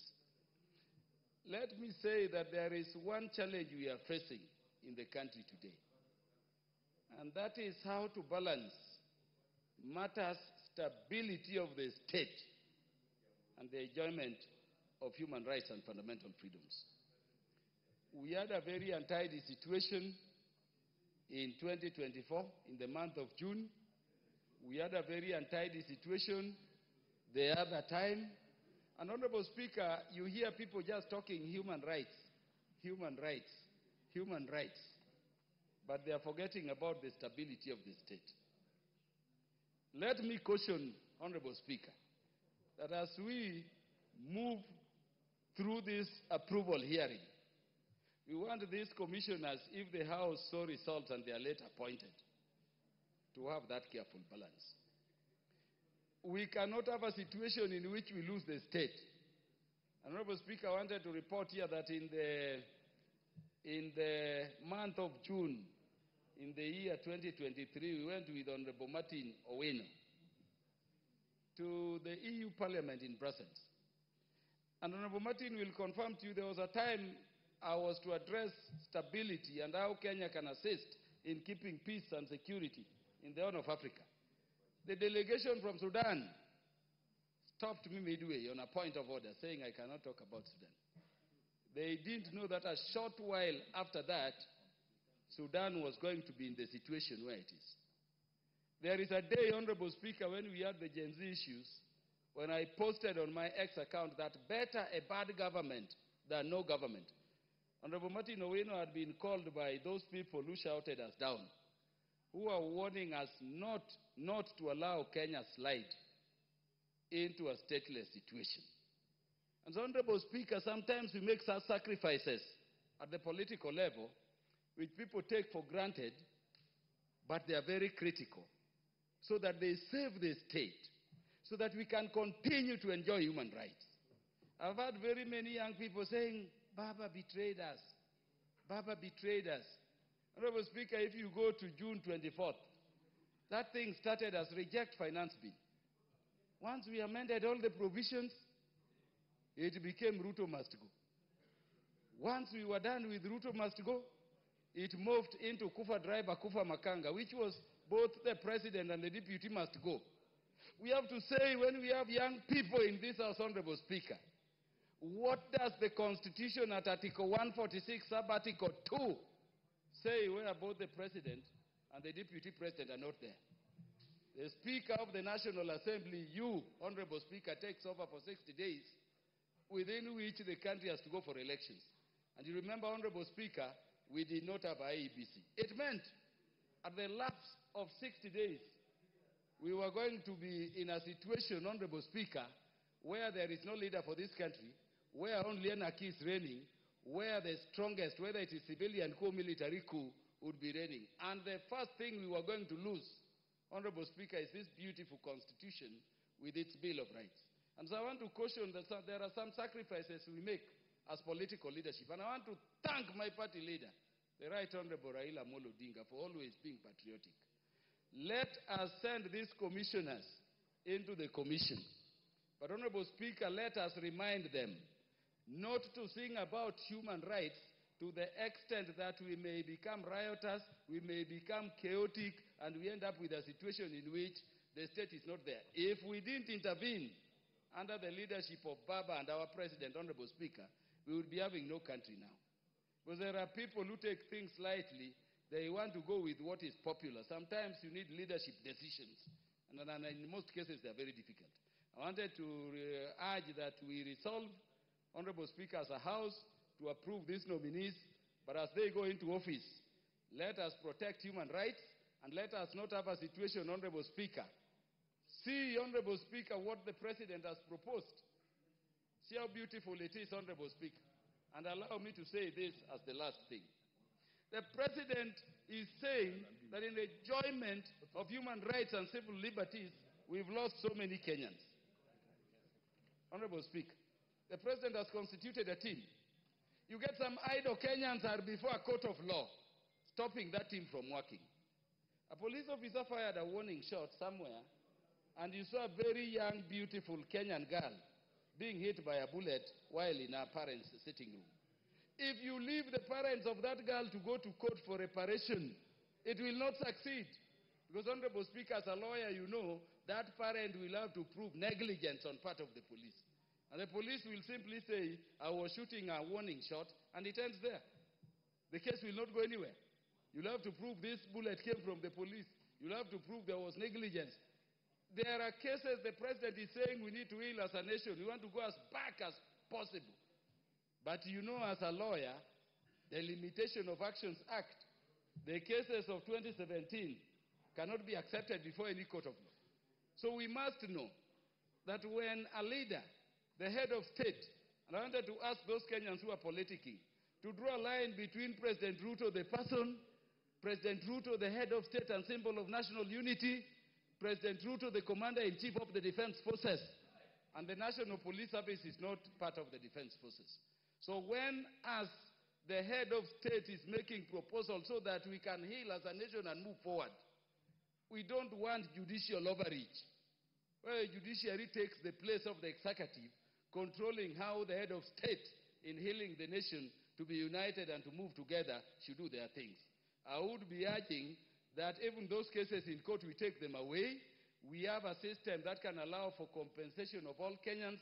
And I know human life cannot be compensated, but we want to move together within the realm and context of human rights. I wish these commissioners, well as they go into work, but we need to keep that delicate balance so that we respect the institutions and offices of the presidency, of the leaders who make sacrifices, and so that we always have Kenya to continue to enjoy our human rights and fundamental freedoms. I thank you, Honorable Speaker.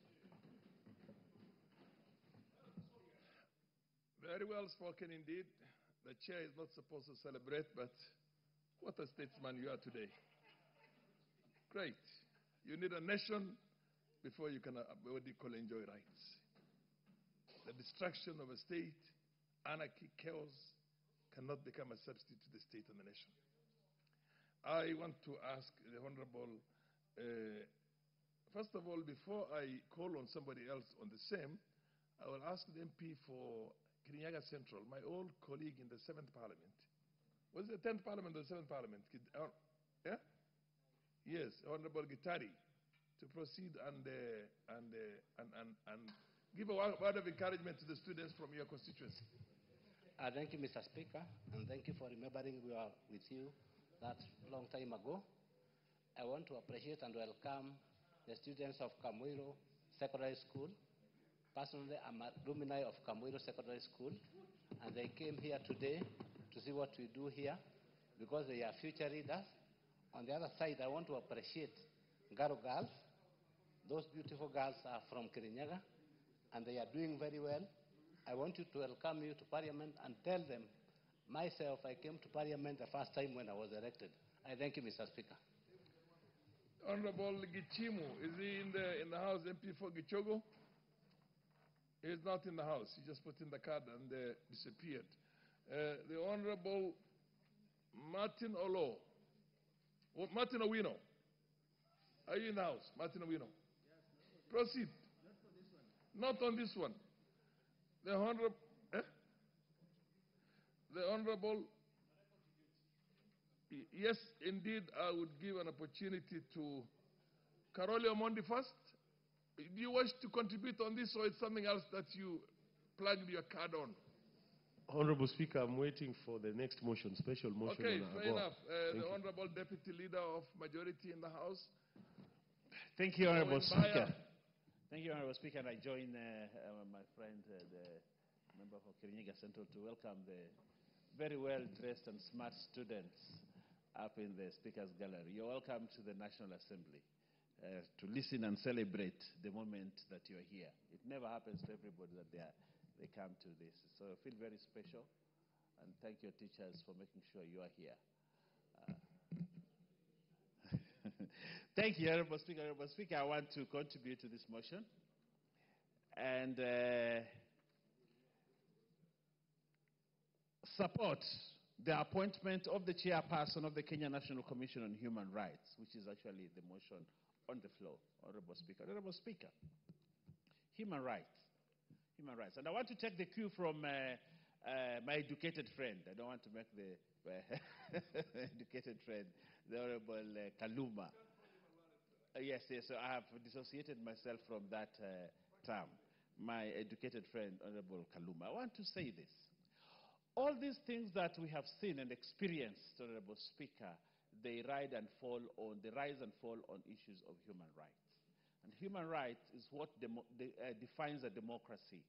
Kenya as a democracy must continue to remain strong as one that observes human rights, because human rights are people's rights, and people's rights are human rights. So when this lady, Ms. Clarice Awor Oganga, takes over the mantle of the Kenya National Commission on Human Rights, we expect her to do a good job. During the time when we had the Gen Z riots, there was a lot of conflicting information coming from the Kenya National Commission for Human Rights. They said 60 had been killed. They said 70 had been killed. They are a government body. What was it difficult for them to be able to coordinate with other government agencies so that they be able to give the right information? Honorable Speaker, there are many officers in this country who, when they are given guns and who they're given an opportunity to serve the country, they want to do it without consideration of law, without consideration of the human rights, without consideration of the Constitution. We saw that young man, that young police officer on the streets here in Nairobi, who just stood there, took a gun, shot someone, and this person died, and he walked away. And you wonder, really, that the whole problem comes and says, the president has killed people. The government has killed people. And yet there's this one particular guy who would have upheld the Constitution and say, whatever mistake you have made, I have a duty to arrest you, apprehend you, and take you to a court of law. That is how we respect human rights. The rights of Kenyans are human rights. And whoever is given an opportunity to work in the military, in the forces, in the defense forces, whatever it is, their first duty is to carry the banner of human rights so that they are respected. We do not need human rights activities to remind us about human rights.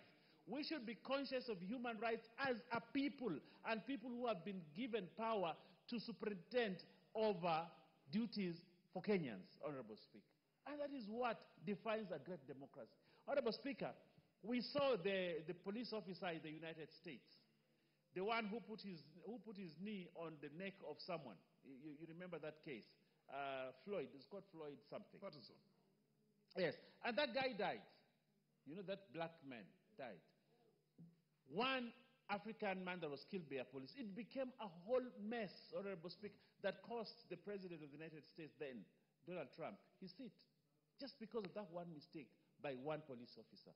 Honorable Speaker, apart from this Kenya National Human Rights Commission making noise and talking, I want them to be proactive, Honorable Speaker, to go out there, have engagement with police officers, have engagement with officers that are uniformed, and teach them and induct them on the issues of human rights so that we don't get to the level that we got, Honorable Speaker, where a lot of lives are lost because someone thinks the only way to defend the government is by shooting someone. Honorable Speaker, that is not how you defend. That is not how you police. That is not how you superintend over the Constitution and the mandate that you... It is not. It is about upholding even the rights of the thief, Honorable Speaker, because he has rights. The rights of the criminal, he has rights. And those are the things that we want the Kenya National Commission on Human Rights to go out there and do. Educate them. Make sure they follow the law. Let Kenyans know what is happening. But more importantly, Honorable Speaker, they need to take the function of education very, very, very seriously, Honorable Speaker. We see a lot of human rights abuses. A lot. By people in power. You see a chief going out there. Instead of arresting the Chang'aa brewer, he goes and breaks all the barrels, he breaks all the plates, he breaks everything in the home. Just because this person is a criminal who is selling Chang'aa, Honorable Speaker. Before a judge has said this guy is a criminal, who are you to say that you're a criminal? This guy is a criminal, and you start beating someone up, Honorable Speaker. We need to observe human rights. And I like what the Honorable Educated Kaluma has said, Honorable Speaker. We are a country that must guard this freedom. We must guard our democracy. We must guard this state, this nation called Kenya, jealously, so that we continue to uphold the unity of our country and our state remains Kenya without being divided by anything. What the Constitution says, Kenya is an indivisible. Is that what it says? Indivisible nation. We can't divide it on tribe. What the moment you start discriminating me on the basis of tribe, Honorable Speaker, you are infringing on my human rights. You are infringing on my human rights. The moment we start saying these people, this tribe is more important than the other, we cannot have a state. This country is proud of its diversity, but it's also one indivisible nation. One indivisible nation. And that's why someone from whether minority, whether from a big tribe, whether, I like the appointments that the president has made. I like them. Who he currently is, we have approved, Honorable Speaker, here, the chairman of, not the chairman, the registrar of political parties. One, John Cox Lorionoko. Minority. But West Pokot, he's been given an opportunity to serve this country, Honorable Speaker. Before that would not have happened. Who is the chairman of IBC, Honorable Speaker? A minority again. Everybody must get an equal opportunity to serve this country, whether you come from a big tribe, a small tribe, or no tribe.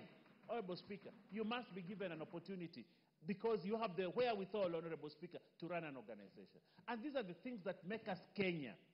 These are the things that make us Kenya. I want someone from the Shuba. Yes. Very brilliant Karole Omondi, very brilliant lawyer. But if people want to judge you by the tribe, you will be appointed nowhere. Because someone is looking at you from the tribe that you come from, Honorable Speaker. But when we start seeing every Kenyan as a Kenyan, in spite of the tribe that he comes from, Honorable Speaker, that is upholding human rights. You see, I was in Vienna with the lady from Turkana, the women rep.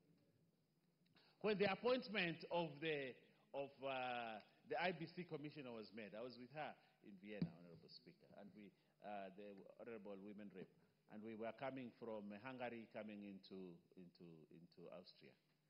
And this lady was so excited. She was not excited because the person had been appointed was from her place. She was excited because Kenya had for the first time recognized small tribes. And that is where we need to go, Honorable Speaker. We must stop this thing that only one tribe can serve in the cabinet. That one tribe has 10 slots in the cabinet. And the others are left. Honorable Speaker, I look forward to 2027, where every tribe, every small, wherever big or small, will be included in the positions that matter in this country. That's when, Honorable Speaker, we'll be able to build a country, a nation, a state that is together, woven together for the future and prosperity of this country. Honorable Speaker, I support. And if you allow me, Honorable Speaker, I would like to request you, because everybody is of similar mind, to request the mover to reply. I thank you. As a matter of fact, I don't see. I only see Honorable Mboko. Honorable Mboko, you removed your name again. Do you still wish to contribute on this? There being no more person, I don't see any interest from anywhere. Then I would call upon do you want to contribute on the motion, or I call upon the mover to reply? Okay, proceed, Honorable Mboko. Thank you, Honorable Speaker. The Human Rights Commission, a very important commission for this country, given that the constitution we are now having, the 2010 constitution promulgated by Mwai Kibaki, was largely founded on two bases. One, governance, really the system of governance, but secondly, the human rights. And human rights took a very center stage on what the Kenyans wanted. And therefore, this is a very important commission, which we expect that as it takes root and the members take oath of office and go to office, will be able to actually guard their center very, very well. The human rights in this country have been in the center stage of all Kenyans. And everybody talks about my rights, my right. And the rights are so broad. Away from the political rights, we have the economic rights, we have the consumer rights, and it's a very broad face. But I noticed that each time we have officers taken to this particular office and center, they only concentrate on one item, which is the political rights and other things around that place. And they forget all the other rights that really they also need to champion and do and talk about. But it's very important that as they do their work, they also consider the fact that all the rights, as we do teach in schools, I'm a teacher, have their limitations. And it's very important that as they propagate those rights, they also talk about the limitations. So that's very easy for the citizenry to be enlightened that there are limits of all the rights that we have. Because sometimes I notice that it's propagated and they make it forcefully move, and without any limitations, then they start infringing also on the rights of other people. So I want to hope that the members and the people who have been proposed to be in this office will do their work diligently and actually rise above the old version of doing it, which was just mainly dealing with the agitation only and not also educating the masses on the limitation of the rights, on other avenues of the rights, and other things that to be done by the citizens of the country so as to be able to move forward. For instance, look at when we sometimes lose matters concerning with taxation. That's a responsibility, for instance, of a citizen. But you'll find they'll never speak about that. Because after all, governments are run by those taxes that people do pay. And therefore, I want to wish them the very best and hope that they'll be doing their work diligently. Thank you, Honorable Speaker. Call upon the mover to reply because there's nobody else who has an interest. Yes. Thank you. Thank you very much, Mr. Speaker. As I reply, may I thank the contributors. I think we are in agreement that this is a very important appointment that we have to execute as required by law, and the sentiments expressed as regards our country.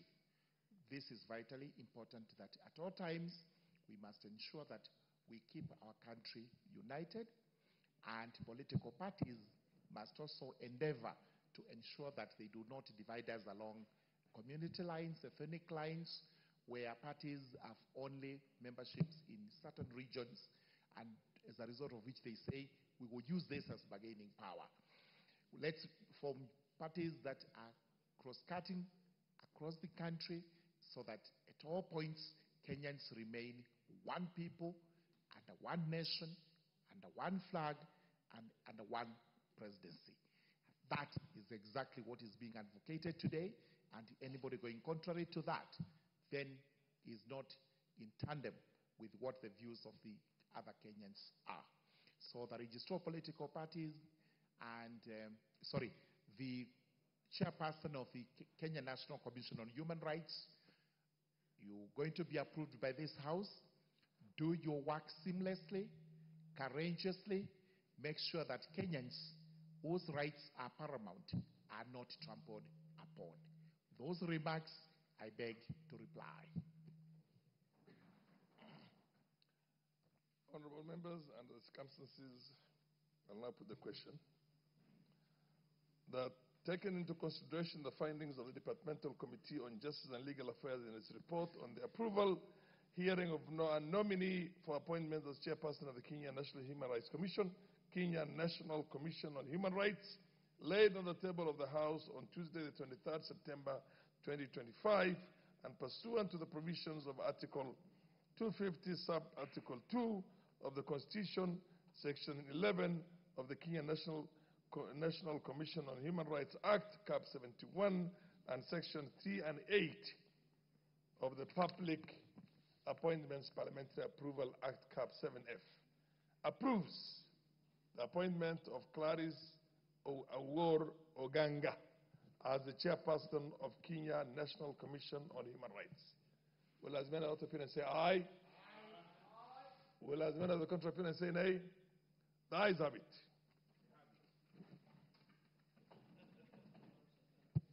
Next order. Order number 11, motion, extension of the term of the Africa Growth and Opportunity Act. My Honorable Jane Kagiri, MP. Please move your motion.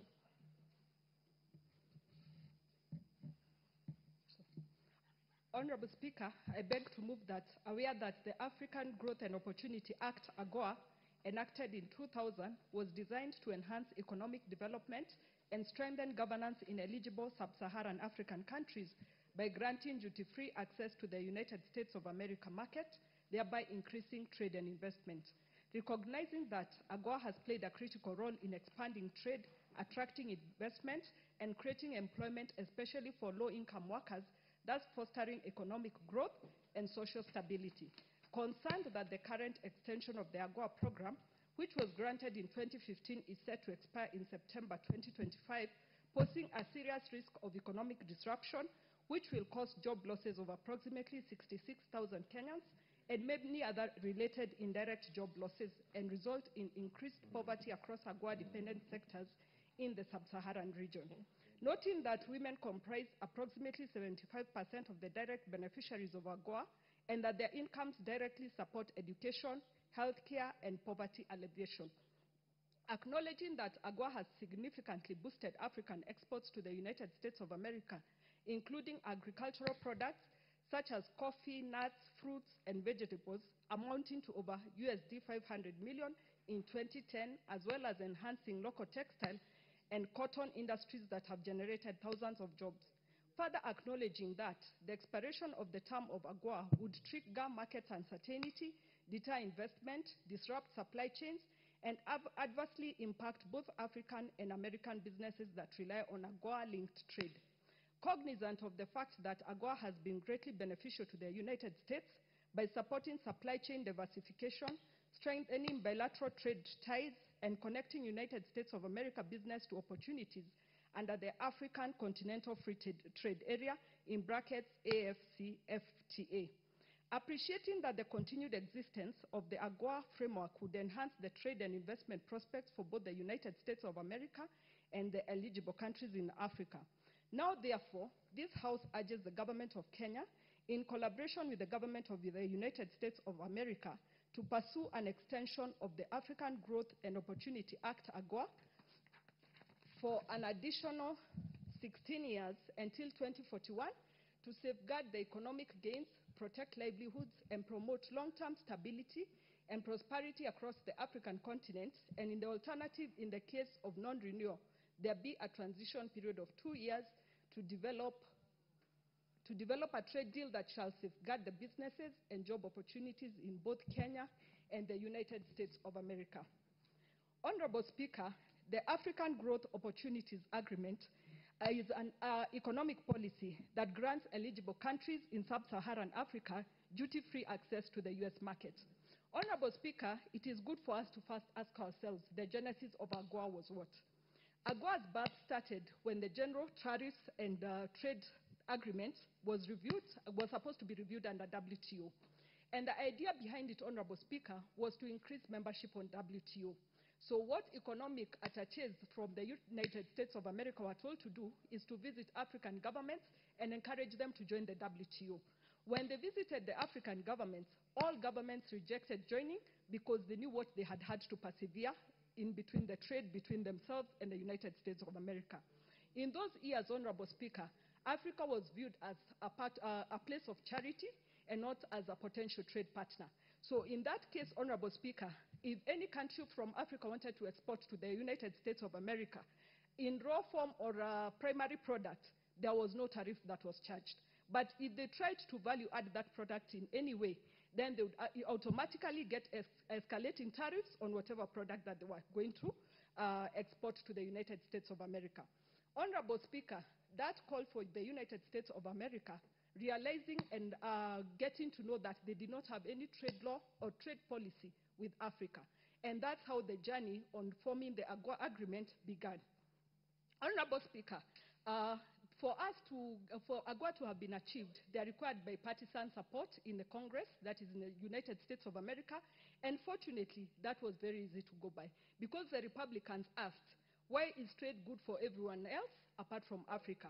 And on the Democrat side, they questioned the exclusion of Africa on trade policy. The spiritual and faith-based organizations, the private sector, as well as the people of America, supported and felt that Africa needed to be included in doing business with America.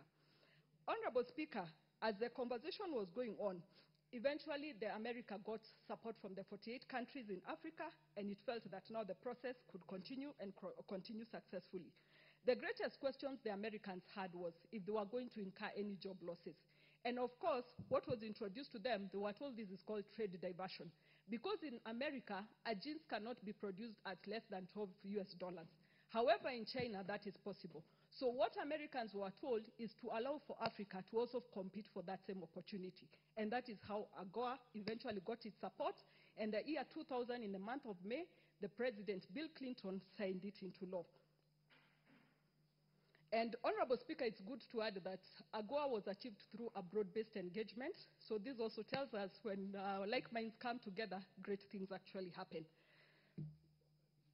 Honorable Speaker, as of today, 32 African countries are eligible for AGOA, and of course the eligibility is tested every year and determined by the sitting President of the United States of America, where they check on human rights, they check on workers' rights, they check on the rule of law, as well as open market-oriented economies to ensure that all this is observed for African countries to continue trading with America. Honorable Speaker, I'm sure by now you're asking, what is the benefit of AGOA to Kenya at this particular point? Honorable Speaker, allow me to read. Bedi Investment EPZ Limited employs 11,000 people. United Aryan EPZ Limited employs 10,000 people.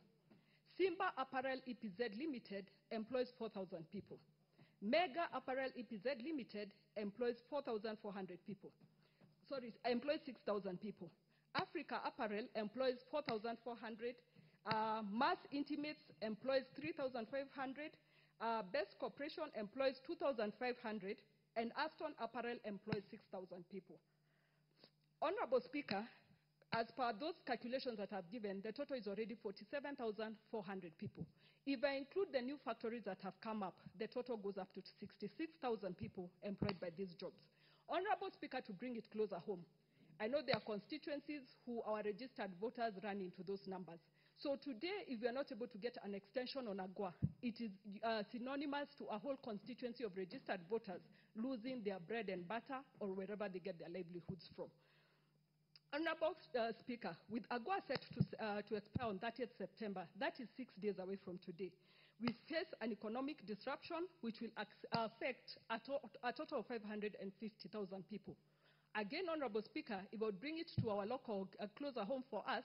Laikipia has a population of 550,000 people. So that would mean that is the kind of population that would be affected if we are not able to get the extension by the end of this month.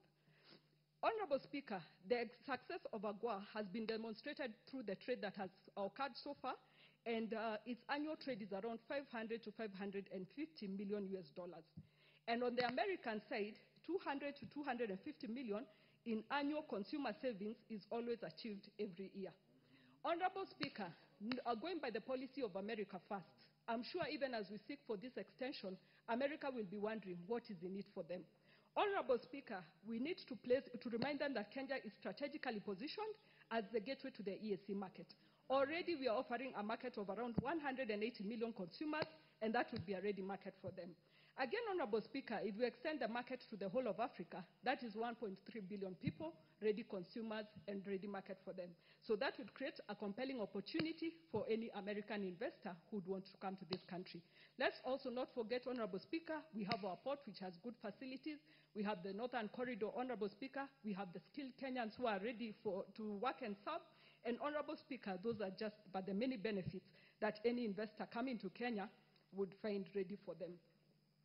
Honorable Speaker, AGOA's 25-year track record, which is marked this year, demonstrates measurable benefits to America. As of today, they've traded US billion 11.3 in good trade deficit with sub-Saharan Africa due to essential oils and minerals and mineral imports. It maintains a USD 7 billion surplus in non-resource goods and 5.5 billion services surplus. That creates an overall positive trade balance for them. Honorable Speaker, in the course of my findings, I came across what we call the African Dream in Action, or let me call it the Kenyan Dream in Action.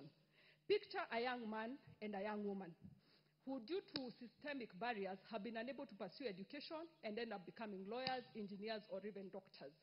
Honorable Speaker, these two young people work to an AGOA exporting company and eventually are lucky to get jobs. They get very excited and look forward to a good future. Honorable Speaker, as they're settling into their new roles, they form a bond, start thinking about a family, and start planning their future together. Today, Honorable Speaker, when I stand here, those are the kind of scenarios that we're having in these EPZ AGOA exporting companies, where we have families that now are wondering if the extension is not extended, what is going to happen to them. Honorable Speaker, that is just a scenario of an employee who now has to worry about their livelihood. Let's go to the investor story. Honorable Speaker, after this law was signed in the year 2000, very many ambitious men and women came into Kenya as investors, and some were already local investors. When they decided to pursue the opportunity, Honorable Speaker, they put in their resources, they put in their time, and they put in their energy. With expectations that the business was going to work out well for them. In the first 5 to 7 years, of course, it was a trial and error phase, which some succeeded and some had to close down because of the losses they incurred. Honorable Speaker, let's not forget the 2008 financial crisis that occurred, and demand for products actually went down. Honorable Speaker, let's not forget COVID-19, where all these factories were supposed to close, and of course, they were low on business during that period.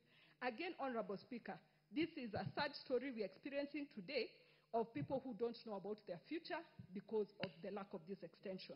Honorable Speaker, the third scenario I'm going to give is that major US retailers and brands plan their sourcing for goods 12 to 18 months in advance. That is because of the seasons that they bring in their products.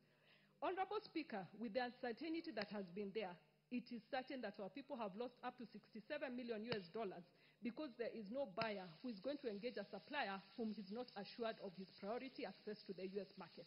So, Honorable Speaker, what is happening to our local factories is that they're actually losing business, and it's likely that they'll never get these clients ever again, because the minute they try an alternative market, it is likely that they'll get tempted to remain with that market. Honorable Speaker, that is the third scenario, and we need to consider what our people are going through. Finally, Honorable Speaker, I ask myself as a Kenyan, what must we do to improve the environment in this country? The first thing, Honorable Speaker, looking at the last statement that are brought about of the loss in business that our local factories are experiencing, I believe as a country we should never wait until the last minute for us to go negotiate for an extension. This should have been done earlier, and this is a great lesson that we're supposed to learn from today. Secondly, Honorable Speaker, we have to ensure that we have to keep supporting the AGOA agreement, because it also helps us improve on our balance of trade, a balance of payment, which of course enhances our credit score, Honorable Speaker. We have to also, it's also helping us ensure more consumption of our raw materials, especially like cotton, so that needs to be encouraged. Honorable Speaker, we have so many investors, both local and international, who want to come and put up factories in our country. However, we have so much bureaucracy and we have so many bottlenecks. We cannot be an increased challenge to businesses that are already struggling. So that is something that we have to also look into. Again, Honorable Speaker, we have what we call technology transfer. We do not expect that anybody working at these EPZ factories remains a worker. We also expect them to try to get that knowledge transferred and eventually become employers or even own their own factories just as those. Honorable Speaker, as I conclude, our hope and prayer is that we are going to get the extension of the 16 years, and even if not that, at least we get a 2 years transition period. Honorable Speaker, however, in my personal view, I believe our government should seek for a lasting solution, because I have been an entrepreneur. And I don't understand how somebody can plan a strategy for their company with 16 years in view. Of course, those companies are not operating at optimum because there are those uncertainties on whether it's going to be renewed or it's not going to be renewed. Finally, Honorable Speaker, the framework, I would want to state that in conclusion, we already have an existing framework. The benefits have been proven, just as I've spoken. It is now our duty to ensure those who have been benefiting don't lose on the benefits, because their loss is equally going to be our loss.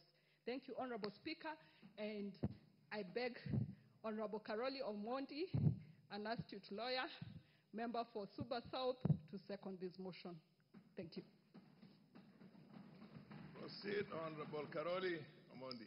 Thank you very much, Honorable Speaker. Let me begin by congratulating the Honorable Lady and for bringing this special motion and in asking me to second it. Honorable Speaker, AGOA was actually supposed to substitute aid, because for a very long time, African countries had been arguing that we should move from aid to trade.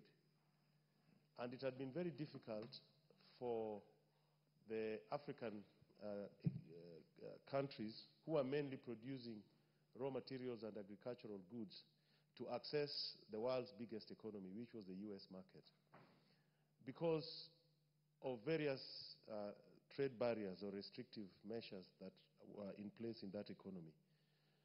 And for a long time, Africans, instead of walking around the Western world with begging bowls, they were asking that the trade environment be made favorable so they could export more into the American market. Because what they were facing were tariffs, high taxes, high levies on their imports, but also subsidies on the American local goods that would make the African imports less competitive. And there were also quotas. Africans were being restricted to quotas, quantitative restrictions as to how much they could export. And there were also non-tariff barriers, regulations and quality standards that would make it very difficult to sell into the American market. So over the years, Africans agitated within the multilateral framework that we should focus more on trade and not aid. So in 2000, the US Congress enacted the African Growth and Opportunity Act, which was supposed to give more access to the US market for African-produced goods. They have something they call Generalized System of Preference Programs, which allows about 5,000 African goods to enter the American market. But under AGOA, an additional 1,800 products were added, mostly from the extractive industry, but as well as the agricultural and textile and apparel. And the difference is amazing. In the 25 years that AGOA has been in place, the imports or the trade volumes between Africa and US have grown 500%. In fact, at the peak, it would be about $12 billion a year. And cumulatively, it came to about 1% of the US global trade, which was quite significant. And the leading African countries, of the 34 that have been participating in AGOA, South Africa was number 1, the top 5. Nigeria was 2, Ghana was 3. Kenya was actually number 4, followed by Madagascar and Angola. And Kenya, at the peak, exported about $650 million, mainly apparel and textiles, out of here, employing 66,000 people. That is what is at stake here. Now, President Clinton, because of the usual local politics, gave it a lifespan of 15 years from 2000. And you remember in 2009, Kenya actually hosted the AGOA forum here. And then 15 years after inception, it was extended for another 10 years. And it is now coming to an abrupt end. Okay, we knew about it. But I say abrupt because what has shocked me, I've not heard of a transition plan by the Kenya government. What will they do when AGOA comes to an end in about a week's time? What will they do with 66,000 people employed in those industries that have benefited from AGOA? And to make matters worse, I've not even heard the East African Union, the East African Community, I've not heard COMESA, I've not heard African Union as a collective talk about this. And we all know that world trade, bilateral negotiations by individual African countries will take you nowhere. It is a multilateral system that works for Africa and the developing countries.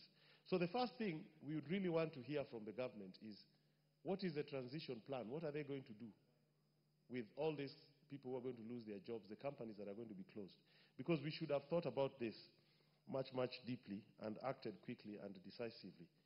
And today, we are experiencing commercial diplomacy in the US. There's a new administration that does not seem to believe in multilateralism much. And I'm very confident they are not paying a lot of attention to this. But as Africans, I think we need to find a way of insisting on this. And also impress upon the US that AGOA was a very useful soft diplomatic tool for them because of the things that came about with it. As part of the eligibility conditionalities, countries were required to enhance, good governance, support human rights, combat poverty, eliminate trade barriers for US goods as well, combat corruption, and practice political pluralism. Without AGOA, all these soft tools for US foreign policy will go away. And I'm also worried that the more jobs we lose in Africa, the more immigration crisis will emanate, because more people, human beings, will tend to follow the money. And the US may think winding up AGOA and causing massive job losses in Africa will not affect them. But the reality is that there'll be a lot of economic migration to the Western Hemisphere. And they need to look at this very keenly. And if you also look at it from the American perspective, it has benefited their economy substantially. So it is a two-way traffic. But we seem to be coming on it too late in the day. But I think we should not just let AGOA collapse without an alternative or without a transition. So I strongly support this motion, and hopefully that the government on its own here will give us a transition plan for AGOA fairly soon as to what we will do with 66,000 people who are going to lose jobs, factories that are going to be closed, and the instability, the economic and social instability that will come with that. Honorable Speaker, I support. Thank you very much.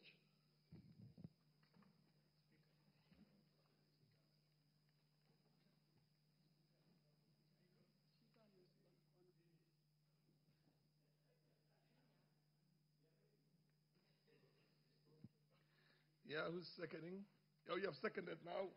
I'll have to propose. Honorable members, I now propose.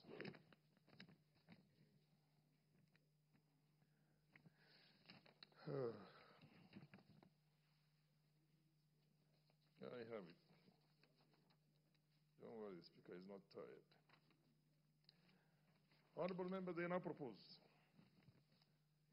Aware that the African Growth and Opportunity Act, AGOA, enacted in 2000 was designed to enhance economic development and strengthen governance in eligible sub-Saharan African countries by granting duty-free access to the United States of America market, thereby increasing trade and investment. Recognizing that AGOA has played a critical role in expanding trade, attracting investment, and creating employment, especially for low-income workers, thus fostering economic growth and social stability.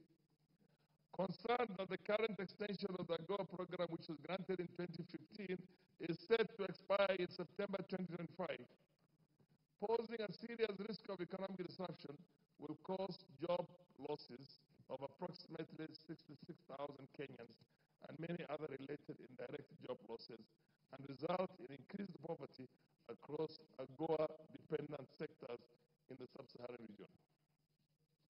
Noting that women comprise approximately 75% of the direct beneficiaries of AGOA, and that their incomes directly support education, healthcare, and poverty alleviation, acknowledging that AGOA has significantly boosted African exports to the United States of America, including agricultural products such as coffee, nuts, fruits, and vegetables, amounting to over US $500 million in 2020, as well as enhancing local textile and economic industries and cotton industries that have generated thousands of jobs.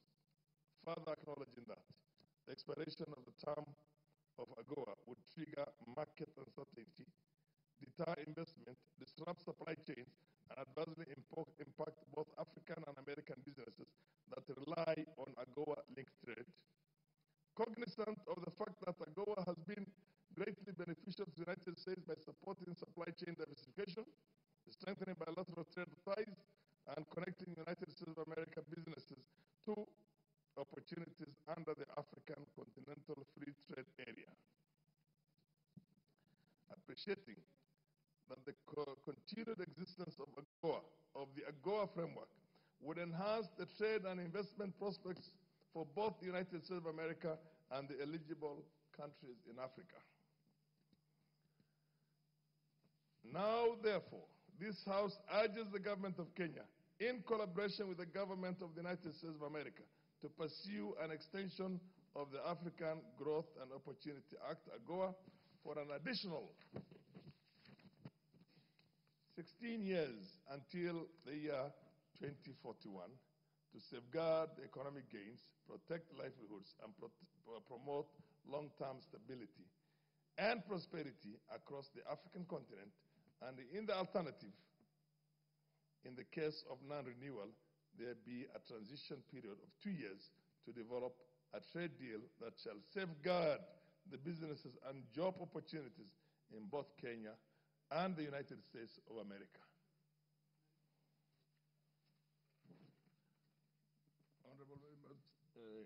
I have the Honorable KJ.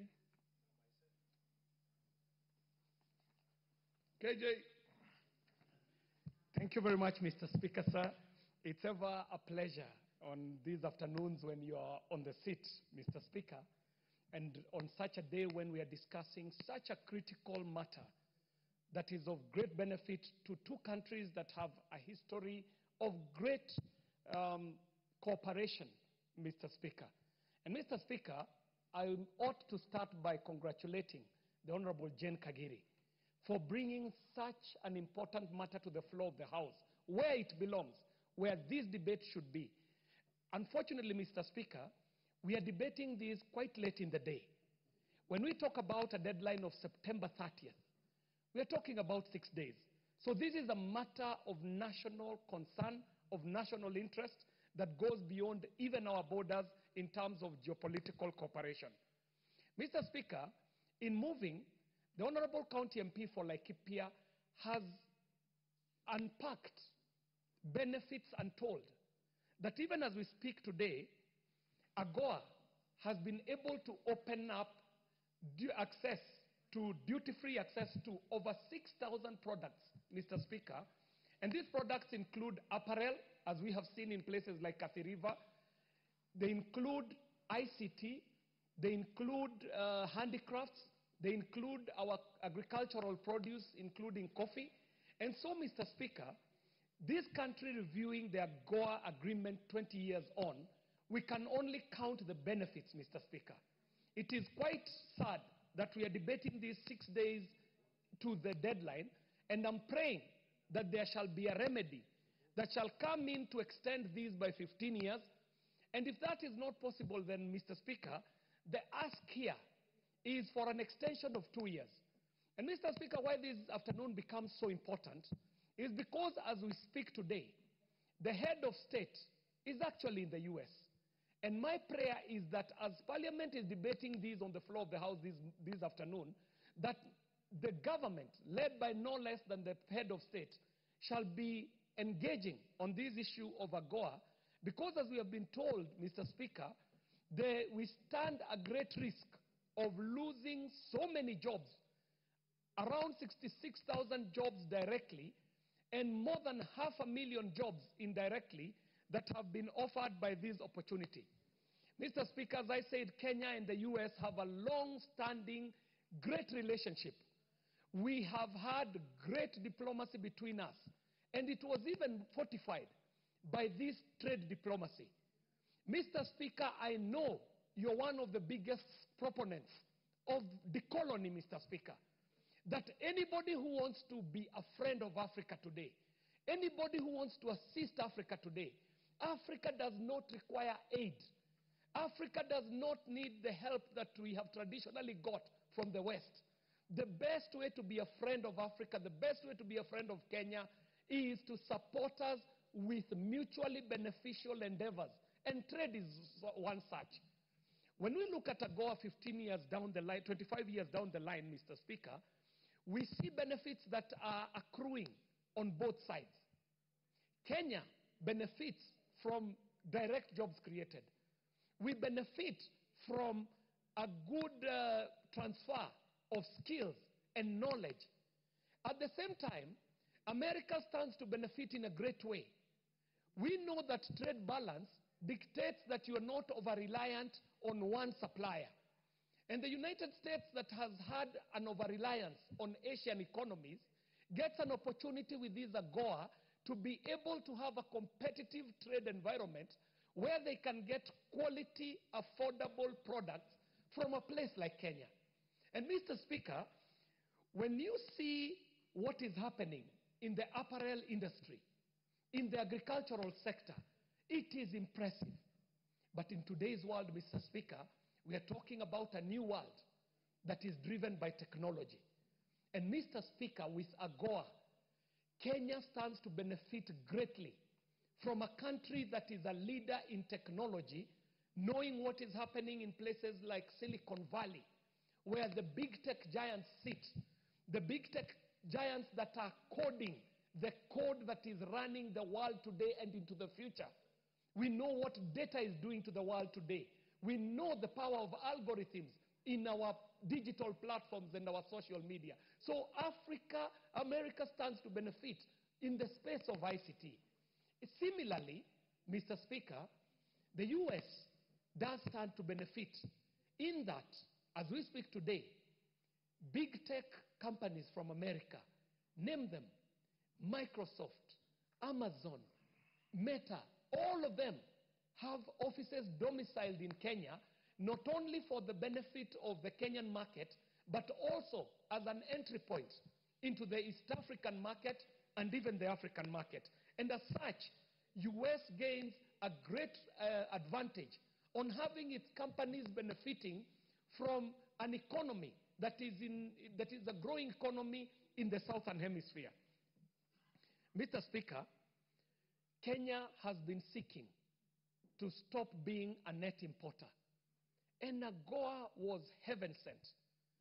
We must say a big thank you to the government of Kenya and the government of America, because what benefits have been accruing are now showing 25 years on in both economies, Mr. Speaker.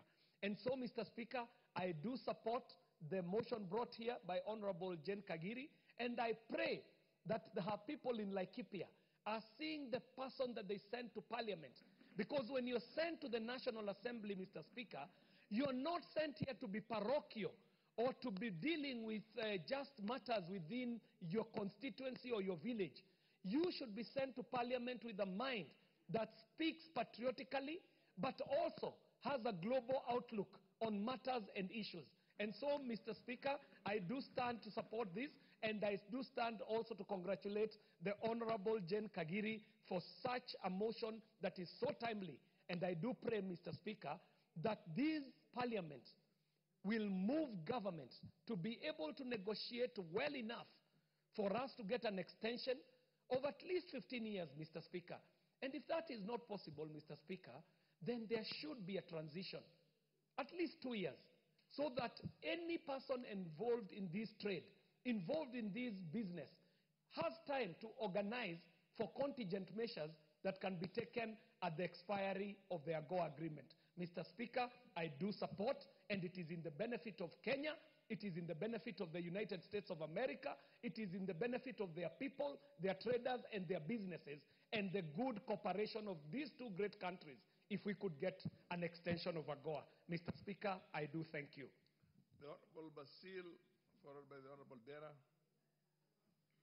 Order, or the Honorable Dena. Basil first. Yes, thank you, Speaker. I was waiting to contribute to the motion from my sister, Honorable Kagiri. This is a very essential motion, and I would say why I'm saying that. Because if you look at our country today, we're actually grappling with unemployment.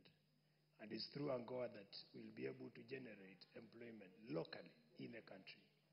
If you look at what is happening globally, at the global space, you find there are quite a number of illegal immigrants who are trying to go to the United States, actually to look for employment.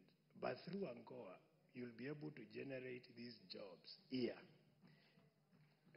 Honorable Kagiri did provide analysis of how jobs have been generated for Kenyans right in the country. We talk of export processing zone.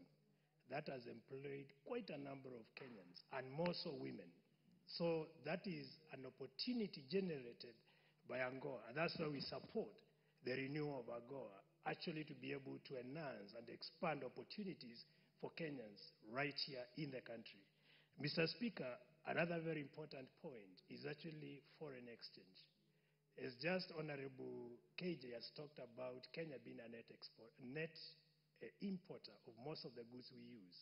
Through AGOA, we are given an opportunity to enter the US market, to be able to generate foreign exchange, to be able to have a healthy balance of trade. Because when you have more value of exports as opposed to imports, that is a positive balance of trade. And that can only be realized through AGOA, Kenya being, that is the contract being extended for Kenya to continue driving benefits through AGOA, Mr. Speaker.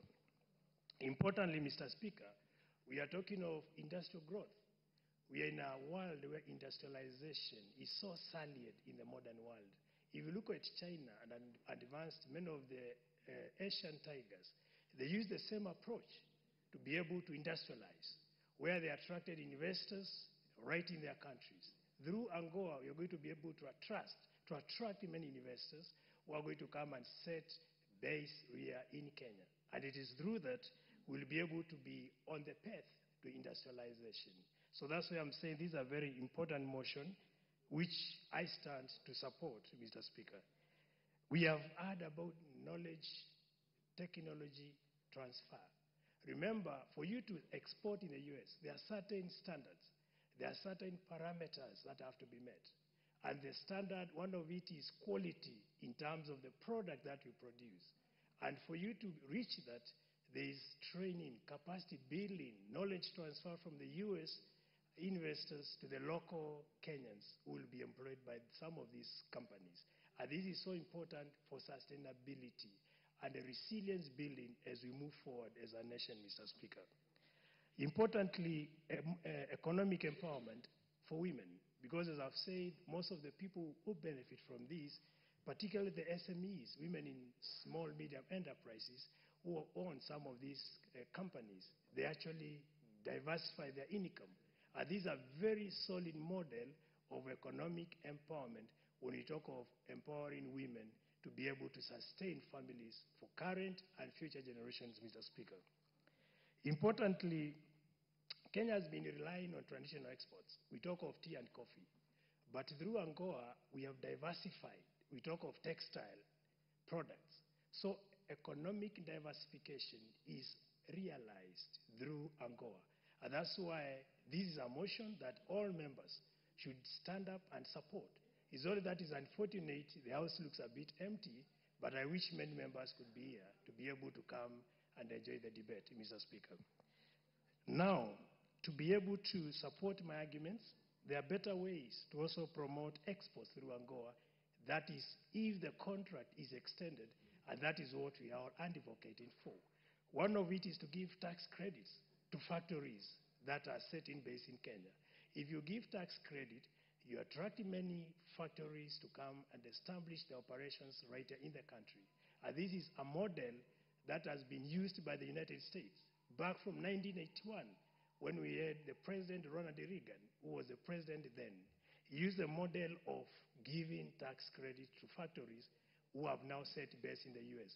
And that's why today everyone wants to go to the US. So we need to do that. Again, we need to support agriculture. I'm happy we have been talking of subsidized agriculture. I mean subsidized fertilizers to promote agriculture and to promote production. Remember, agriculture has been the backbone of this country. And most of what we are talking in AGOA products, they're agriculture-based products. So if we promote agriculture by appropriating budget properly to be able to support production in terms of raw materials, then we'll be on the right path to make sure AGOA indeed works for the country. Importantly, we need to lower the cost of electricity because doing business in Kenya is a bit expensive because there's taxes in the electricity grid. If we reduce cost of taxes in electricity, we'll be able to ensure many foreign companies that come to Kenya find it easy to do business in Kenya. We also need to minimize bureaucracies in certain companies so as to be able to ensure there is a proper win for companies to come and set operations here and promote the partnership through AGOA. And that is the better way to thrive more as a country through AGOA partnership. And then lastly, Mr. Speaker, we need to base our arguments by showcasing how Kenya has benefited in the previous years, from 2000 to now. We are talking of 25 years. And that will give us a solid platform to be able to advocate why the United States should actually renew this contract and allow our country to continue partnering with it. With those few remarks, I allow myself to support the motion, and I'm happy for the future policy making or any legislation that will be done. I'm happy to support my sister in that. Thank you so much. Honorable Dena.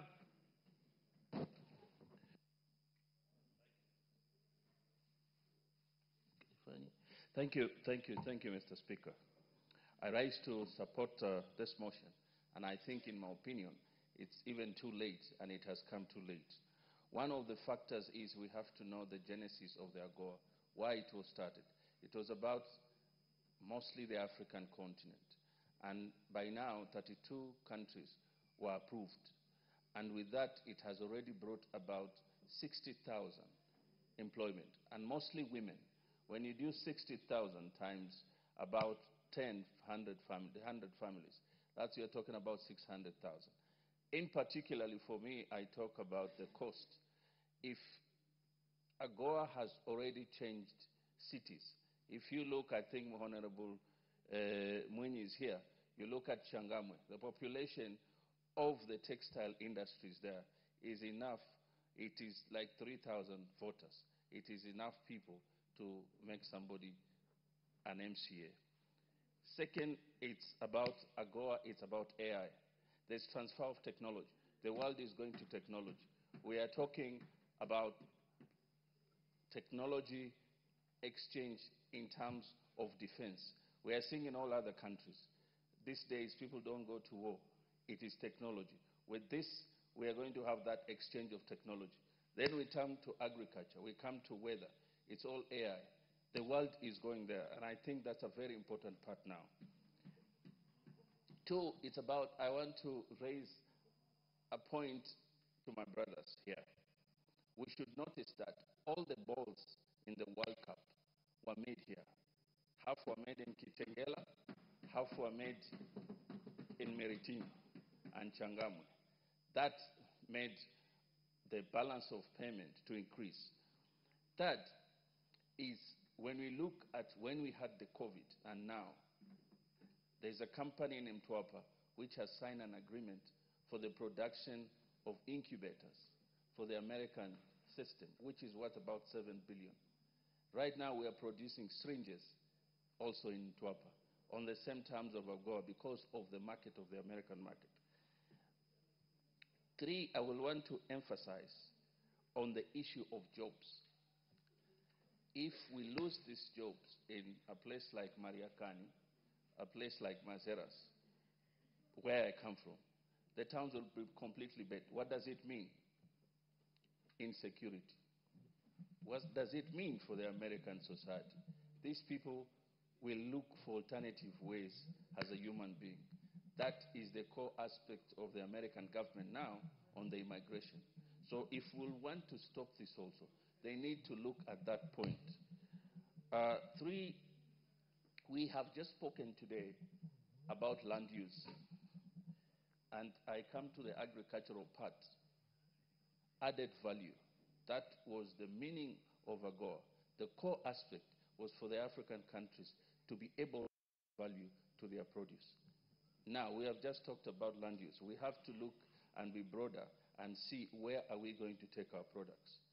So, in my opinion, I think it's coming too late.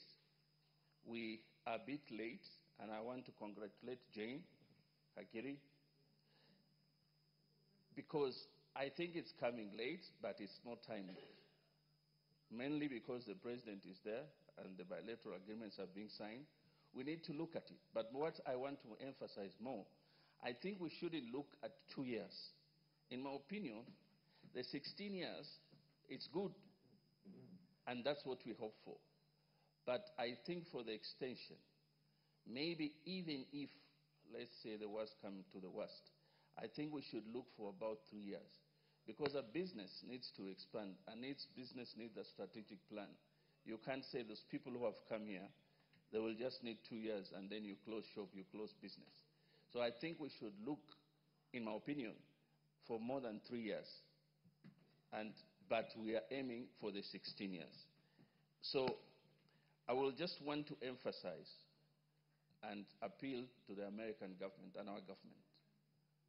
Through good relationship, we'll be able to extend because we are looking at a crisis with the young people increasing and the unemployment and the future of the young people. Thank you. So I stand to and I support Jane, and thank you. Now, if you are in your home, I will ask for 2 terms. The Honorable GK. GK. Proceed. Next. Oh, yeah, okay, you got it. Thank you, Honorable Speaker, for giving me the opportunity to contribute to this very important motion. And I want to take this opportunity to congratulate my colleague, Honorable Jane Kagiri, for coming up with this very important motion. Honorable Speaker, AGOA, as we know it, has employed thousands of Kenyans, and it is a tool, a very important tool for socio-economic transformation in this country. Honorable Speaker, for our women and our youth to grow and to access education, to access health care, better health care, and to access a better life, we need to plead with the American government to give us a good extension of the AGOA Pact. Honorable Speaker, AGOA is not just for trade, but it is an instrument for global political economy, where the American government stands to benefit a lot from its cooperation with African countries in a way that deepens our relationships and in a way that enhances the cooperation that we have with the United States government. Honorable Speaker, it would be a very sad day if AGOA came to an abrupt end, disrupting lives and disrupting businesses, which will throw away the gains, the major gains that we have achieved through this very important instrument of trade. Honorable Speaker, in the absence of better trade between nations, there is no way we will be able to grow our partnerships and to enhance the living standards of the people of the both countries, that is United States and Kenya. Specifically Kenya, Honorable Speaker, Kenya is a growing economy, and with the support of the American opportunities of trade with the American government, we stand to grow at a better rate, where the human life of our country stands to flourish and to for us, so that we are able to also live a good life. And we don't have, when we have a good life here, Honorable Speaker, we don't have to send our people to United States. Our people will not be keen to travel to the United States for better opportunities. AGOA will have availed to us that opportunity here, so that we will be traveling to America and other countries, other developed countries, as visitors, to go and exchange ideas, to go and better our education, and so that and that way, Honorable Speaker, we will have mutual respect, we have better respect for each other, and our people, that is the people of America and the people of Kenya, will view each other as friends and not as opportunists in any way. Thank you, Honorable Speaker. I stand to support Honorable Jane Kagiri, and wish that the American government will consider, if not for any other reason, our women and our children who derive their livelihood from this very good pact. Thank you, Honorable Speaker. I support. The Honorable Murugara, followed by the MP Fondiwa. Proceed, Murugara. Yes. Thank you very much, Mr. Speaker. Mr. Speaker, thank you for allowing me to also voice my support for this particular motion, a very important motion. And thank you, Honorable Jane Kagiri, the woman member of Parliament for Laikipia. I echo the sentiments of Honorable KJ regarding the people of Laikipia and exactly what they find in their member of Parliament, especially in terms of quality of what is brought to this House, including this particular motion, urging two states to extend an agreement which, in our view, is extremely beneficial to the people of Kenya and also to the people of America, the United States of America. The agreement is actually bilateral in as much as it also touches on other sub-Saharan countries in Africa.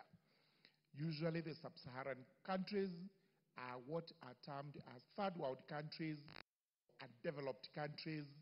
And sometimes when they want to be pleasant to us, they say we are developing. But for sure, the categorization is that we are undeveloped, and therefore we need much of this so that we are also able to start moving towards where the other nations of the world are.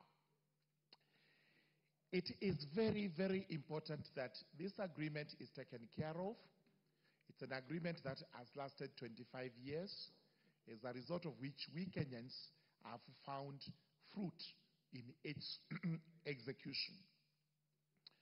AGOA being the growth of opportunity, and those opportunities are limitless. It depends on what you have to do in the economic zones, and especially zones that are found in Nairobi and possibly other major cities, which zones we now plead that if there is any extension, they should also go to the rural constituencies, so that we are also able to see some of the works that fall under AGOA going to the rural areas, and especially agricultural produce.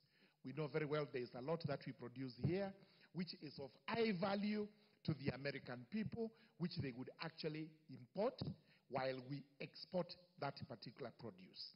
And if there is anything that is to be imported from America, which is of great use to the people in the rural areas, then again, we should also be beneficiaries just like the city dwellers.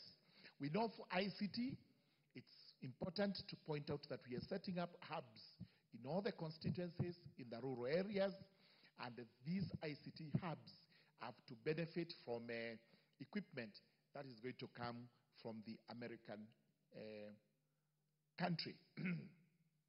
It's also important to note the number of people employed under AGOA. In fact, this is people involved in manufacturing, leave alone, by extension, those employed in the agricultural sector. In the economic zones, some of them are free economic zones, we have over 66,000 Kenyans working here, and it is worth noting that 75% of that labor force is actually women. And if it is women, these become the direct beneficiaries of this agreement, and the incomes derived therefrom, as you very well know, are used in such important matters in our country, such as education, support, health care, and poverty alleviation. And this is where it's always said that ladies are able to plan for their monies better than men. I usually don't buy to that, but sometimes there may be credence in what is being said in this motion, and I would want for once to swim along with this proposition that if 75% of the beneficiaries, direct beneficiaries of AGOA are women, then that income is actually vital for the building of the economy of the country and also for sustaining our livelihoods and alleviating poverty in the country. It's important that we also acknowledge that for the Americans, it's important we have this bilateral agreement coming along so that we continue to strengthen the relations between the two countries. We know for sure that there is a great imbalance of trade between America and Kenya, purely because the economies are miles apart. But that imbalance, however big it is, may also be of great benefit to us, because we have to have an economy being sustained, and that sustenance would not be coming from anywhere else apart from bilateral agreements such as this one, which promote production, which promote manufacturing, and also promote export of goods. And therefore, today, as we speak, I'm sorry that we have only 6 days to go. But this is good enough time for there to be either interim measures or to conclude a full agreement extension. And here we are asking for 16 years or 15 years, whatever number. And if there is no extension, then we can have a transition clause negotiated as quickly as it can be, so that we have 2 years to develop a trade agreement or a trade deal between America and Kenya. It's important because we should not allow that vacuum to ever set in, because we shall now be looking, I don't know to where. Sometimes they tell us, look to the east. You may be able to find better friends from there. We do not know. But also, instead of looking east, let's look east so that we get other agreements which are as good as the AGOA agreement. Once this is in place, we have all these partners coming in to trade with us, coming in over to set industries, and also we import to them what we locally produce here, and all this is for the advantage and the benefit of our country.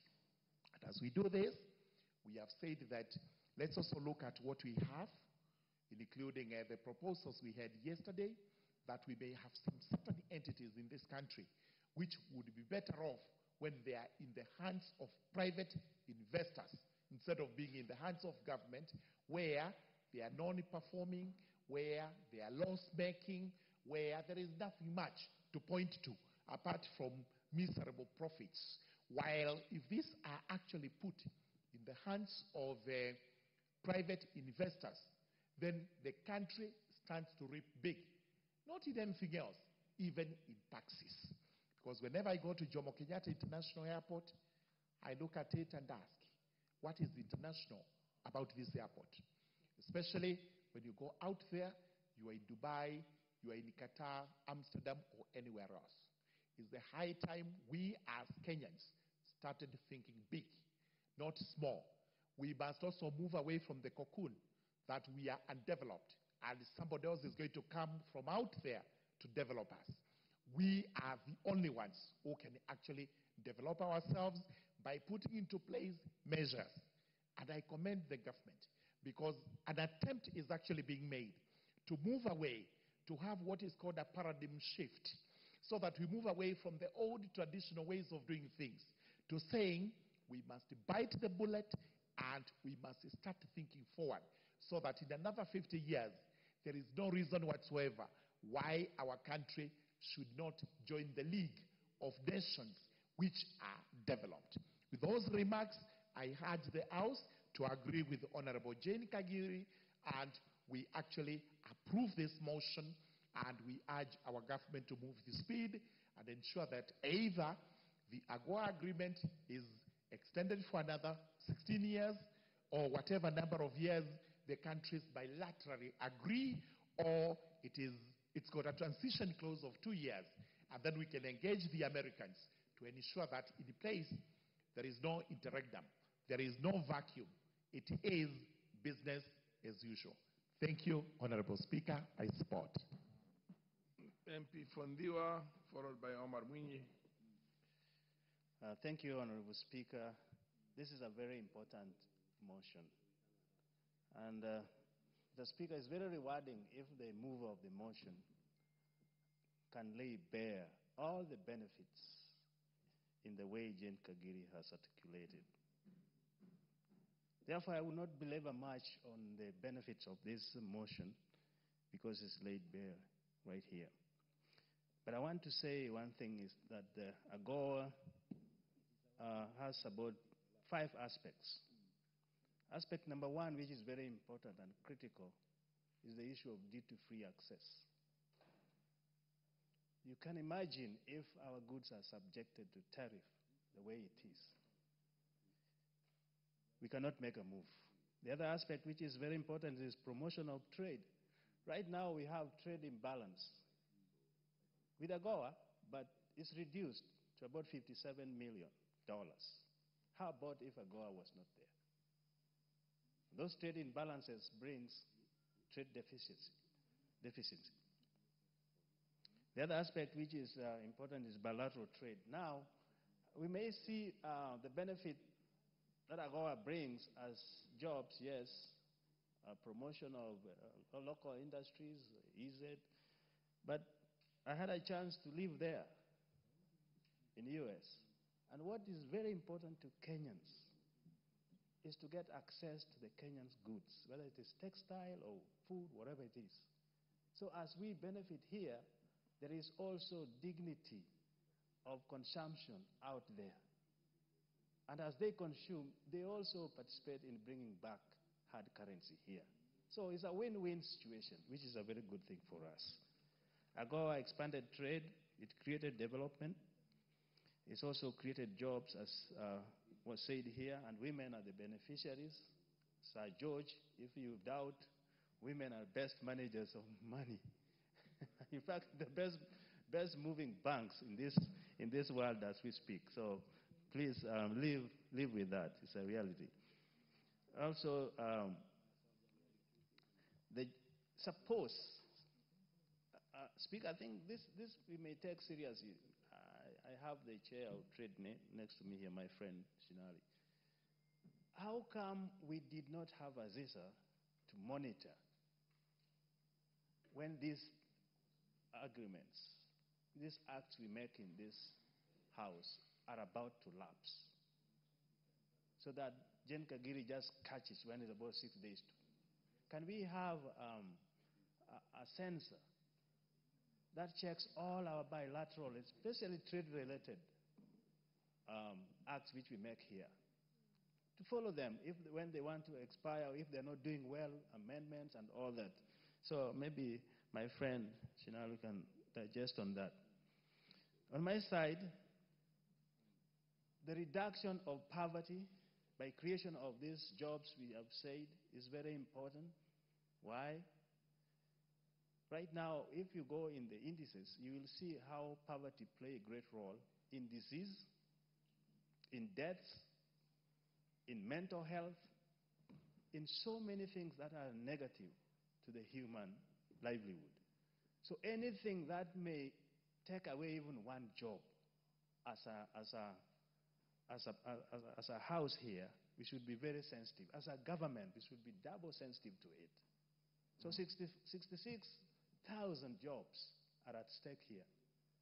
What I'm not sure, Honorable Jen Kagiri, if, I think it was also alluded by Dana, if the 2 years transitional period is enough. If it is not enough, maybe we need to analyze that very well. If it is not enough, we may go for a longer period, knowing who is in the seat over there. We don't know how they are going to react to this. Lastly, in Homa Bay, we are starting on our EPZ, and I think this is going to bring the rural economy up, and we are promoting the cotton and cotton textile, small industries. All this without AGOA will be a dead thing. So for as much as the Nairobians and urban areas are enjoying the EPZ, we want to extend this to the rural areas.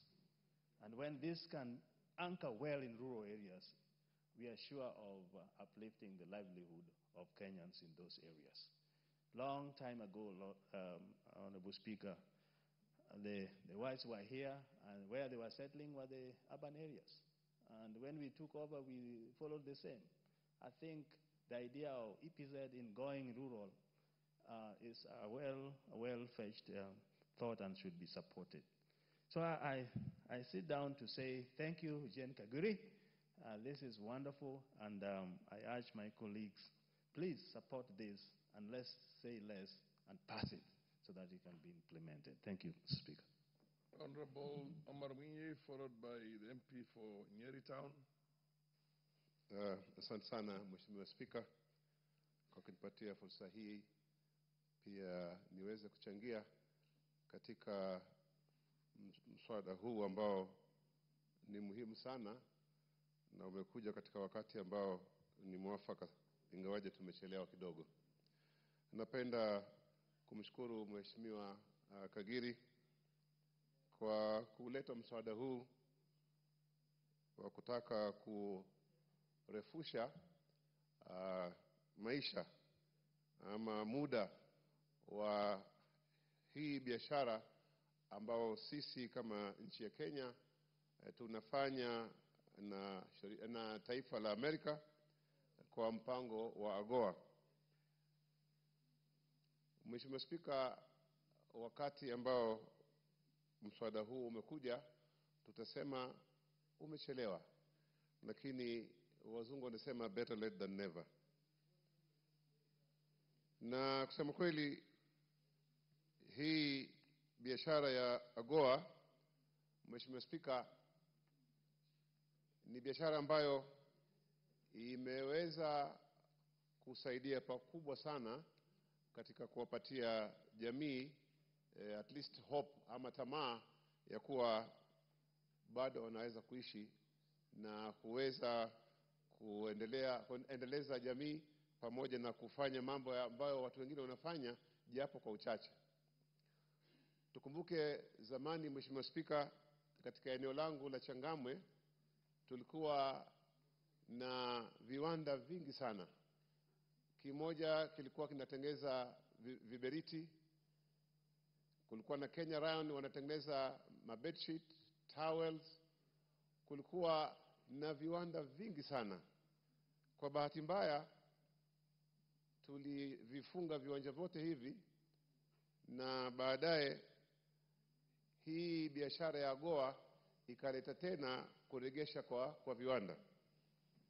Na ukweli kuna economy ilikuwa inaitwa kadogo economy.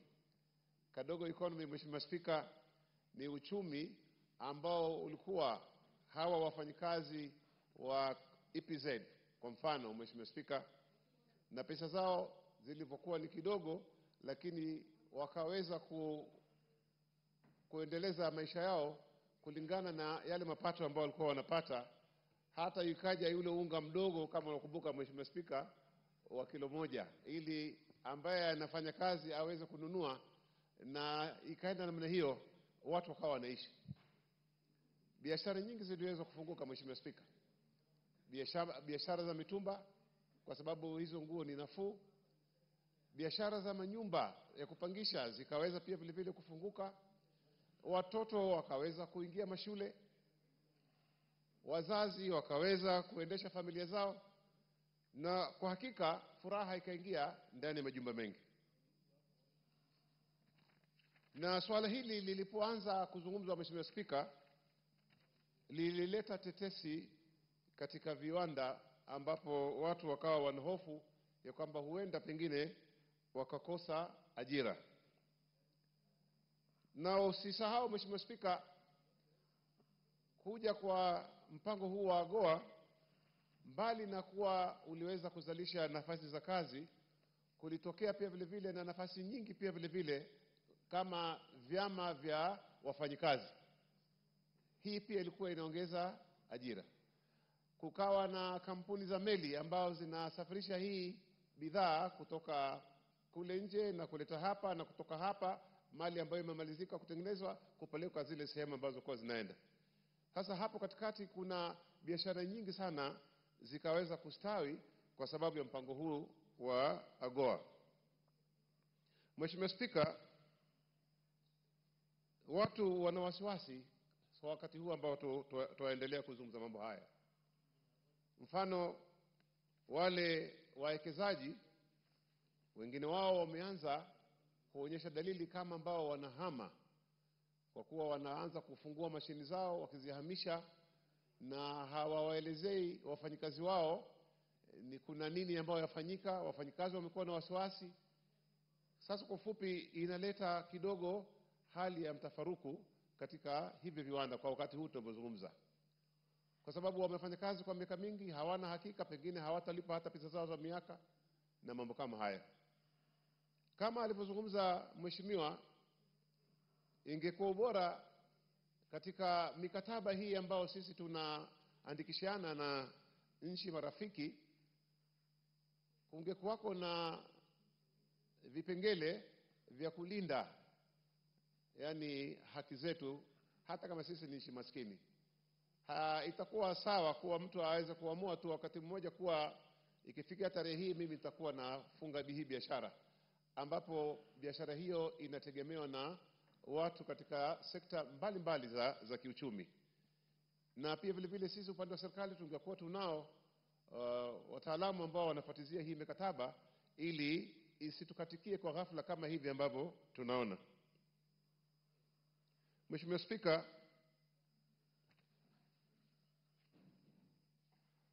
upande wa elimu, wengi katika hii biashara ama wanafanyikazi huko wamesomesha watoto wao mpaka katika universities, na hii pesa kidogo ambao wanapata hapa, kama alivyozungumza msemaji aliyetangulia, wanawake ni mameneja wazuri wa pesa. Ile pesa kidogo wanapata, wanaweza kujenga nyumba yao ambao wanaishi, na pia vile vile wanaweza kusomesha watoto wao mpaka wakafika university, wakisaidiwa na hizi bursary ambazo huwa tunatoa. Mheshimiwa Spika, napenda kuwasifu wanawake kwa sababu kusema kweli bila wao hili taifa letu na mataifa mengi hayawezi kustawi, sababu wao ndio wanaozuia uchumi wa nchi yetu na nchi nyingi pia vile vile. Katika viwanda hivi, Mheshimiwa Spika, kuna pia timu za michezo kama timu za football, timu za volleyball na timu za michezo mingine ambayo inasapotiwa na hivi viwanda. Hata wengine wameajiriwa kwa sababu wao ni wachezaji wazuri wa mchezo kama kandanda, mchezo kama volleyball, wameweza kupata kazi na hizi kampuni ambazo leo zina hatari kuwa pengine ziweze kufungwa. Kwa hivyo Mheshimiwa Spika, tutaomba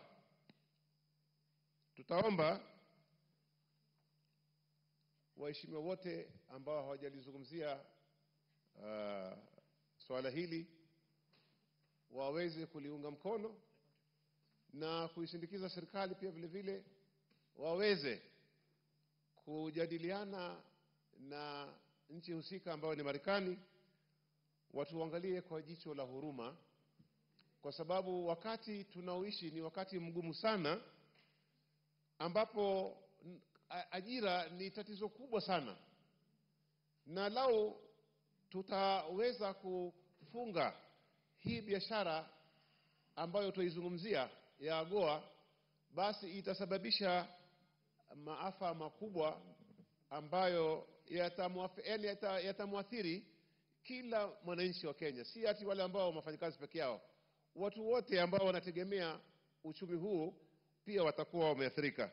Hivyo twaomba serikali yetu kupitia rais wetu waweze kuliomba taifa la Marekani waweze kuliangalia swala hili kwa undani zaidi, ili waweze kurefusha huu mkataba usonge mbele na itiliwe namna ambayo itadhibitiwa, isilete mtafaruku kwa wakati wote ambao tutakuwa twafanya shughuli hizi. Na vile vile tuangalie wakati tunapokuwa tunapata pengine muda ambao tumeongezewa, vipi tutaleta shughuli zingine ambazo zitasaidia hawa ambao wameajiriwa saa hii, ili wakati ukifika wao hawatahangaika sana. Mheshimiwa Spika, nazungumza hivi kwa sababu Changamwe inategemea sana, pamoja na Jomvu, hii mambo ya EPZ, pamoja na Mtwapa, pamoja na sehemu za Athi River. Mheshimiwa Spika, Athi River imekuwa kwa sababu ya biashara kama hizi. So nafikiria athari yake ni kubwa, na wabunge wenzetu hapa ambako hapa na wengine wako nje wataliunga mkono swala hili, na tumpongeze tena Mheshimiwa Kagiri kwa kuweza kulileta swala hili katika jumba hili la mjadala. Asante sana Mheshimiwa Spika kwa kunipatia fursa hii. The Honorable MP for Nyeri Town. Thank you, Mr. Speaker. Mr. Speaker, I rise from the onset to support this motion by the Honorable Jane Kagiri. Mr. Speaker, besides being the Member of Parliament for Nyeri Town constituency, I'm also the chair of the Parliamentary Coffee Caucus. Mr. Speaker, coffee is one of the key export earners in this country, supporting a huge community across the central region. And interestingly, Mr. Speaker, coffee growing regions have expanded into the Rift Valley, into Nyanza and Western Province, not to mention Machakos and Makueni. Honorable Speaker, the U.S., as per the data released by the Agricultural and Food Authority for the coffee year ended 2023-2024, which ended in September last year, the U.S. was the second highest importer or destination of Kenyan coffee after Belgium, importing approximately 8,000 metric tons and earning the Kenyan coffee farmer the equivalent of Kenya shillings 6.7 billion. Mr. Speaker, when we speak about coffee, the American destination for Kenyan coffee is the high-end specialty coffee. And Mr. Speaker, coffee in this country is produced largely by small-scale coffee farmers who have come together in the form of cooperatives. A disruption of the AGOA trade agreement would mean a catastrophic reduction in the earnings of the ordinary people in my constituency, in Nyeri County, in the entire central region, in the entire eastern region, in Kericho, in Nandi, in Uasin-Gishu, in Bungoma, in Mount Elgon, in Kisii, in Homa Bay, in Machakos, in Makueni, in Taita Taveta. So when we speak about these opportunities, it is issues affecting our entire nation. Mr. Speaker, let me also speak for the taste of the American people who enjoy the Kenyan cup of coffee. A disruption of this agreement would actually also highly affect the cost that the American coffee lover would pay for not only Kenyan coffee, but coffee from the African region. Mr. Speaker, the thrust by our government in establishing the county aggregation and industrial parks was meant to attract exporters and multinationals into the counties so that we can grow economies in the rural areas and disaggregated from the big cities. When you look at the investment of around 500 million times 47 counties, you begin to see the kind of disruption then, and even the kind of loss we would suffer as a country should this very vital trade agreement that supports the agricultural sector where the majority of Kenyans are earning a living would have. And therefore, I want to urge our president to take advantage of the United Nations General Assembly and his presence in Washington to ensure that he has had a very fruitful engagement with the American people and the American government for the extension of this lifeline for our economy. Mr. Speaker, we have had the labor export policy, and when we have listened to our young people, they have kept saying, create jobs for us. Even here in our own country, we want to contribute. And therefore, Mr. Speaker, you find that there is a lot of urgency in ensuring that in the light of the remaining 6 days, we first secure whether it is going to be a transition period or an extension that allows us to renegotiate, taking care of the interests of both the Kenyan people and the Kenyan government, as well as the American people and the American government. In seeking that extension, we will not only cushion and protect the jobs that we already have in the EPZs and in the supply chain that supports the manufacturing of goods and raw materials that have been given the preferential American market access, Mr. Speaker. Mr. Speaker, I therefore urge that all of us need to, with one voice, across the divide, with one purpose and one unity, support this motion by the Honorable Jane Kagiri and urge all the supporters of our country, including in the Americans and including Kenyans who have settled in America, the diaspora, to add their voice in urging our two governments to renew this agreement. I support, Honorable Speaker. The Honorable Omboko Milemba. Thank you, Honorable Speaker. And thank you, the Honorable Jane Kagiri, for a very well-moved motion on the extension of AGOA, and just highlighting also to the country that this is an agreement that we needed to have secured much earlier, but we are coming a little bit fairly late, but I don't believe we are late, because when it comes to international relations, there are many pegs that can be pulled and cards that can be pulled to not only safeguard AGOA transitionally, like you put it, and then have a proper law within the U.S. legislature to extend.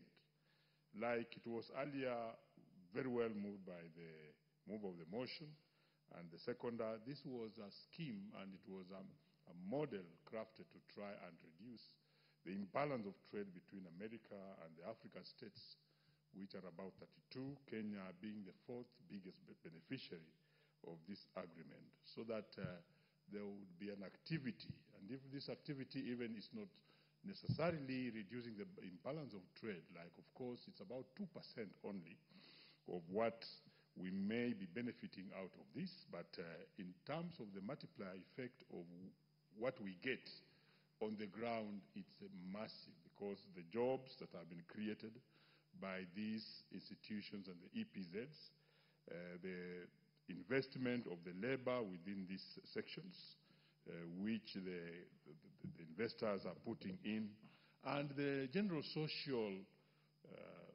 communal and support, because left alone, the people who are unemployed can also become a problem to the social fabric of the nation. And therefore, the economic development really is occurring, and the benefits of AGOA cannot be gainsaid. And therefore, we really need it. And we as parliamentarians, though looking like we are late, we are not late. We are still appealing to the U.S. leadership and the president, but also the legislature, to extend this period. I noticed that we need to also understand that the 16-year extension period to 2041 was an attempt by a U.S. legislator by the name John Rich, who tried some times back in 2023, thereabout 2024, to actually move a bill or a motion within the U.S. legislature so that this extension could be realized. And this was under the Biden administration. And Biden did not do so much, despite the fact a Democrat and expectations for Africa whenever Democrats are in power are very high, did not do anything about this. And I remember vividly that even his ambassador in Kenya did indicate that AGOA was not part of the U.S. administrative agenda then. And therefore, all these things are interconnected, and they require the earlier arrangements that we were talking about earlier on in terms of the ambassadors, high commissions we have in nations, to actually be speaking on these things so that they are time-bound and we engage with them timely. And therefore, I think it is a matter that requires a lot of support from the two governments. I cannot leave out what my preceding speaker has just spoken on, that the presence of the President Ruto in U.S. at the UN assemblies could provide a forum on the sidelines where he could also speak to the Trump administrators and also mop up the legislators within the U.S. to safeguard AGOA and even create a transition period which will actually secure our benefits. But it's also quite disappointing that also when other Kenyans do visit the U.S. even for a very long time, they don't see these opportunities. Look at coffee. One of the main exports is actually coffee, the way my preceding speaker has actually talked about it. But we have leaders who go to the U.S. instead of speaking about coffee, they end up speaking about the embargoes that should be hit on Kenya. And therefore wasting opportunities that otherwise would have really benefited this country if they were to be loyal and quite patriotic to this country. Coffee is thoroughly affected, agricultural products, textile, and the apparel industry is thoroughly affected by this AGOA. I also think we must now open up beyond AGOA because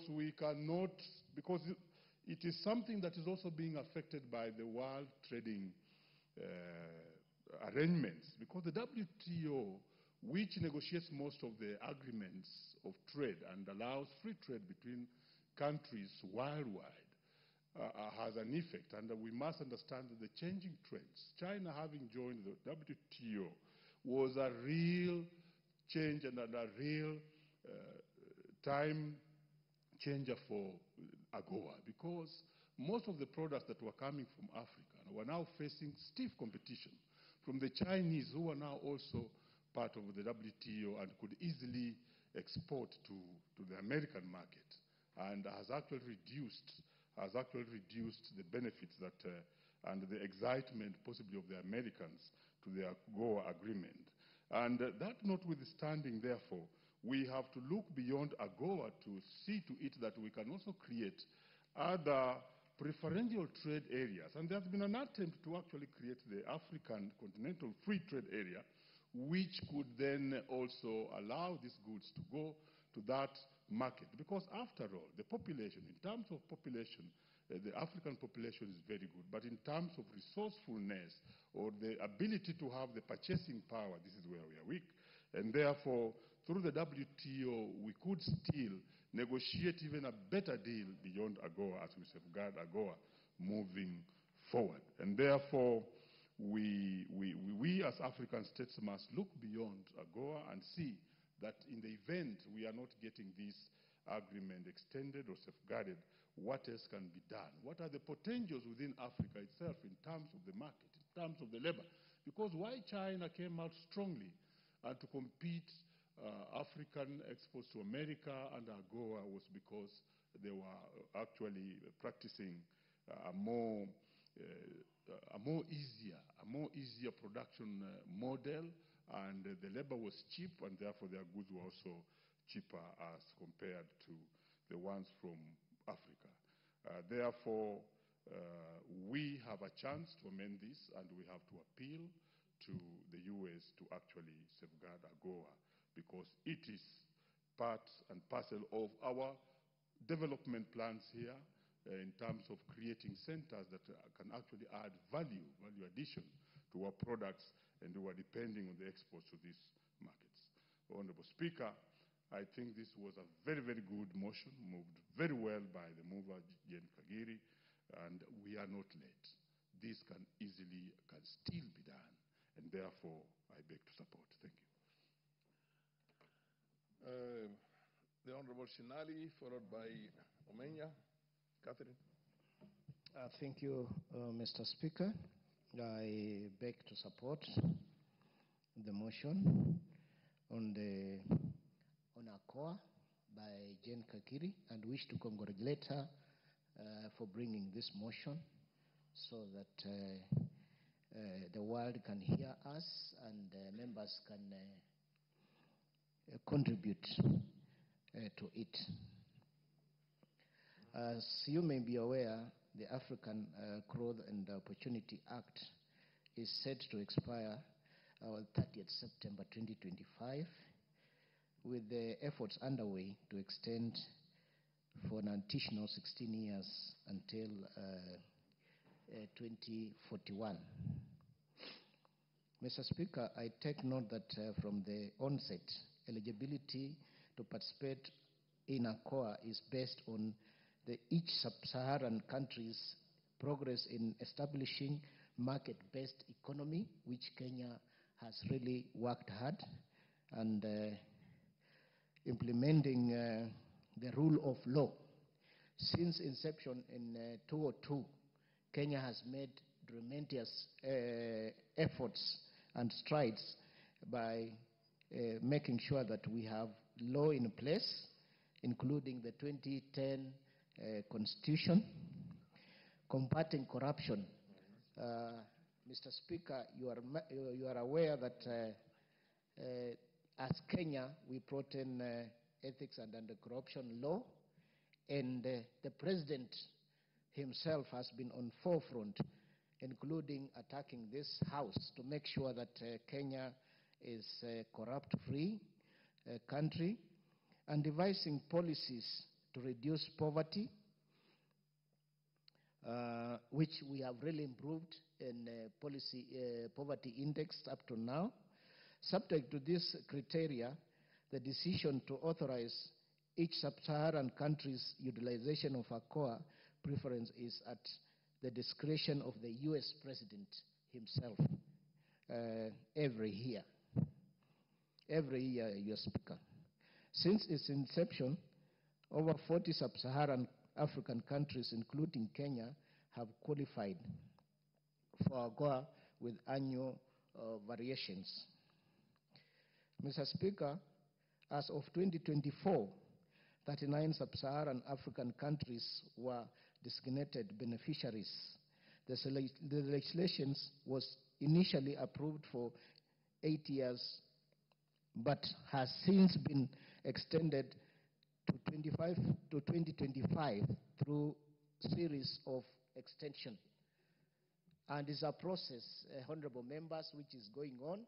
We were given the last and final extension, but efforts are underway, led by His Excellency the President himself, to make sure we get a renewal, because ACOA to us is very important. The last one being through MCA Modernization Act, enacted in June 2020. Mr. Speaker, since its enactment in 2002, ACOA has been a crucial trade and development initiative, offering preferential access to qualified sub-Saharan African countries to the United States market.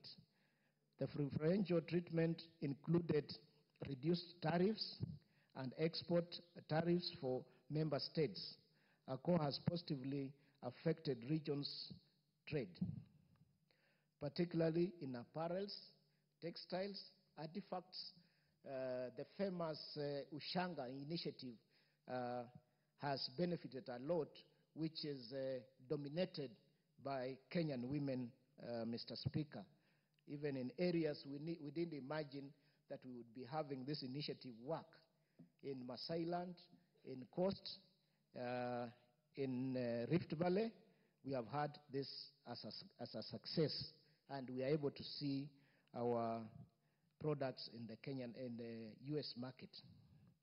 Mr. Speaker, you may agree that ACOA has undeniably provided increased trade and investment opportunities in sub-Saharan African countries. Its impact on the economy and development of beneficiary nations has been positive, although challenges such as debt, diversification, and poverty reductions has been persistent, Mr. Speaker. Honorable Speaker, as the Act moves forward addressing these challenges and identifying new avenues for economic growth, will be crucial to ensuring its continued success in fostering economic development in sub-Saharan Africa. It is noteworthy that there have been deliberate efforts to address these challenges by both the United States beneficiaries and relevant stakeholders. I therefore have no doubt and wish to assure members and Kenyans that there lie more opportunities for prosperity than challenges for sub-Saharan African countries, including Kenya, in support of extension of ACOA, which we all agree and ask members that this is a very important act that we really need to, and agreement that we really need to extend with America. Mr. Speaker, finally, I wish to undertake that the Departmental Committee on Trade and Cooperative is following up with the relevant ministry and State Department to make sure that the negotiations and submissions of the relevant documentation for the attendant action is by the House agreeing with the relevant laws, Mr. Speaker. And in the near future, I'll be briefing the House to how far and we have reached with the extension, Mr. Speaker. Thank you. Amanya Catherine. Thank you, Mr. Speaker. I rise to support this motion that was brought by Honorable Jane Kagiri about AGOA. Most African countries will suffer if it stopped. Kenya is one of them, and we would love an extension so we don't lose what we have been trying to achieve while putting our house in order. Doing business through this arrangement has made it easier for our women to do a lot, expanding and sustaining their livelihood without being looked as actually a third world nation. I know of some women who have been doing business for quite some time, and you would rarely think that they were born and raised in Kenya. So talking of it being coming to an end in 6 days to come is announcing catastrophe, because many youths, many women will lose their jobs, and yet at the moment, with such an economy, we wouldn't be talking of reducing but expanding or sustaining. So we plead with our giant country, USA, to continue being kind and compatible, because as we speak now, many of our women are now plunging into planting coffee, cotton, especially where I come from in Busia. And they have gone into planting cotton because there is hope. They've been told that the market is there. And USA being among the largest consumer of coffee, I would imagine what will happen if a farmer like that will be told that it is stopping soon, the market is being blocked soon, or it is ending soon. They'll be so demoralized. So we plead with the two governments to have an atete to just extend, because we need this to go on. A country like Kenya that is growing, it can be progressive, yes, achieving many other things that maybe a developed nation they are engaged in trade with needs. And this means that even if we took 10, 20 years or 30 years, but achieving what is needed, like putting the law in place that safeguards both partners in trade, and also achieving things like reducing corruption and reducing also tariffs that are leveled or put on commodities, and practicing fair trade. These are things that we learn progressively. It is not like a one-day thing. So looking at how Kenya has done its thing in trade, I think we have achieved a lot, and we want to be seen as people who can continue also holding other nations as we are healed as well to coexist. So this news of our engagement or agreement ending soon has shocked me. I just want to hear of extension, if there can be a sitting very soon. A day in any nation it can be like a year. So they can just sit and agree that indeed we were catching up, we were having those baby steps, and we still need this kind of agreement to go on. Thank you, Mr. Speaker. The Honorable Deputy Majority Leader, Owen Baya. Thank you, Honorable Speaker. Honorable Speaker, I want to congratulate the gracious lady, the Honorable Kagiri, for bringing this motion, Honorable Speaker, on the extension of the term of the African Growth and Opportunities Act. This act, Honorable Speaker, that was conceived in the year 2000, was a very important piece of legislation, important, very progressive piece of legislation that came into force between Africa and the United States. Honorable Speaker, the genesis of which was, like Mwai Kibaki used to say, bring us foreign direct investment for us to grow our countries instead of you bringing us foreign aid. So from that perspective, Honorable Speaker, you realize that Africa needed more investment. But the question that lingered on is, so if we bring investment and we start producing, where is the market? And the Americans said, the market is here. And that is why Africa was tasked with the opportunity to grow and produce. And then the market was in the United States, where we were exercising a duty-free access to their market, Honorable Speaker. And that is the genesis. And this is a beautiful thought. And Africa, Honorable Speaker, including Kenya, has tremendously benefited from AGOA. Today, Honorable Speaker, if you walk in the streets from Mtwapa in Kilifi County, coming down up to Kikambala, there's so many AGOA-based EPZs. If you go to the western side, Changamwe. Yes, on Changamwe and all that area, Honorable Speaker, Jovu, you see for yourself in the morning. For example, if you're driving from Kilifi to Mombasa in the morning, around between 6 and 9, you see the number of young people that walk the streets to go and get an opportunity to work. And all of them, you see how they walk in droves, Honorable Speaker. Then they all disappear in those buildings. Within a short time, you see no one. And you ask, where have these old people gone to? Then you realize that AGOA is working. If you go to the Jomvu Changamwe area, Honorable Speaker, in the morning, you see many people. But in a short while, Honorable Speaker, you see they have all disappeared. Where have they gone to? They've gone into those factories, Honorable Speaker. What happens in those factories, Honorable Speaker? I've had an opportunity to get into those factories inside.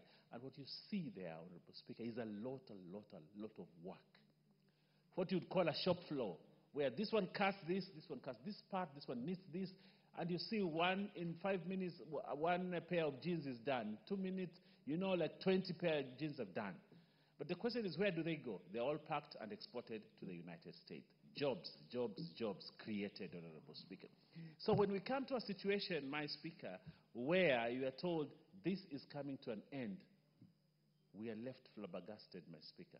Why would this kind of program end? And when it ends, where do these people go? And when it ends, where will all this machinery go? When it ends, my Speaker, where will we get all this money that is generated from here, Honorable Speaker? So, AGOA is one of those progressive.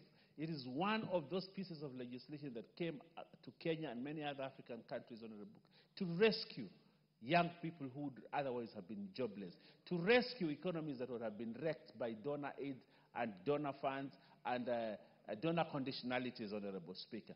AGOA came, Honorable Speaker, to spur economic growth. And that is why when the Honorable Jane Kagiri talks about AGOA and says it's time we extended this treaty, Honorable Speaker, I support it because I know what it can do to our economy. Honorable Speaker, today from Kikambala coming down to Kilifi, we are also looking for an opportunity to extend and have more EPZ. Because EPZ, Honorable Speaker, and this is very important, and the Chairman of Trade is here, the Honorable Shinali. You see, EPZ is actually anchored on AGOA. Without AGOA, we will not have EPZ. Or EPZ will just be doing very little. Because a lot of the companies in the EPZ realm are beneficiaries of AGOA. The other day, Honorable Speaker, the President came to Vipingo and launched the SEZ, the Special Economic Zone. The President was there in Vipingo and launched the first Special Economic Zone in that area. A huge $500 billion investment that will come. But where will these goods go? And one of the things they're talking about is into fabric and textile. If you launch that kind of thing, Honorable Speaker, where will you sell those things? Honorable Speaker, the President has come to the coast and talked and actually has done a lot of infrastructure development for Dongo Kundu. Dongo Kundu, Honorable Speaker. That has been in the minds of many people for many years. Many presidents have come in and spoken about Dongo Kundu. President William Ruto is actualizing Dongo Kundu, SEZ, Honorable Speaker. But without AGOA, how beneficial will be our SEZ, Honorable Speaker? That is why this AGOA is very, very important. I have seen there's another SEZ that is coming up in Naivasha, and which is part of the Arise group of companies, Arise, which is coming to invest billions and billions of dollars into the country. But my Speaker, the question that I have is, without AGOA, how will we benefit from the special economic zones? How will we benefit from the huge investments that we have today, Honorable Speaker? That is why it is very important for us to anchor AGOA again in law and extend it to 2046 so that we can continue to benefit and continue to create jobs. The African Continental Free Trade Area, Honorable Speaker, is also anchored on AGOA. As we want to produce as Africa, as we want to produce, and there's a lot of raw materials, cotton, for example, grown here, and a lot of things that we can do, Honorable Speaker. How do we actually ensure sustainability of the African Continent Free Trade Area, Honorable Speaker, without AGOA? How will the Port of Mombasa continue to rise into the TUs, Honorable Speaker, if we do not have AGOA? That's how important it is. The Port of Mombasa, Honorable Speaker, right now is one of the key anchors of AGOA and key anchors of the economy because it is able to protect. Today, if you cut AGOA, the number of containers at the port that are leaving this country will go down. Balance of trade, Honorable Speaker, will treat the other side if we kill AGOA. So it is very important naturally, and that is why when I saw this thing coming up, and when I saw that it is the Honorable gracious lady from Laikipia, John Kagiri, who believes it is Laikipia time, bring up this matter, I asked myself, where has the ministry been? Where has the ministry been? Do they understand how important this matter is? Why haven't they been proactive until it takes a member's private motion to bring this matter on the floor of the House? This is something that the state, this is something that the Ministry of Investment and Trade should have taken up. They should have been proactive. But you see, it has been left to Parliament, to a member of Parliament, the member of Parliament for Laikipia County, Honorable Speaker, the gracious lady, Jane Kagiri, to come and want to rescue this very important. We support you, Jane, and we support this motion, and we support AGOA, and this we must do. Not just a motion, but I would like to see the act here, where we pass it and request that the United States also extend it. And I know we have had a lot of discussions, but these discussions, Honorable Speaker, in the 12th Parliament, we talked about it. When are they going to conclude the discussions between Kenya or Africa and AGOA, and the Americans on the issue of AGOA? When are they going to conclude this? Because, like Omar Mwinyi said, the Honorable Manyiri Mwinyi said, the MP for Changamwe said, people are anxious. They do not know whether these companies are going to close. I can imagine today, if these companies close, Honorable Speaker, the many young people in Kilifi, where will they go? The people in Changamwe, where will they go? The people in Naivasha, where will they go? Those that work in the EPZ, Honorable Speaker. So this, for me, is an important piece of legislation that we should drop everything else Work on AGOA. Make it work. Make it succeed. Get the agreement signed, and we move on as a nation. I thank you and I support. Honorable Oluke, followed by the Honorable Kirima Moses. Thank you very much, Honorable Speaker. From onset, I want to support this motion that was brought by the Honorable Jane Kakiri. It has come on time, although a little bit late. I want to thank Honorable Jane. She's a brave girl who immediately saw the delay that maybe as a country we were going to lose, because it's remaining only 6 days to go. Jane, thank you very much for your braveness, and continue. And you love your country, because even us, we did not see. We thought that maybe the ministry has done its work, but we want to thank you. Honorable Speaker, as a country, Kenya needs to grow in many aspects, economically. Honorable Speaker,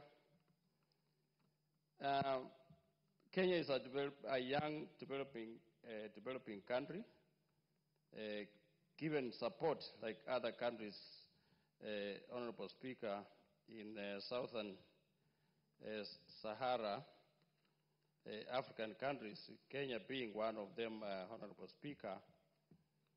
I think we are on the right track at this time. What we need as a country, Honorable Speaker, is peace, so that we continue developing our country. Honorable Speaker, Kenya is a hub of the world. Honorable Speaker, if we can continue having peace, Honorable Speaker, our country is also important in the world. Honorable Speaker, recently we visited Spain together with Honorable Jane Kakiri. And what our ambassador told us when we were in Spain, Honorable Speaker, was that Kenya is almost the main exporter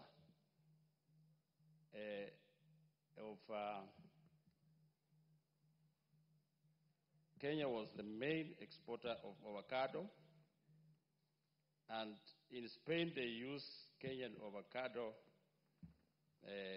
mostly, and they wanted at least Kenya to add, to increase the volume, the tonnage of avocado, Mr. Speaker.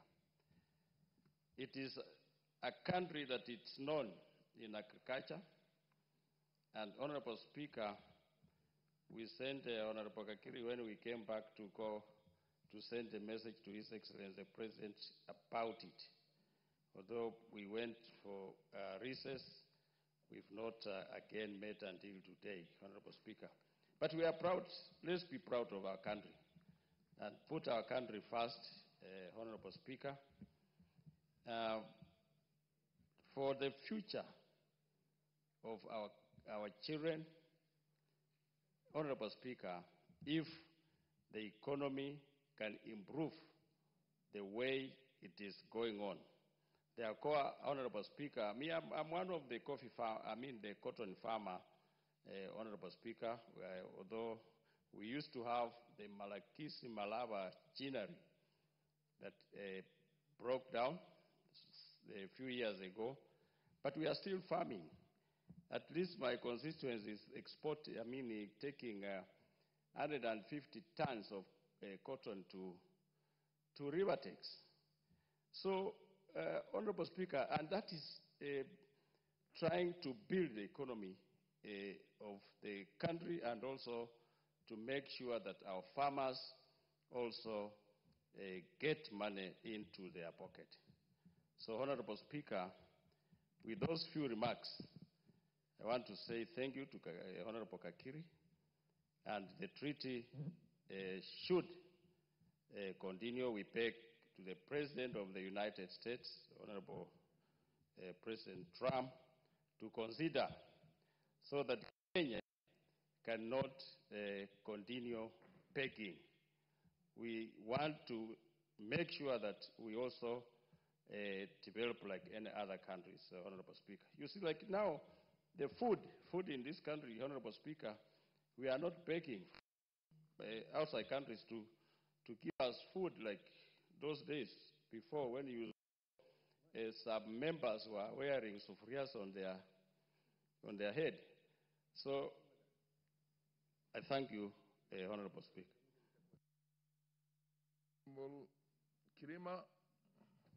Thank you, Mr. Speaker, sir, for giving me this opportunity to address this important issue which pertains our country and America. Mr. Speaker, sir, first and foremost, I give thanks to Honorable Jane Kagiri for this, seeing the reason and the purpose of why we should have the extension or period of AGOA. This act is very necessary to promote the country's economy. Not the now, we have been having a kind of an economic meltdown. And if we don't extend this act, if this AGOA period is not extended, it means that we are going to kill the growth or the little growth which is taking place in the country. The economic problems which are facing Kenya are not unique. The challenges are not unique to Kenya alone. They are around the world. And you see, when a problem arises, especially on economic growth, it really affects the poor. The poor countries are more affected than the rich countries, because the poor countries feel more effect. And with AGOA, see, Mr. Speaker, sir, with AGOA, there is that creation of jobs, and those jobs are really existing as we speak. To have 66,000 jobs is not a joke at all costs, taking into account that there is massive unemployment of those graduates who are leaving universities, who are leaving TVET colleges, and many other institutions which prepare the youth to get employed or to get job opportunities. And now, with the collapse of AGOA, it means that we are going to increase that unemployment to the point which is already overwhelmed, which is already full with the people who are not employed. And we will be in crisis. To increase 66,000 people, to increase jobless of 66,000 people, we are going to be in crisis. So it's necessary, or I congratulate Jane for seeing it's necessary to have this act extended. And Mr. Speaker, like now, we are talking of promoting growth of coffee. We are talking of promoting growth of tea, fruits, and other nuts. Now, if we are going to have the promotion of growth of coffee, and we want coffee money to come to the common man or to the peasant, in what form are we going to reach America without this act? So it's necessary for the government of Kenya and the government of America to speak and see to it that we have an extension of period, and that extension will be like a relief to our people, especially the common man on the ground.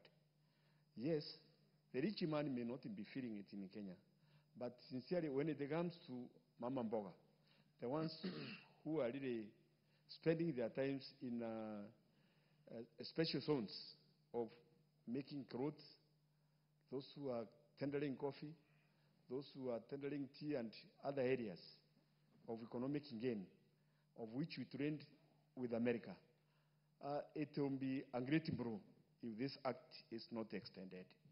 It's my prayer that a number of Kenyans, some of us, we really supported the win and the campaign of President Trump in one way or the other. You know, Kenya is a country which believes in prayer. Even though we were not voting in America, we were really praying for the President of America to win. And we were expecting that he's going to look at our country, Kenya, with the right eye, of which I believe up to now we have not seen anything in advance. We have not seen anything adverse from the American government towards Kenyan government.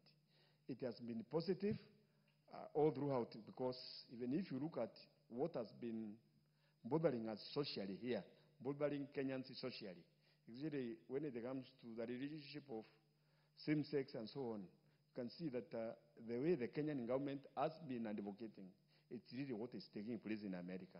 That they don't advocate, the current government in America does not advocate for socializing of or intimacy between people of the same sex. And that has been our Kenyan policy. So if you look at it clearly, we will say that we have the right government in America, which corresponds with the Kenyan government in a number of issues, up to and including trade. And as for that, it's really a big plus if we have this act extended. We have farmers, usually who have been growing cotton, and like in my constituency, we have Anjinari, Konde, Anjinari. It has been producing a cotton before it collapsed, and we are intending, and we have an intention of reviving the same. And that cotton is the one which is used to make clothes which are getting exported to America. And as for that, with a view of reviving the same cotton industry, if this AGOA is not extended, then it will be a great blow to the future farmers who want to revive the Anjinari and have cotton getting grown again, so that at least it can be able to be supplied to make clothes which we export to America. See, the people who work in this industry, the AGOA industries, the ones who work there, the ones who work for those things which are exported to America. Mr. Speaker, sir, you will see that a number of them are women. And a number of those women, they are the backbone of the economy of this country, because they support the grassroots growth of the Kenyan population. They are the ones who take care of the children who are in school. For see, a number of men these days, they indulge in doing other things like in drinking and so on. These women are the ones who tend to children going to school. These women are the ones who make sure that there is food on the table. And you see, they get a lot of support from the trade, which we hacked or which we trade with America. Speaker, if we come to the balance of trade, if we don't have AGOA, you'll wonder how the balance of trade won't be in between Kenya and America. But if this one continues as it is, knowing that it goes on increasing, the volume increasing as time goes on, it means that there will be somehow, even though America is favored when it comes to the growth of trade, the balance of trade, even though America is favored as we speak now, then Speaker, with the extension of this one, things will be better than the way they are. So I thank Jen Kagiri. Congratulations for seeing it, for having a timely period of having this act extended. And I pray that the government take it up as we finish this motion. The government take it up before it finishes, before it expires, and see to it that it has engaged the American government and AGOA be extended to that period we are talking of, 40 or even a longer period. If not so, as it is said here, then we should have that transitional period. But why should we have a transition period with a friendly government which we are talking to and it's listening to us? It should be extended as it has been played in this motion. Thank you, Mr. Speaker, sir, for giving me this opportunity. Thank you. MP for Igembe North.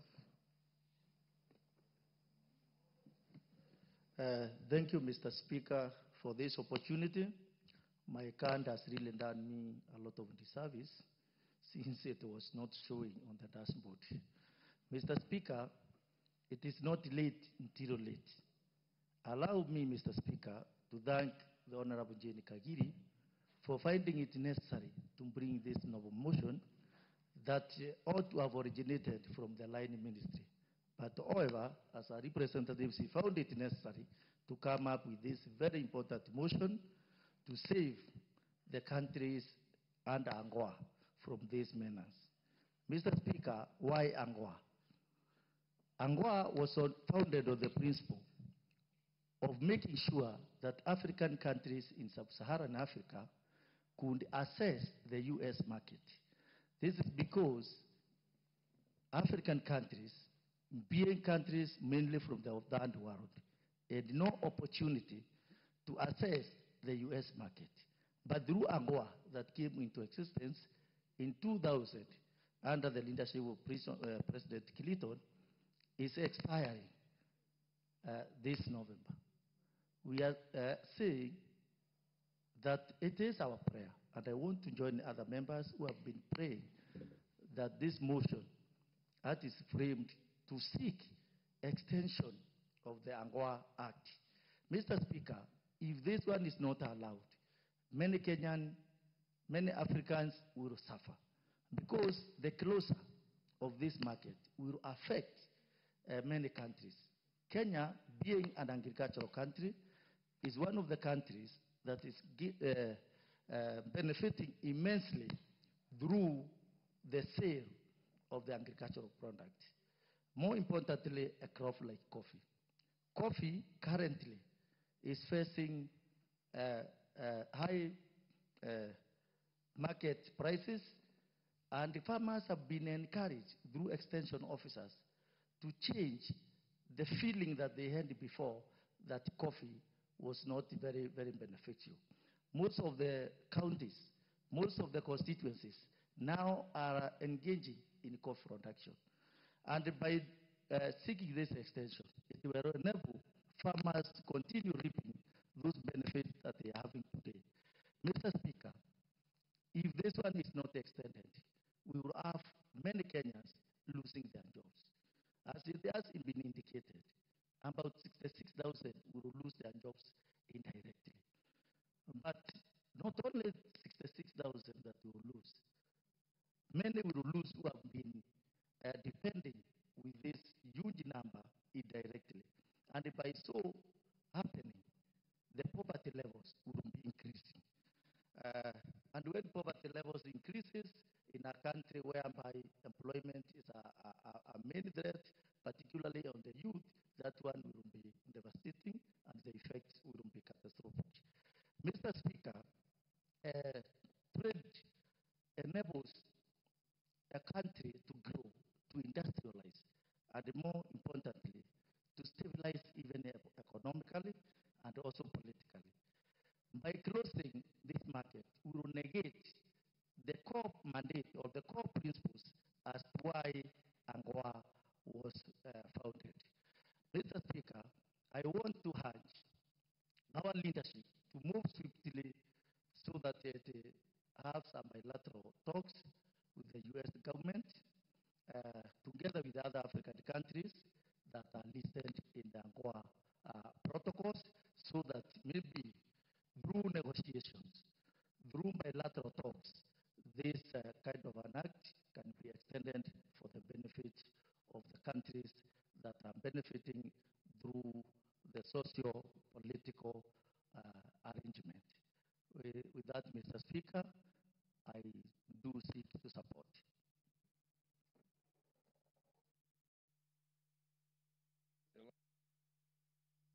Beatrice Elachi. Thank you, Mr. Speaker. Mr. Speaker, I also rise to thank our Chair of 47, Jane Kagiri, for bringing in this motion, a motion of a discussion around the AGOA renewal beyond its current expiration of 2025, Mr. Speaker. AGOA is more than just what we say. It's just beyond a trade agreement. It is a platform, Mr. Speaker, of shared growth, mutual respect, and sustainable development, Mr. Speaker. And when you look at it, when we started AGOA during the Kibaki's regime, you realize that one of the things that we were looking at as a country was to see how do we have a relationship with the U.S., and it was not just Kenya, because it's a cornerstone also for relationships between U.S. and sub-Saharan. And Mr. Speaker, you realized at that time this trade was to help us because it is duty-free access. And so it was to help nations to grow, to have exports of industries, to create jobs, Mr. Speaker, to attract investors into a country. But more importantly, you find that it was to strengthen our relationship in terms of governance, in terms of how we perceived at that time the U.S., and to advance the economy growth and reforms that we had at that time. And after that, you realize we attracted especially good trade in textile, good trade in agriculture, good trade in leather, and even manufacturing goods. And so, Mr. Speaker, when we talk about this, and I'm hoping that with the Trump government, the president will understand the need of that sustainability of Africa and the U.S. Because you realize when we look at China, the advancement we have had with China is more on infrastructure. And so you find that that relationship has really grown until many countries feel scared about the relationship China and Africa has.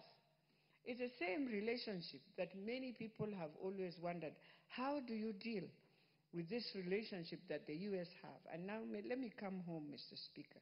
You see, this is one thing that was to add value addition in our industries.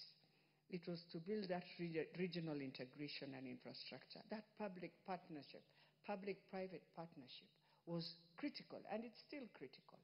And so for us, even as Jane presents this, we want to plead, and I'm hoping even as we continue with UNGA that is happening at the UN at this time, that some of the talks the African leaders will have is to ask ourselves, how do we move beyond?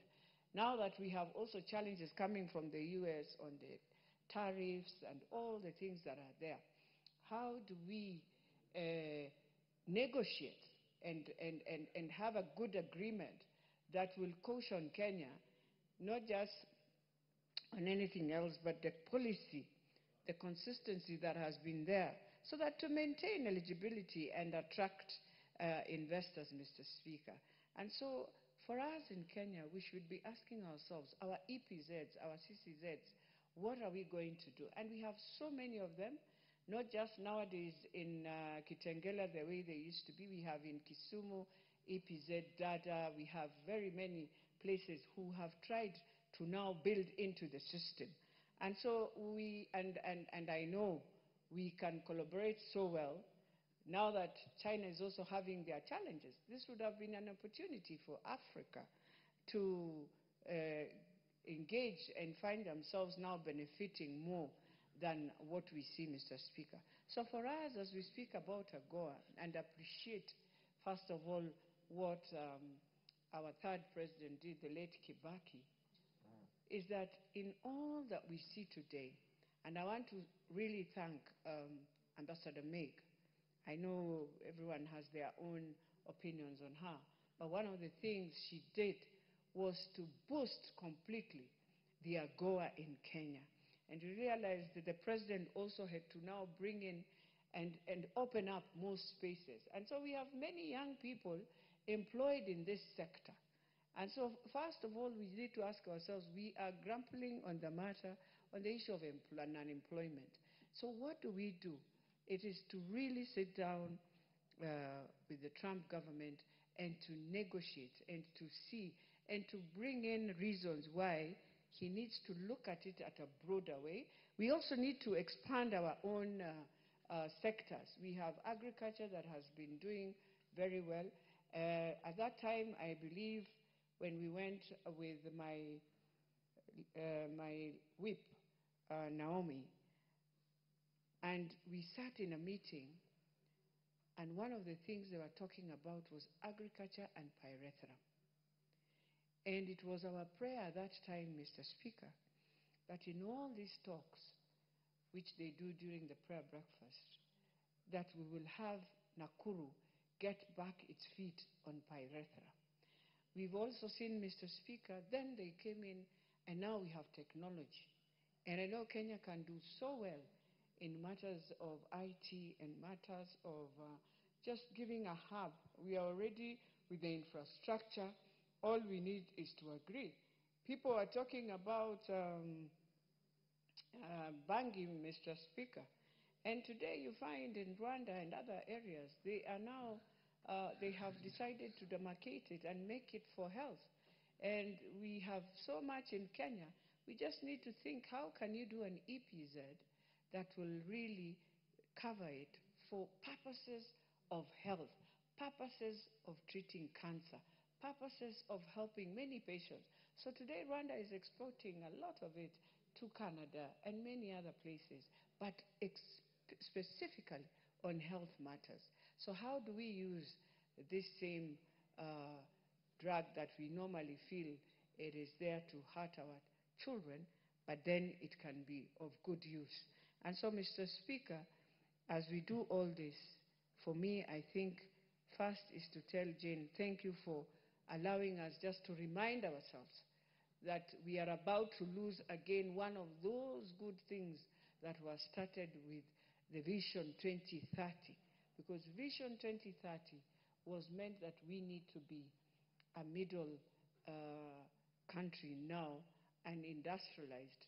And one of the things that this AGOA has assisted us is to create that access in it. And so, Mr. Speaker, as I finalize, I think one of the things we need to do as a House is, and even as we support Jane, is all of us to agree that this is serious. It needs to be a memorandum. And beyond that, we need to see, I know now, I believe we now have a new ambassador, and I'm hoping we can also have a sitting with he or she, talk and agree, how do we move? What are the relationships that we can have, Mr. Speaker? And lastly, we are talking about AGOA, Mr. Speaker. We need to talk about the visas. We need to be very serious about it, Mr. Speaker. You realize, yes, as Kenyans, we are going to suffer. And I want to plead to the young people, our agencies. We are going to suffer because now we have 6 months when you are applying for a US visa. And one thing they are looking at is what have you been doing with your social media, with your gadget. And it is going to be tough for students, for all of us, because they are saying 6 months, you apply for your visa, you wait. And so I plead, we can do all these things. Look at how now people are joking with us. People are coming now in your own country, they can step on your flag, they can do all these things. It's because we've left, we've given space for people to joke with the country. So, Mr. Speaker, as we do all this, as we welcome the UN to come into Kenya and become the country in the whole of the region carrying that big, let us not lose AGOA. And so we plead with the Trump government. We've worked very well. We've been friends for many years. We plead that this should be a program to continue in Kenya. Thank you, Mr. Speaker.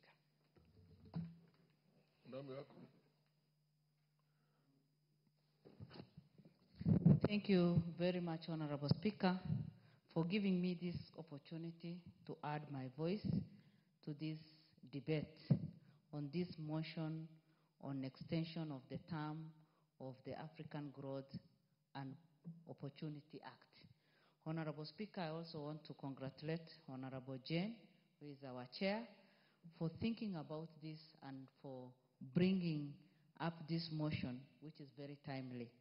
Honorable Speaker, we have known that this has been enacted in 2000, and it is coming to an end now, which poses a big threat to us as a country.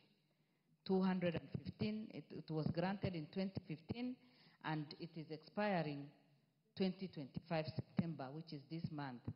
This poses a big threat to us as a country because through this AGOA, we know very well that Kenya has grown economically and also have had the free access to USA, free duty-free access to US, and also we know very well that it has also created job opportunity and given Kenyans a lot of opportunity to do business here and there.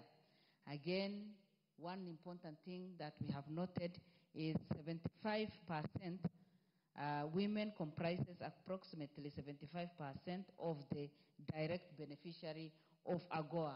In fact, this is the only area that we can say as a country that women are very much in it and leading. Honorable Speaker, we know very well that AGOA has not only facilitated the trade between between Kenya and USA in terms of market and any other things, but also promoted horticultural products because including flowers, nuts, and coffee. We know very well that many Kenyans have invested in a huge way in this. And Honorable Speaker, that is why expiry of this that has just come is a big threat to us because it will jeopardize the businesses of those people already in it, and also many people will lose their jobs, and we cannot afford that. It is high time for us also to cultivate that good relationship with US because there is a lot they can get from us, and we can also be of benefit to them. Honorable Speaker, as a country, we know very well that Kenyans are very innovative, very creative, and we just need to invest more in this area so that we can expand, we can enhance, so that more Kenyans will be able to benefit. In fact, the number of those who may lose their jobs is about 66,000 Kenyans. But we need to retain this and, if possible, see how we can also enhance and just see how we can increase this number. Honorable Speaker, if this will not be renewed and if we are not assured of the continuity, this will also increase the poverty level that we are trying to fight so much. So there is need for us to make sure as a country and as a government to make sure that this will continue.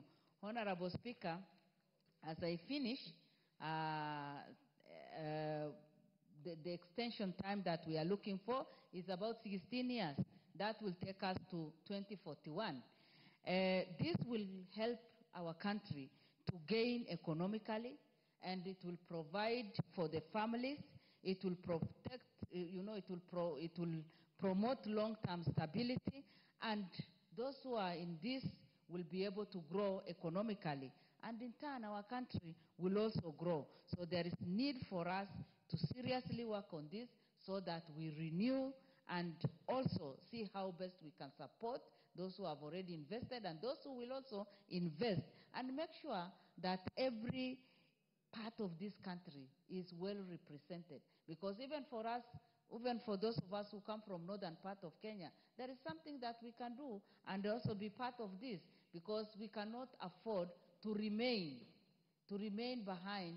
Since independence, we have been left. We keep saying we have been marginalized. But this will give us a good opportunity to challenge even the pastoralists, to market our leather, to market our livestock, to market other things, and see how best we can add value to what is already in existence.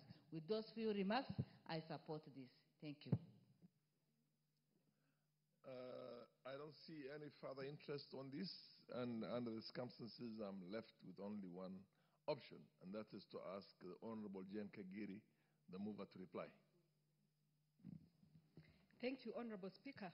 Honorable Speaker, a very famous poet, Maya Angelou, once said, "I've learned that people will forget what you say, people will forget what you do, but they'll never forget how you make them feel."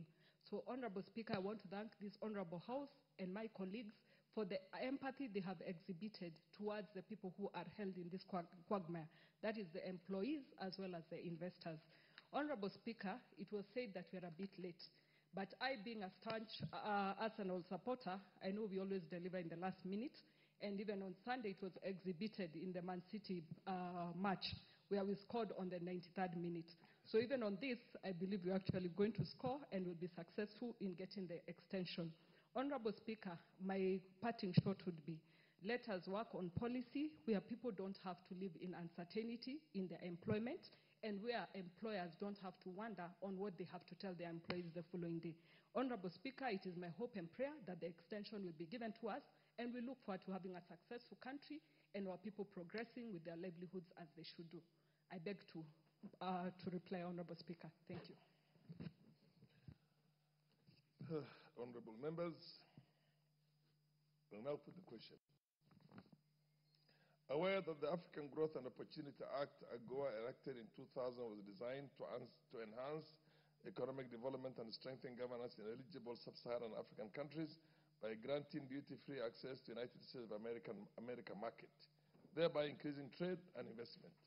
Recognizing that AGOA has played a critical role in expanding trade, attracting investment, and creating employment, especially for the low-income workers, thus fostering economic growth and social stability. Concerned that the current extension of the AGOA program, which was granted in 2015, is set to expire in September 2025, posing a serious risk of economic disruption, will cause job losses of approximately 66,000 Kenyans and many other related indirect job losses, and result in increased poverty across AGOA-dependent sectors in the sub-Saharan region. Noting that women comprise approximately 75% of the direct beneficiaries of AGOA, and that their incomes directly support education, healthcare, and poverty alleviation. Acknowledging that AGOA has significantly boosted African exports to the United States of America, including agricultural products such as coffee, nuts, fruits, and vegetables, amounting to over $500 million in 2020, as well as enhancing local textile and cotton industries that have generated thousands of jobs. Further acknowledging that the expiration of the term of AGOA would trigger market uncertainty, deter investment, disrupt supply chains, and adversely impact both African and American businesses that rely on AGOA-linked trade. Cognizant of the fact that AGOA has been greatly beneficial to the United States by supporting supply chain diversification, strengthening bilateral trade ties, and connecting United States of America businesses to opportunities under the African Continental Free Trade Area, appreciating that the continued existence of the AGOA framework would enhance the trade and investment prospects for both the United States of America and the eligible countries in Africa. Now, therefore, this House urges the government of Kenya, in collaboration with the government of the United States of America, to pursue an extension of the African Growth and Opportunity Act for an additional 16 years until 2041 to safeguard the economic gains, protect the livelihoods, and promote long-term stability and prosperity across the African continent. And in the alternative, in the case of non-renewal, there be a transition period of 2 years to develop a trade deal that shall safeguard the business and job opportunities in both Kenya and the United States of America. Will as many of the opinion say aye? Aye. Will as many of the contrary opinion say nay? The ayes have it. Next order. Order number 12, the Kenya Roads Amendment number 3 Bill, National Assembly Bill number 34 of 2025. Resumption of debate. I do have Mrs. Elachi. I think the last person was it Oyembaya? There being no. I think Beatrice Elachi is now on my screen. Beatrice, proceed and contribute to this debate, to this bill. Thank you, Mr. Speaker. I rise to support the amendment bill of roads, of the Kenya roads. And Mr. Speaker, what suscitated this amendment from Honorable Kaluma was because of the reasons that we had with our governors. And Mr. Speaker, this is one very critical amendment for us in this House, because it will assist us to see how we proceed from the issues that were raised in court and how we make sure that we look at them. Mr. Speaker, when you look at the roads today, the roads network in Kenya, one of the challenges that we still face is that equity is really equity that we need to deal with, that we need to just sit down and agree and look at the whole country and ask ourselves, who has benefited more than the other? How do we ensure equity comes in? You find that today we are grappling, even in Nairobi, Mr. Speaker. The roads you see, while we want the county to do these roads, I think we've gone also very slow in that process. And the president had really supported us, really given money to the county for the county now to proceed. And so you find that we are also asking ourselves, is Kura going to do it? How do we bring in Kera? We realize the CS also doesn't want to hear so much Kera in Nairobi. But I want to plead with him and tell him, Kura is also very overwhelmed. And so many of these roads are just not moving. But if you would have given us the two institutions, maybe some of these roads would have been moving now. So for me, why I decided to sit is because I've realized in Nairobi we are going to have the same challenges we've had.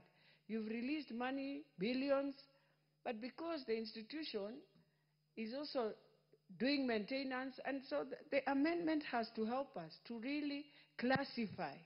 And I'm pleading also with the counties. If you know capacity is very low, why would you hang on this? Why can't we make it a win-win situation where both of us can do these things? Some will do these other roads and some will do this. In the end, we are all serving the same people, Mr. Speaker, the same Kenyans who want service. So today you find some places the road is just bad. You don't know who to ask. You don't know whether it's a Kura road or it's a county road. And but now, more sadly, the county has decided we have given Kura to support us so that they move faster. So for me, Mr. Speaker, this amendment, and I was hoping we can finalize today this amendment so that we move to the next, because we've also taken a while and time is moving. And you remember when you look at the law, the judgment that we were given, there's also a time frame we were given to sort out all these things and come up with a law that is very clear, so that when we come into the next budget also, we are not fighting again. We know this is money of levy that will go this side, this will go this side. How do we share with the counties? It will be very critical, Mr. Speaker. And so, Mr. Speaker, as I support this, my plea is to Kura, my plea is to our CS.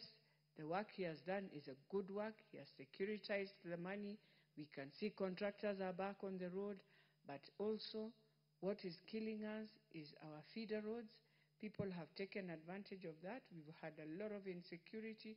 We are having a lot of people taking advantage of that, just snatching people whatever they want and leaving people just running.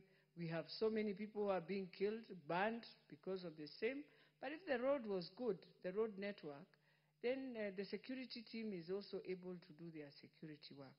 So with those few remarks, Mr. Speaker, I beg to support, and I'm hoping we can finalize this so that the clusterization of these roads are done in the right way, so that we can know which road is which and where we can start together.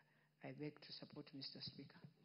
Thank you very much, Honorable Elachi, on that particular one, and there being no more interest in that specific one, I'll defer the putting of the question to the next sitting. Next order. Order number 13, motion, consideration of the fifth report on examination of financial statements of selected corporations. Resumption of debate. The chairperson, resumption of debate? Leader?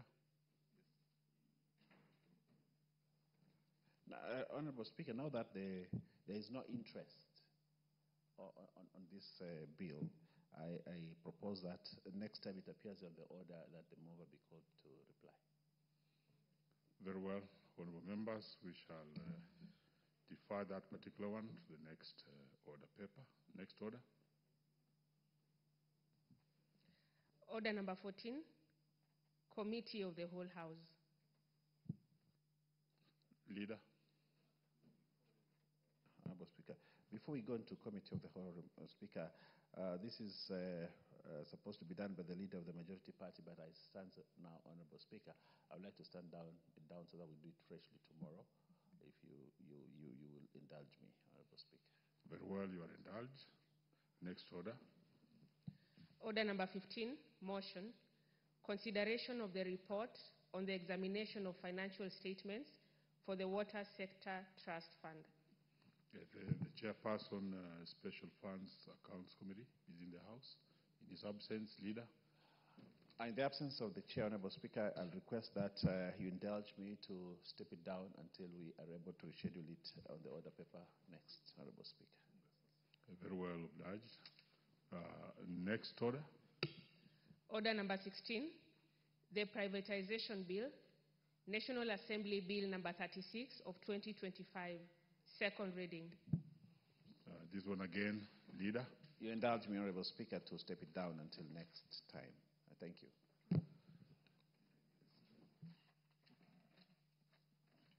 Honorable members who may be upstanding.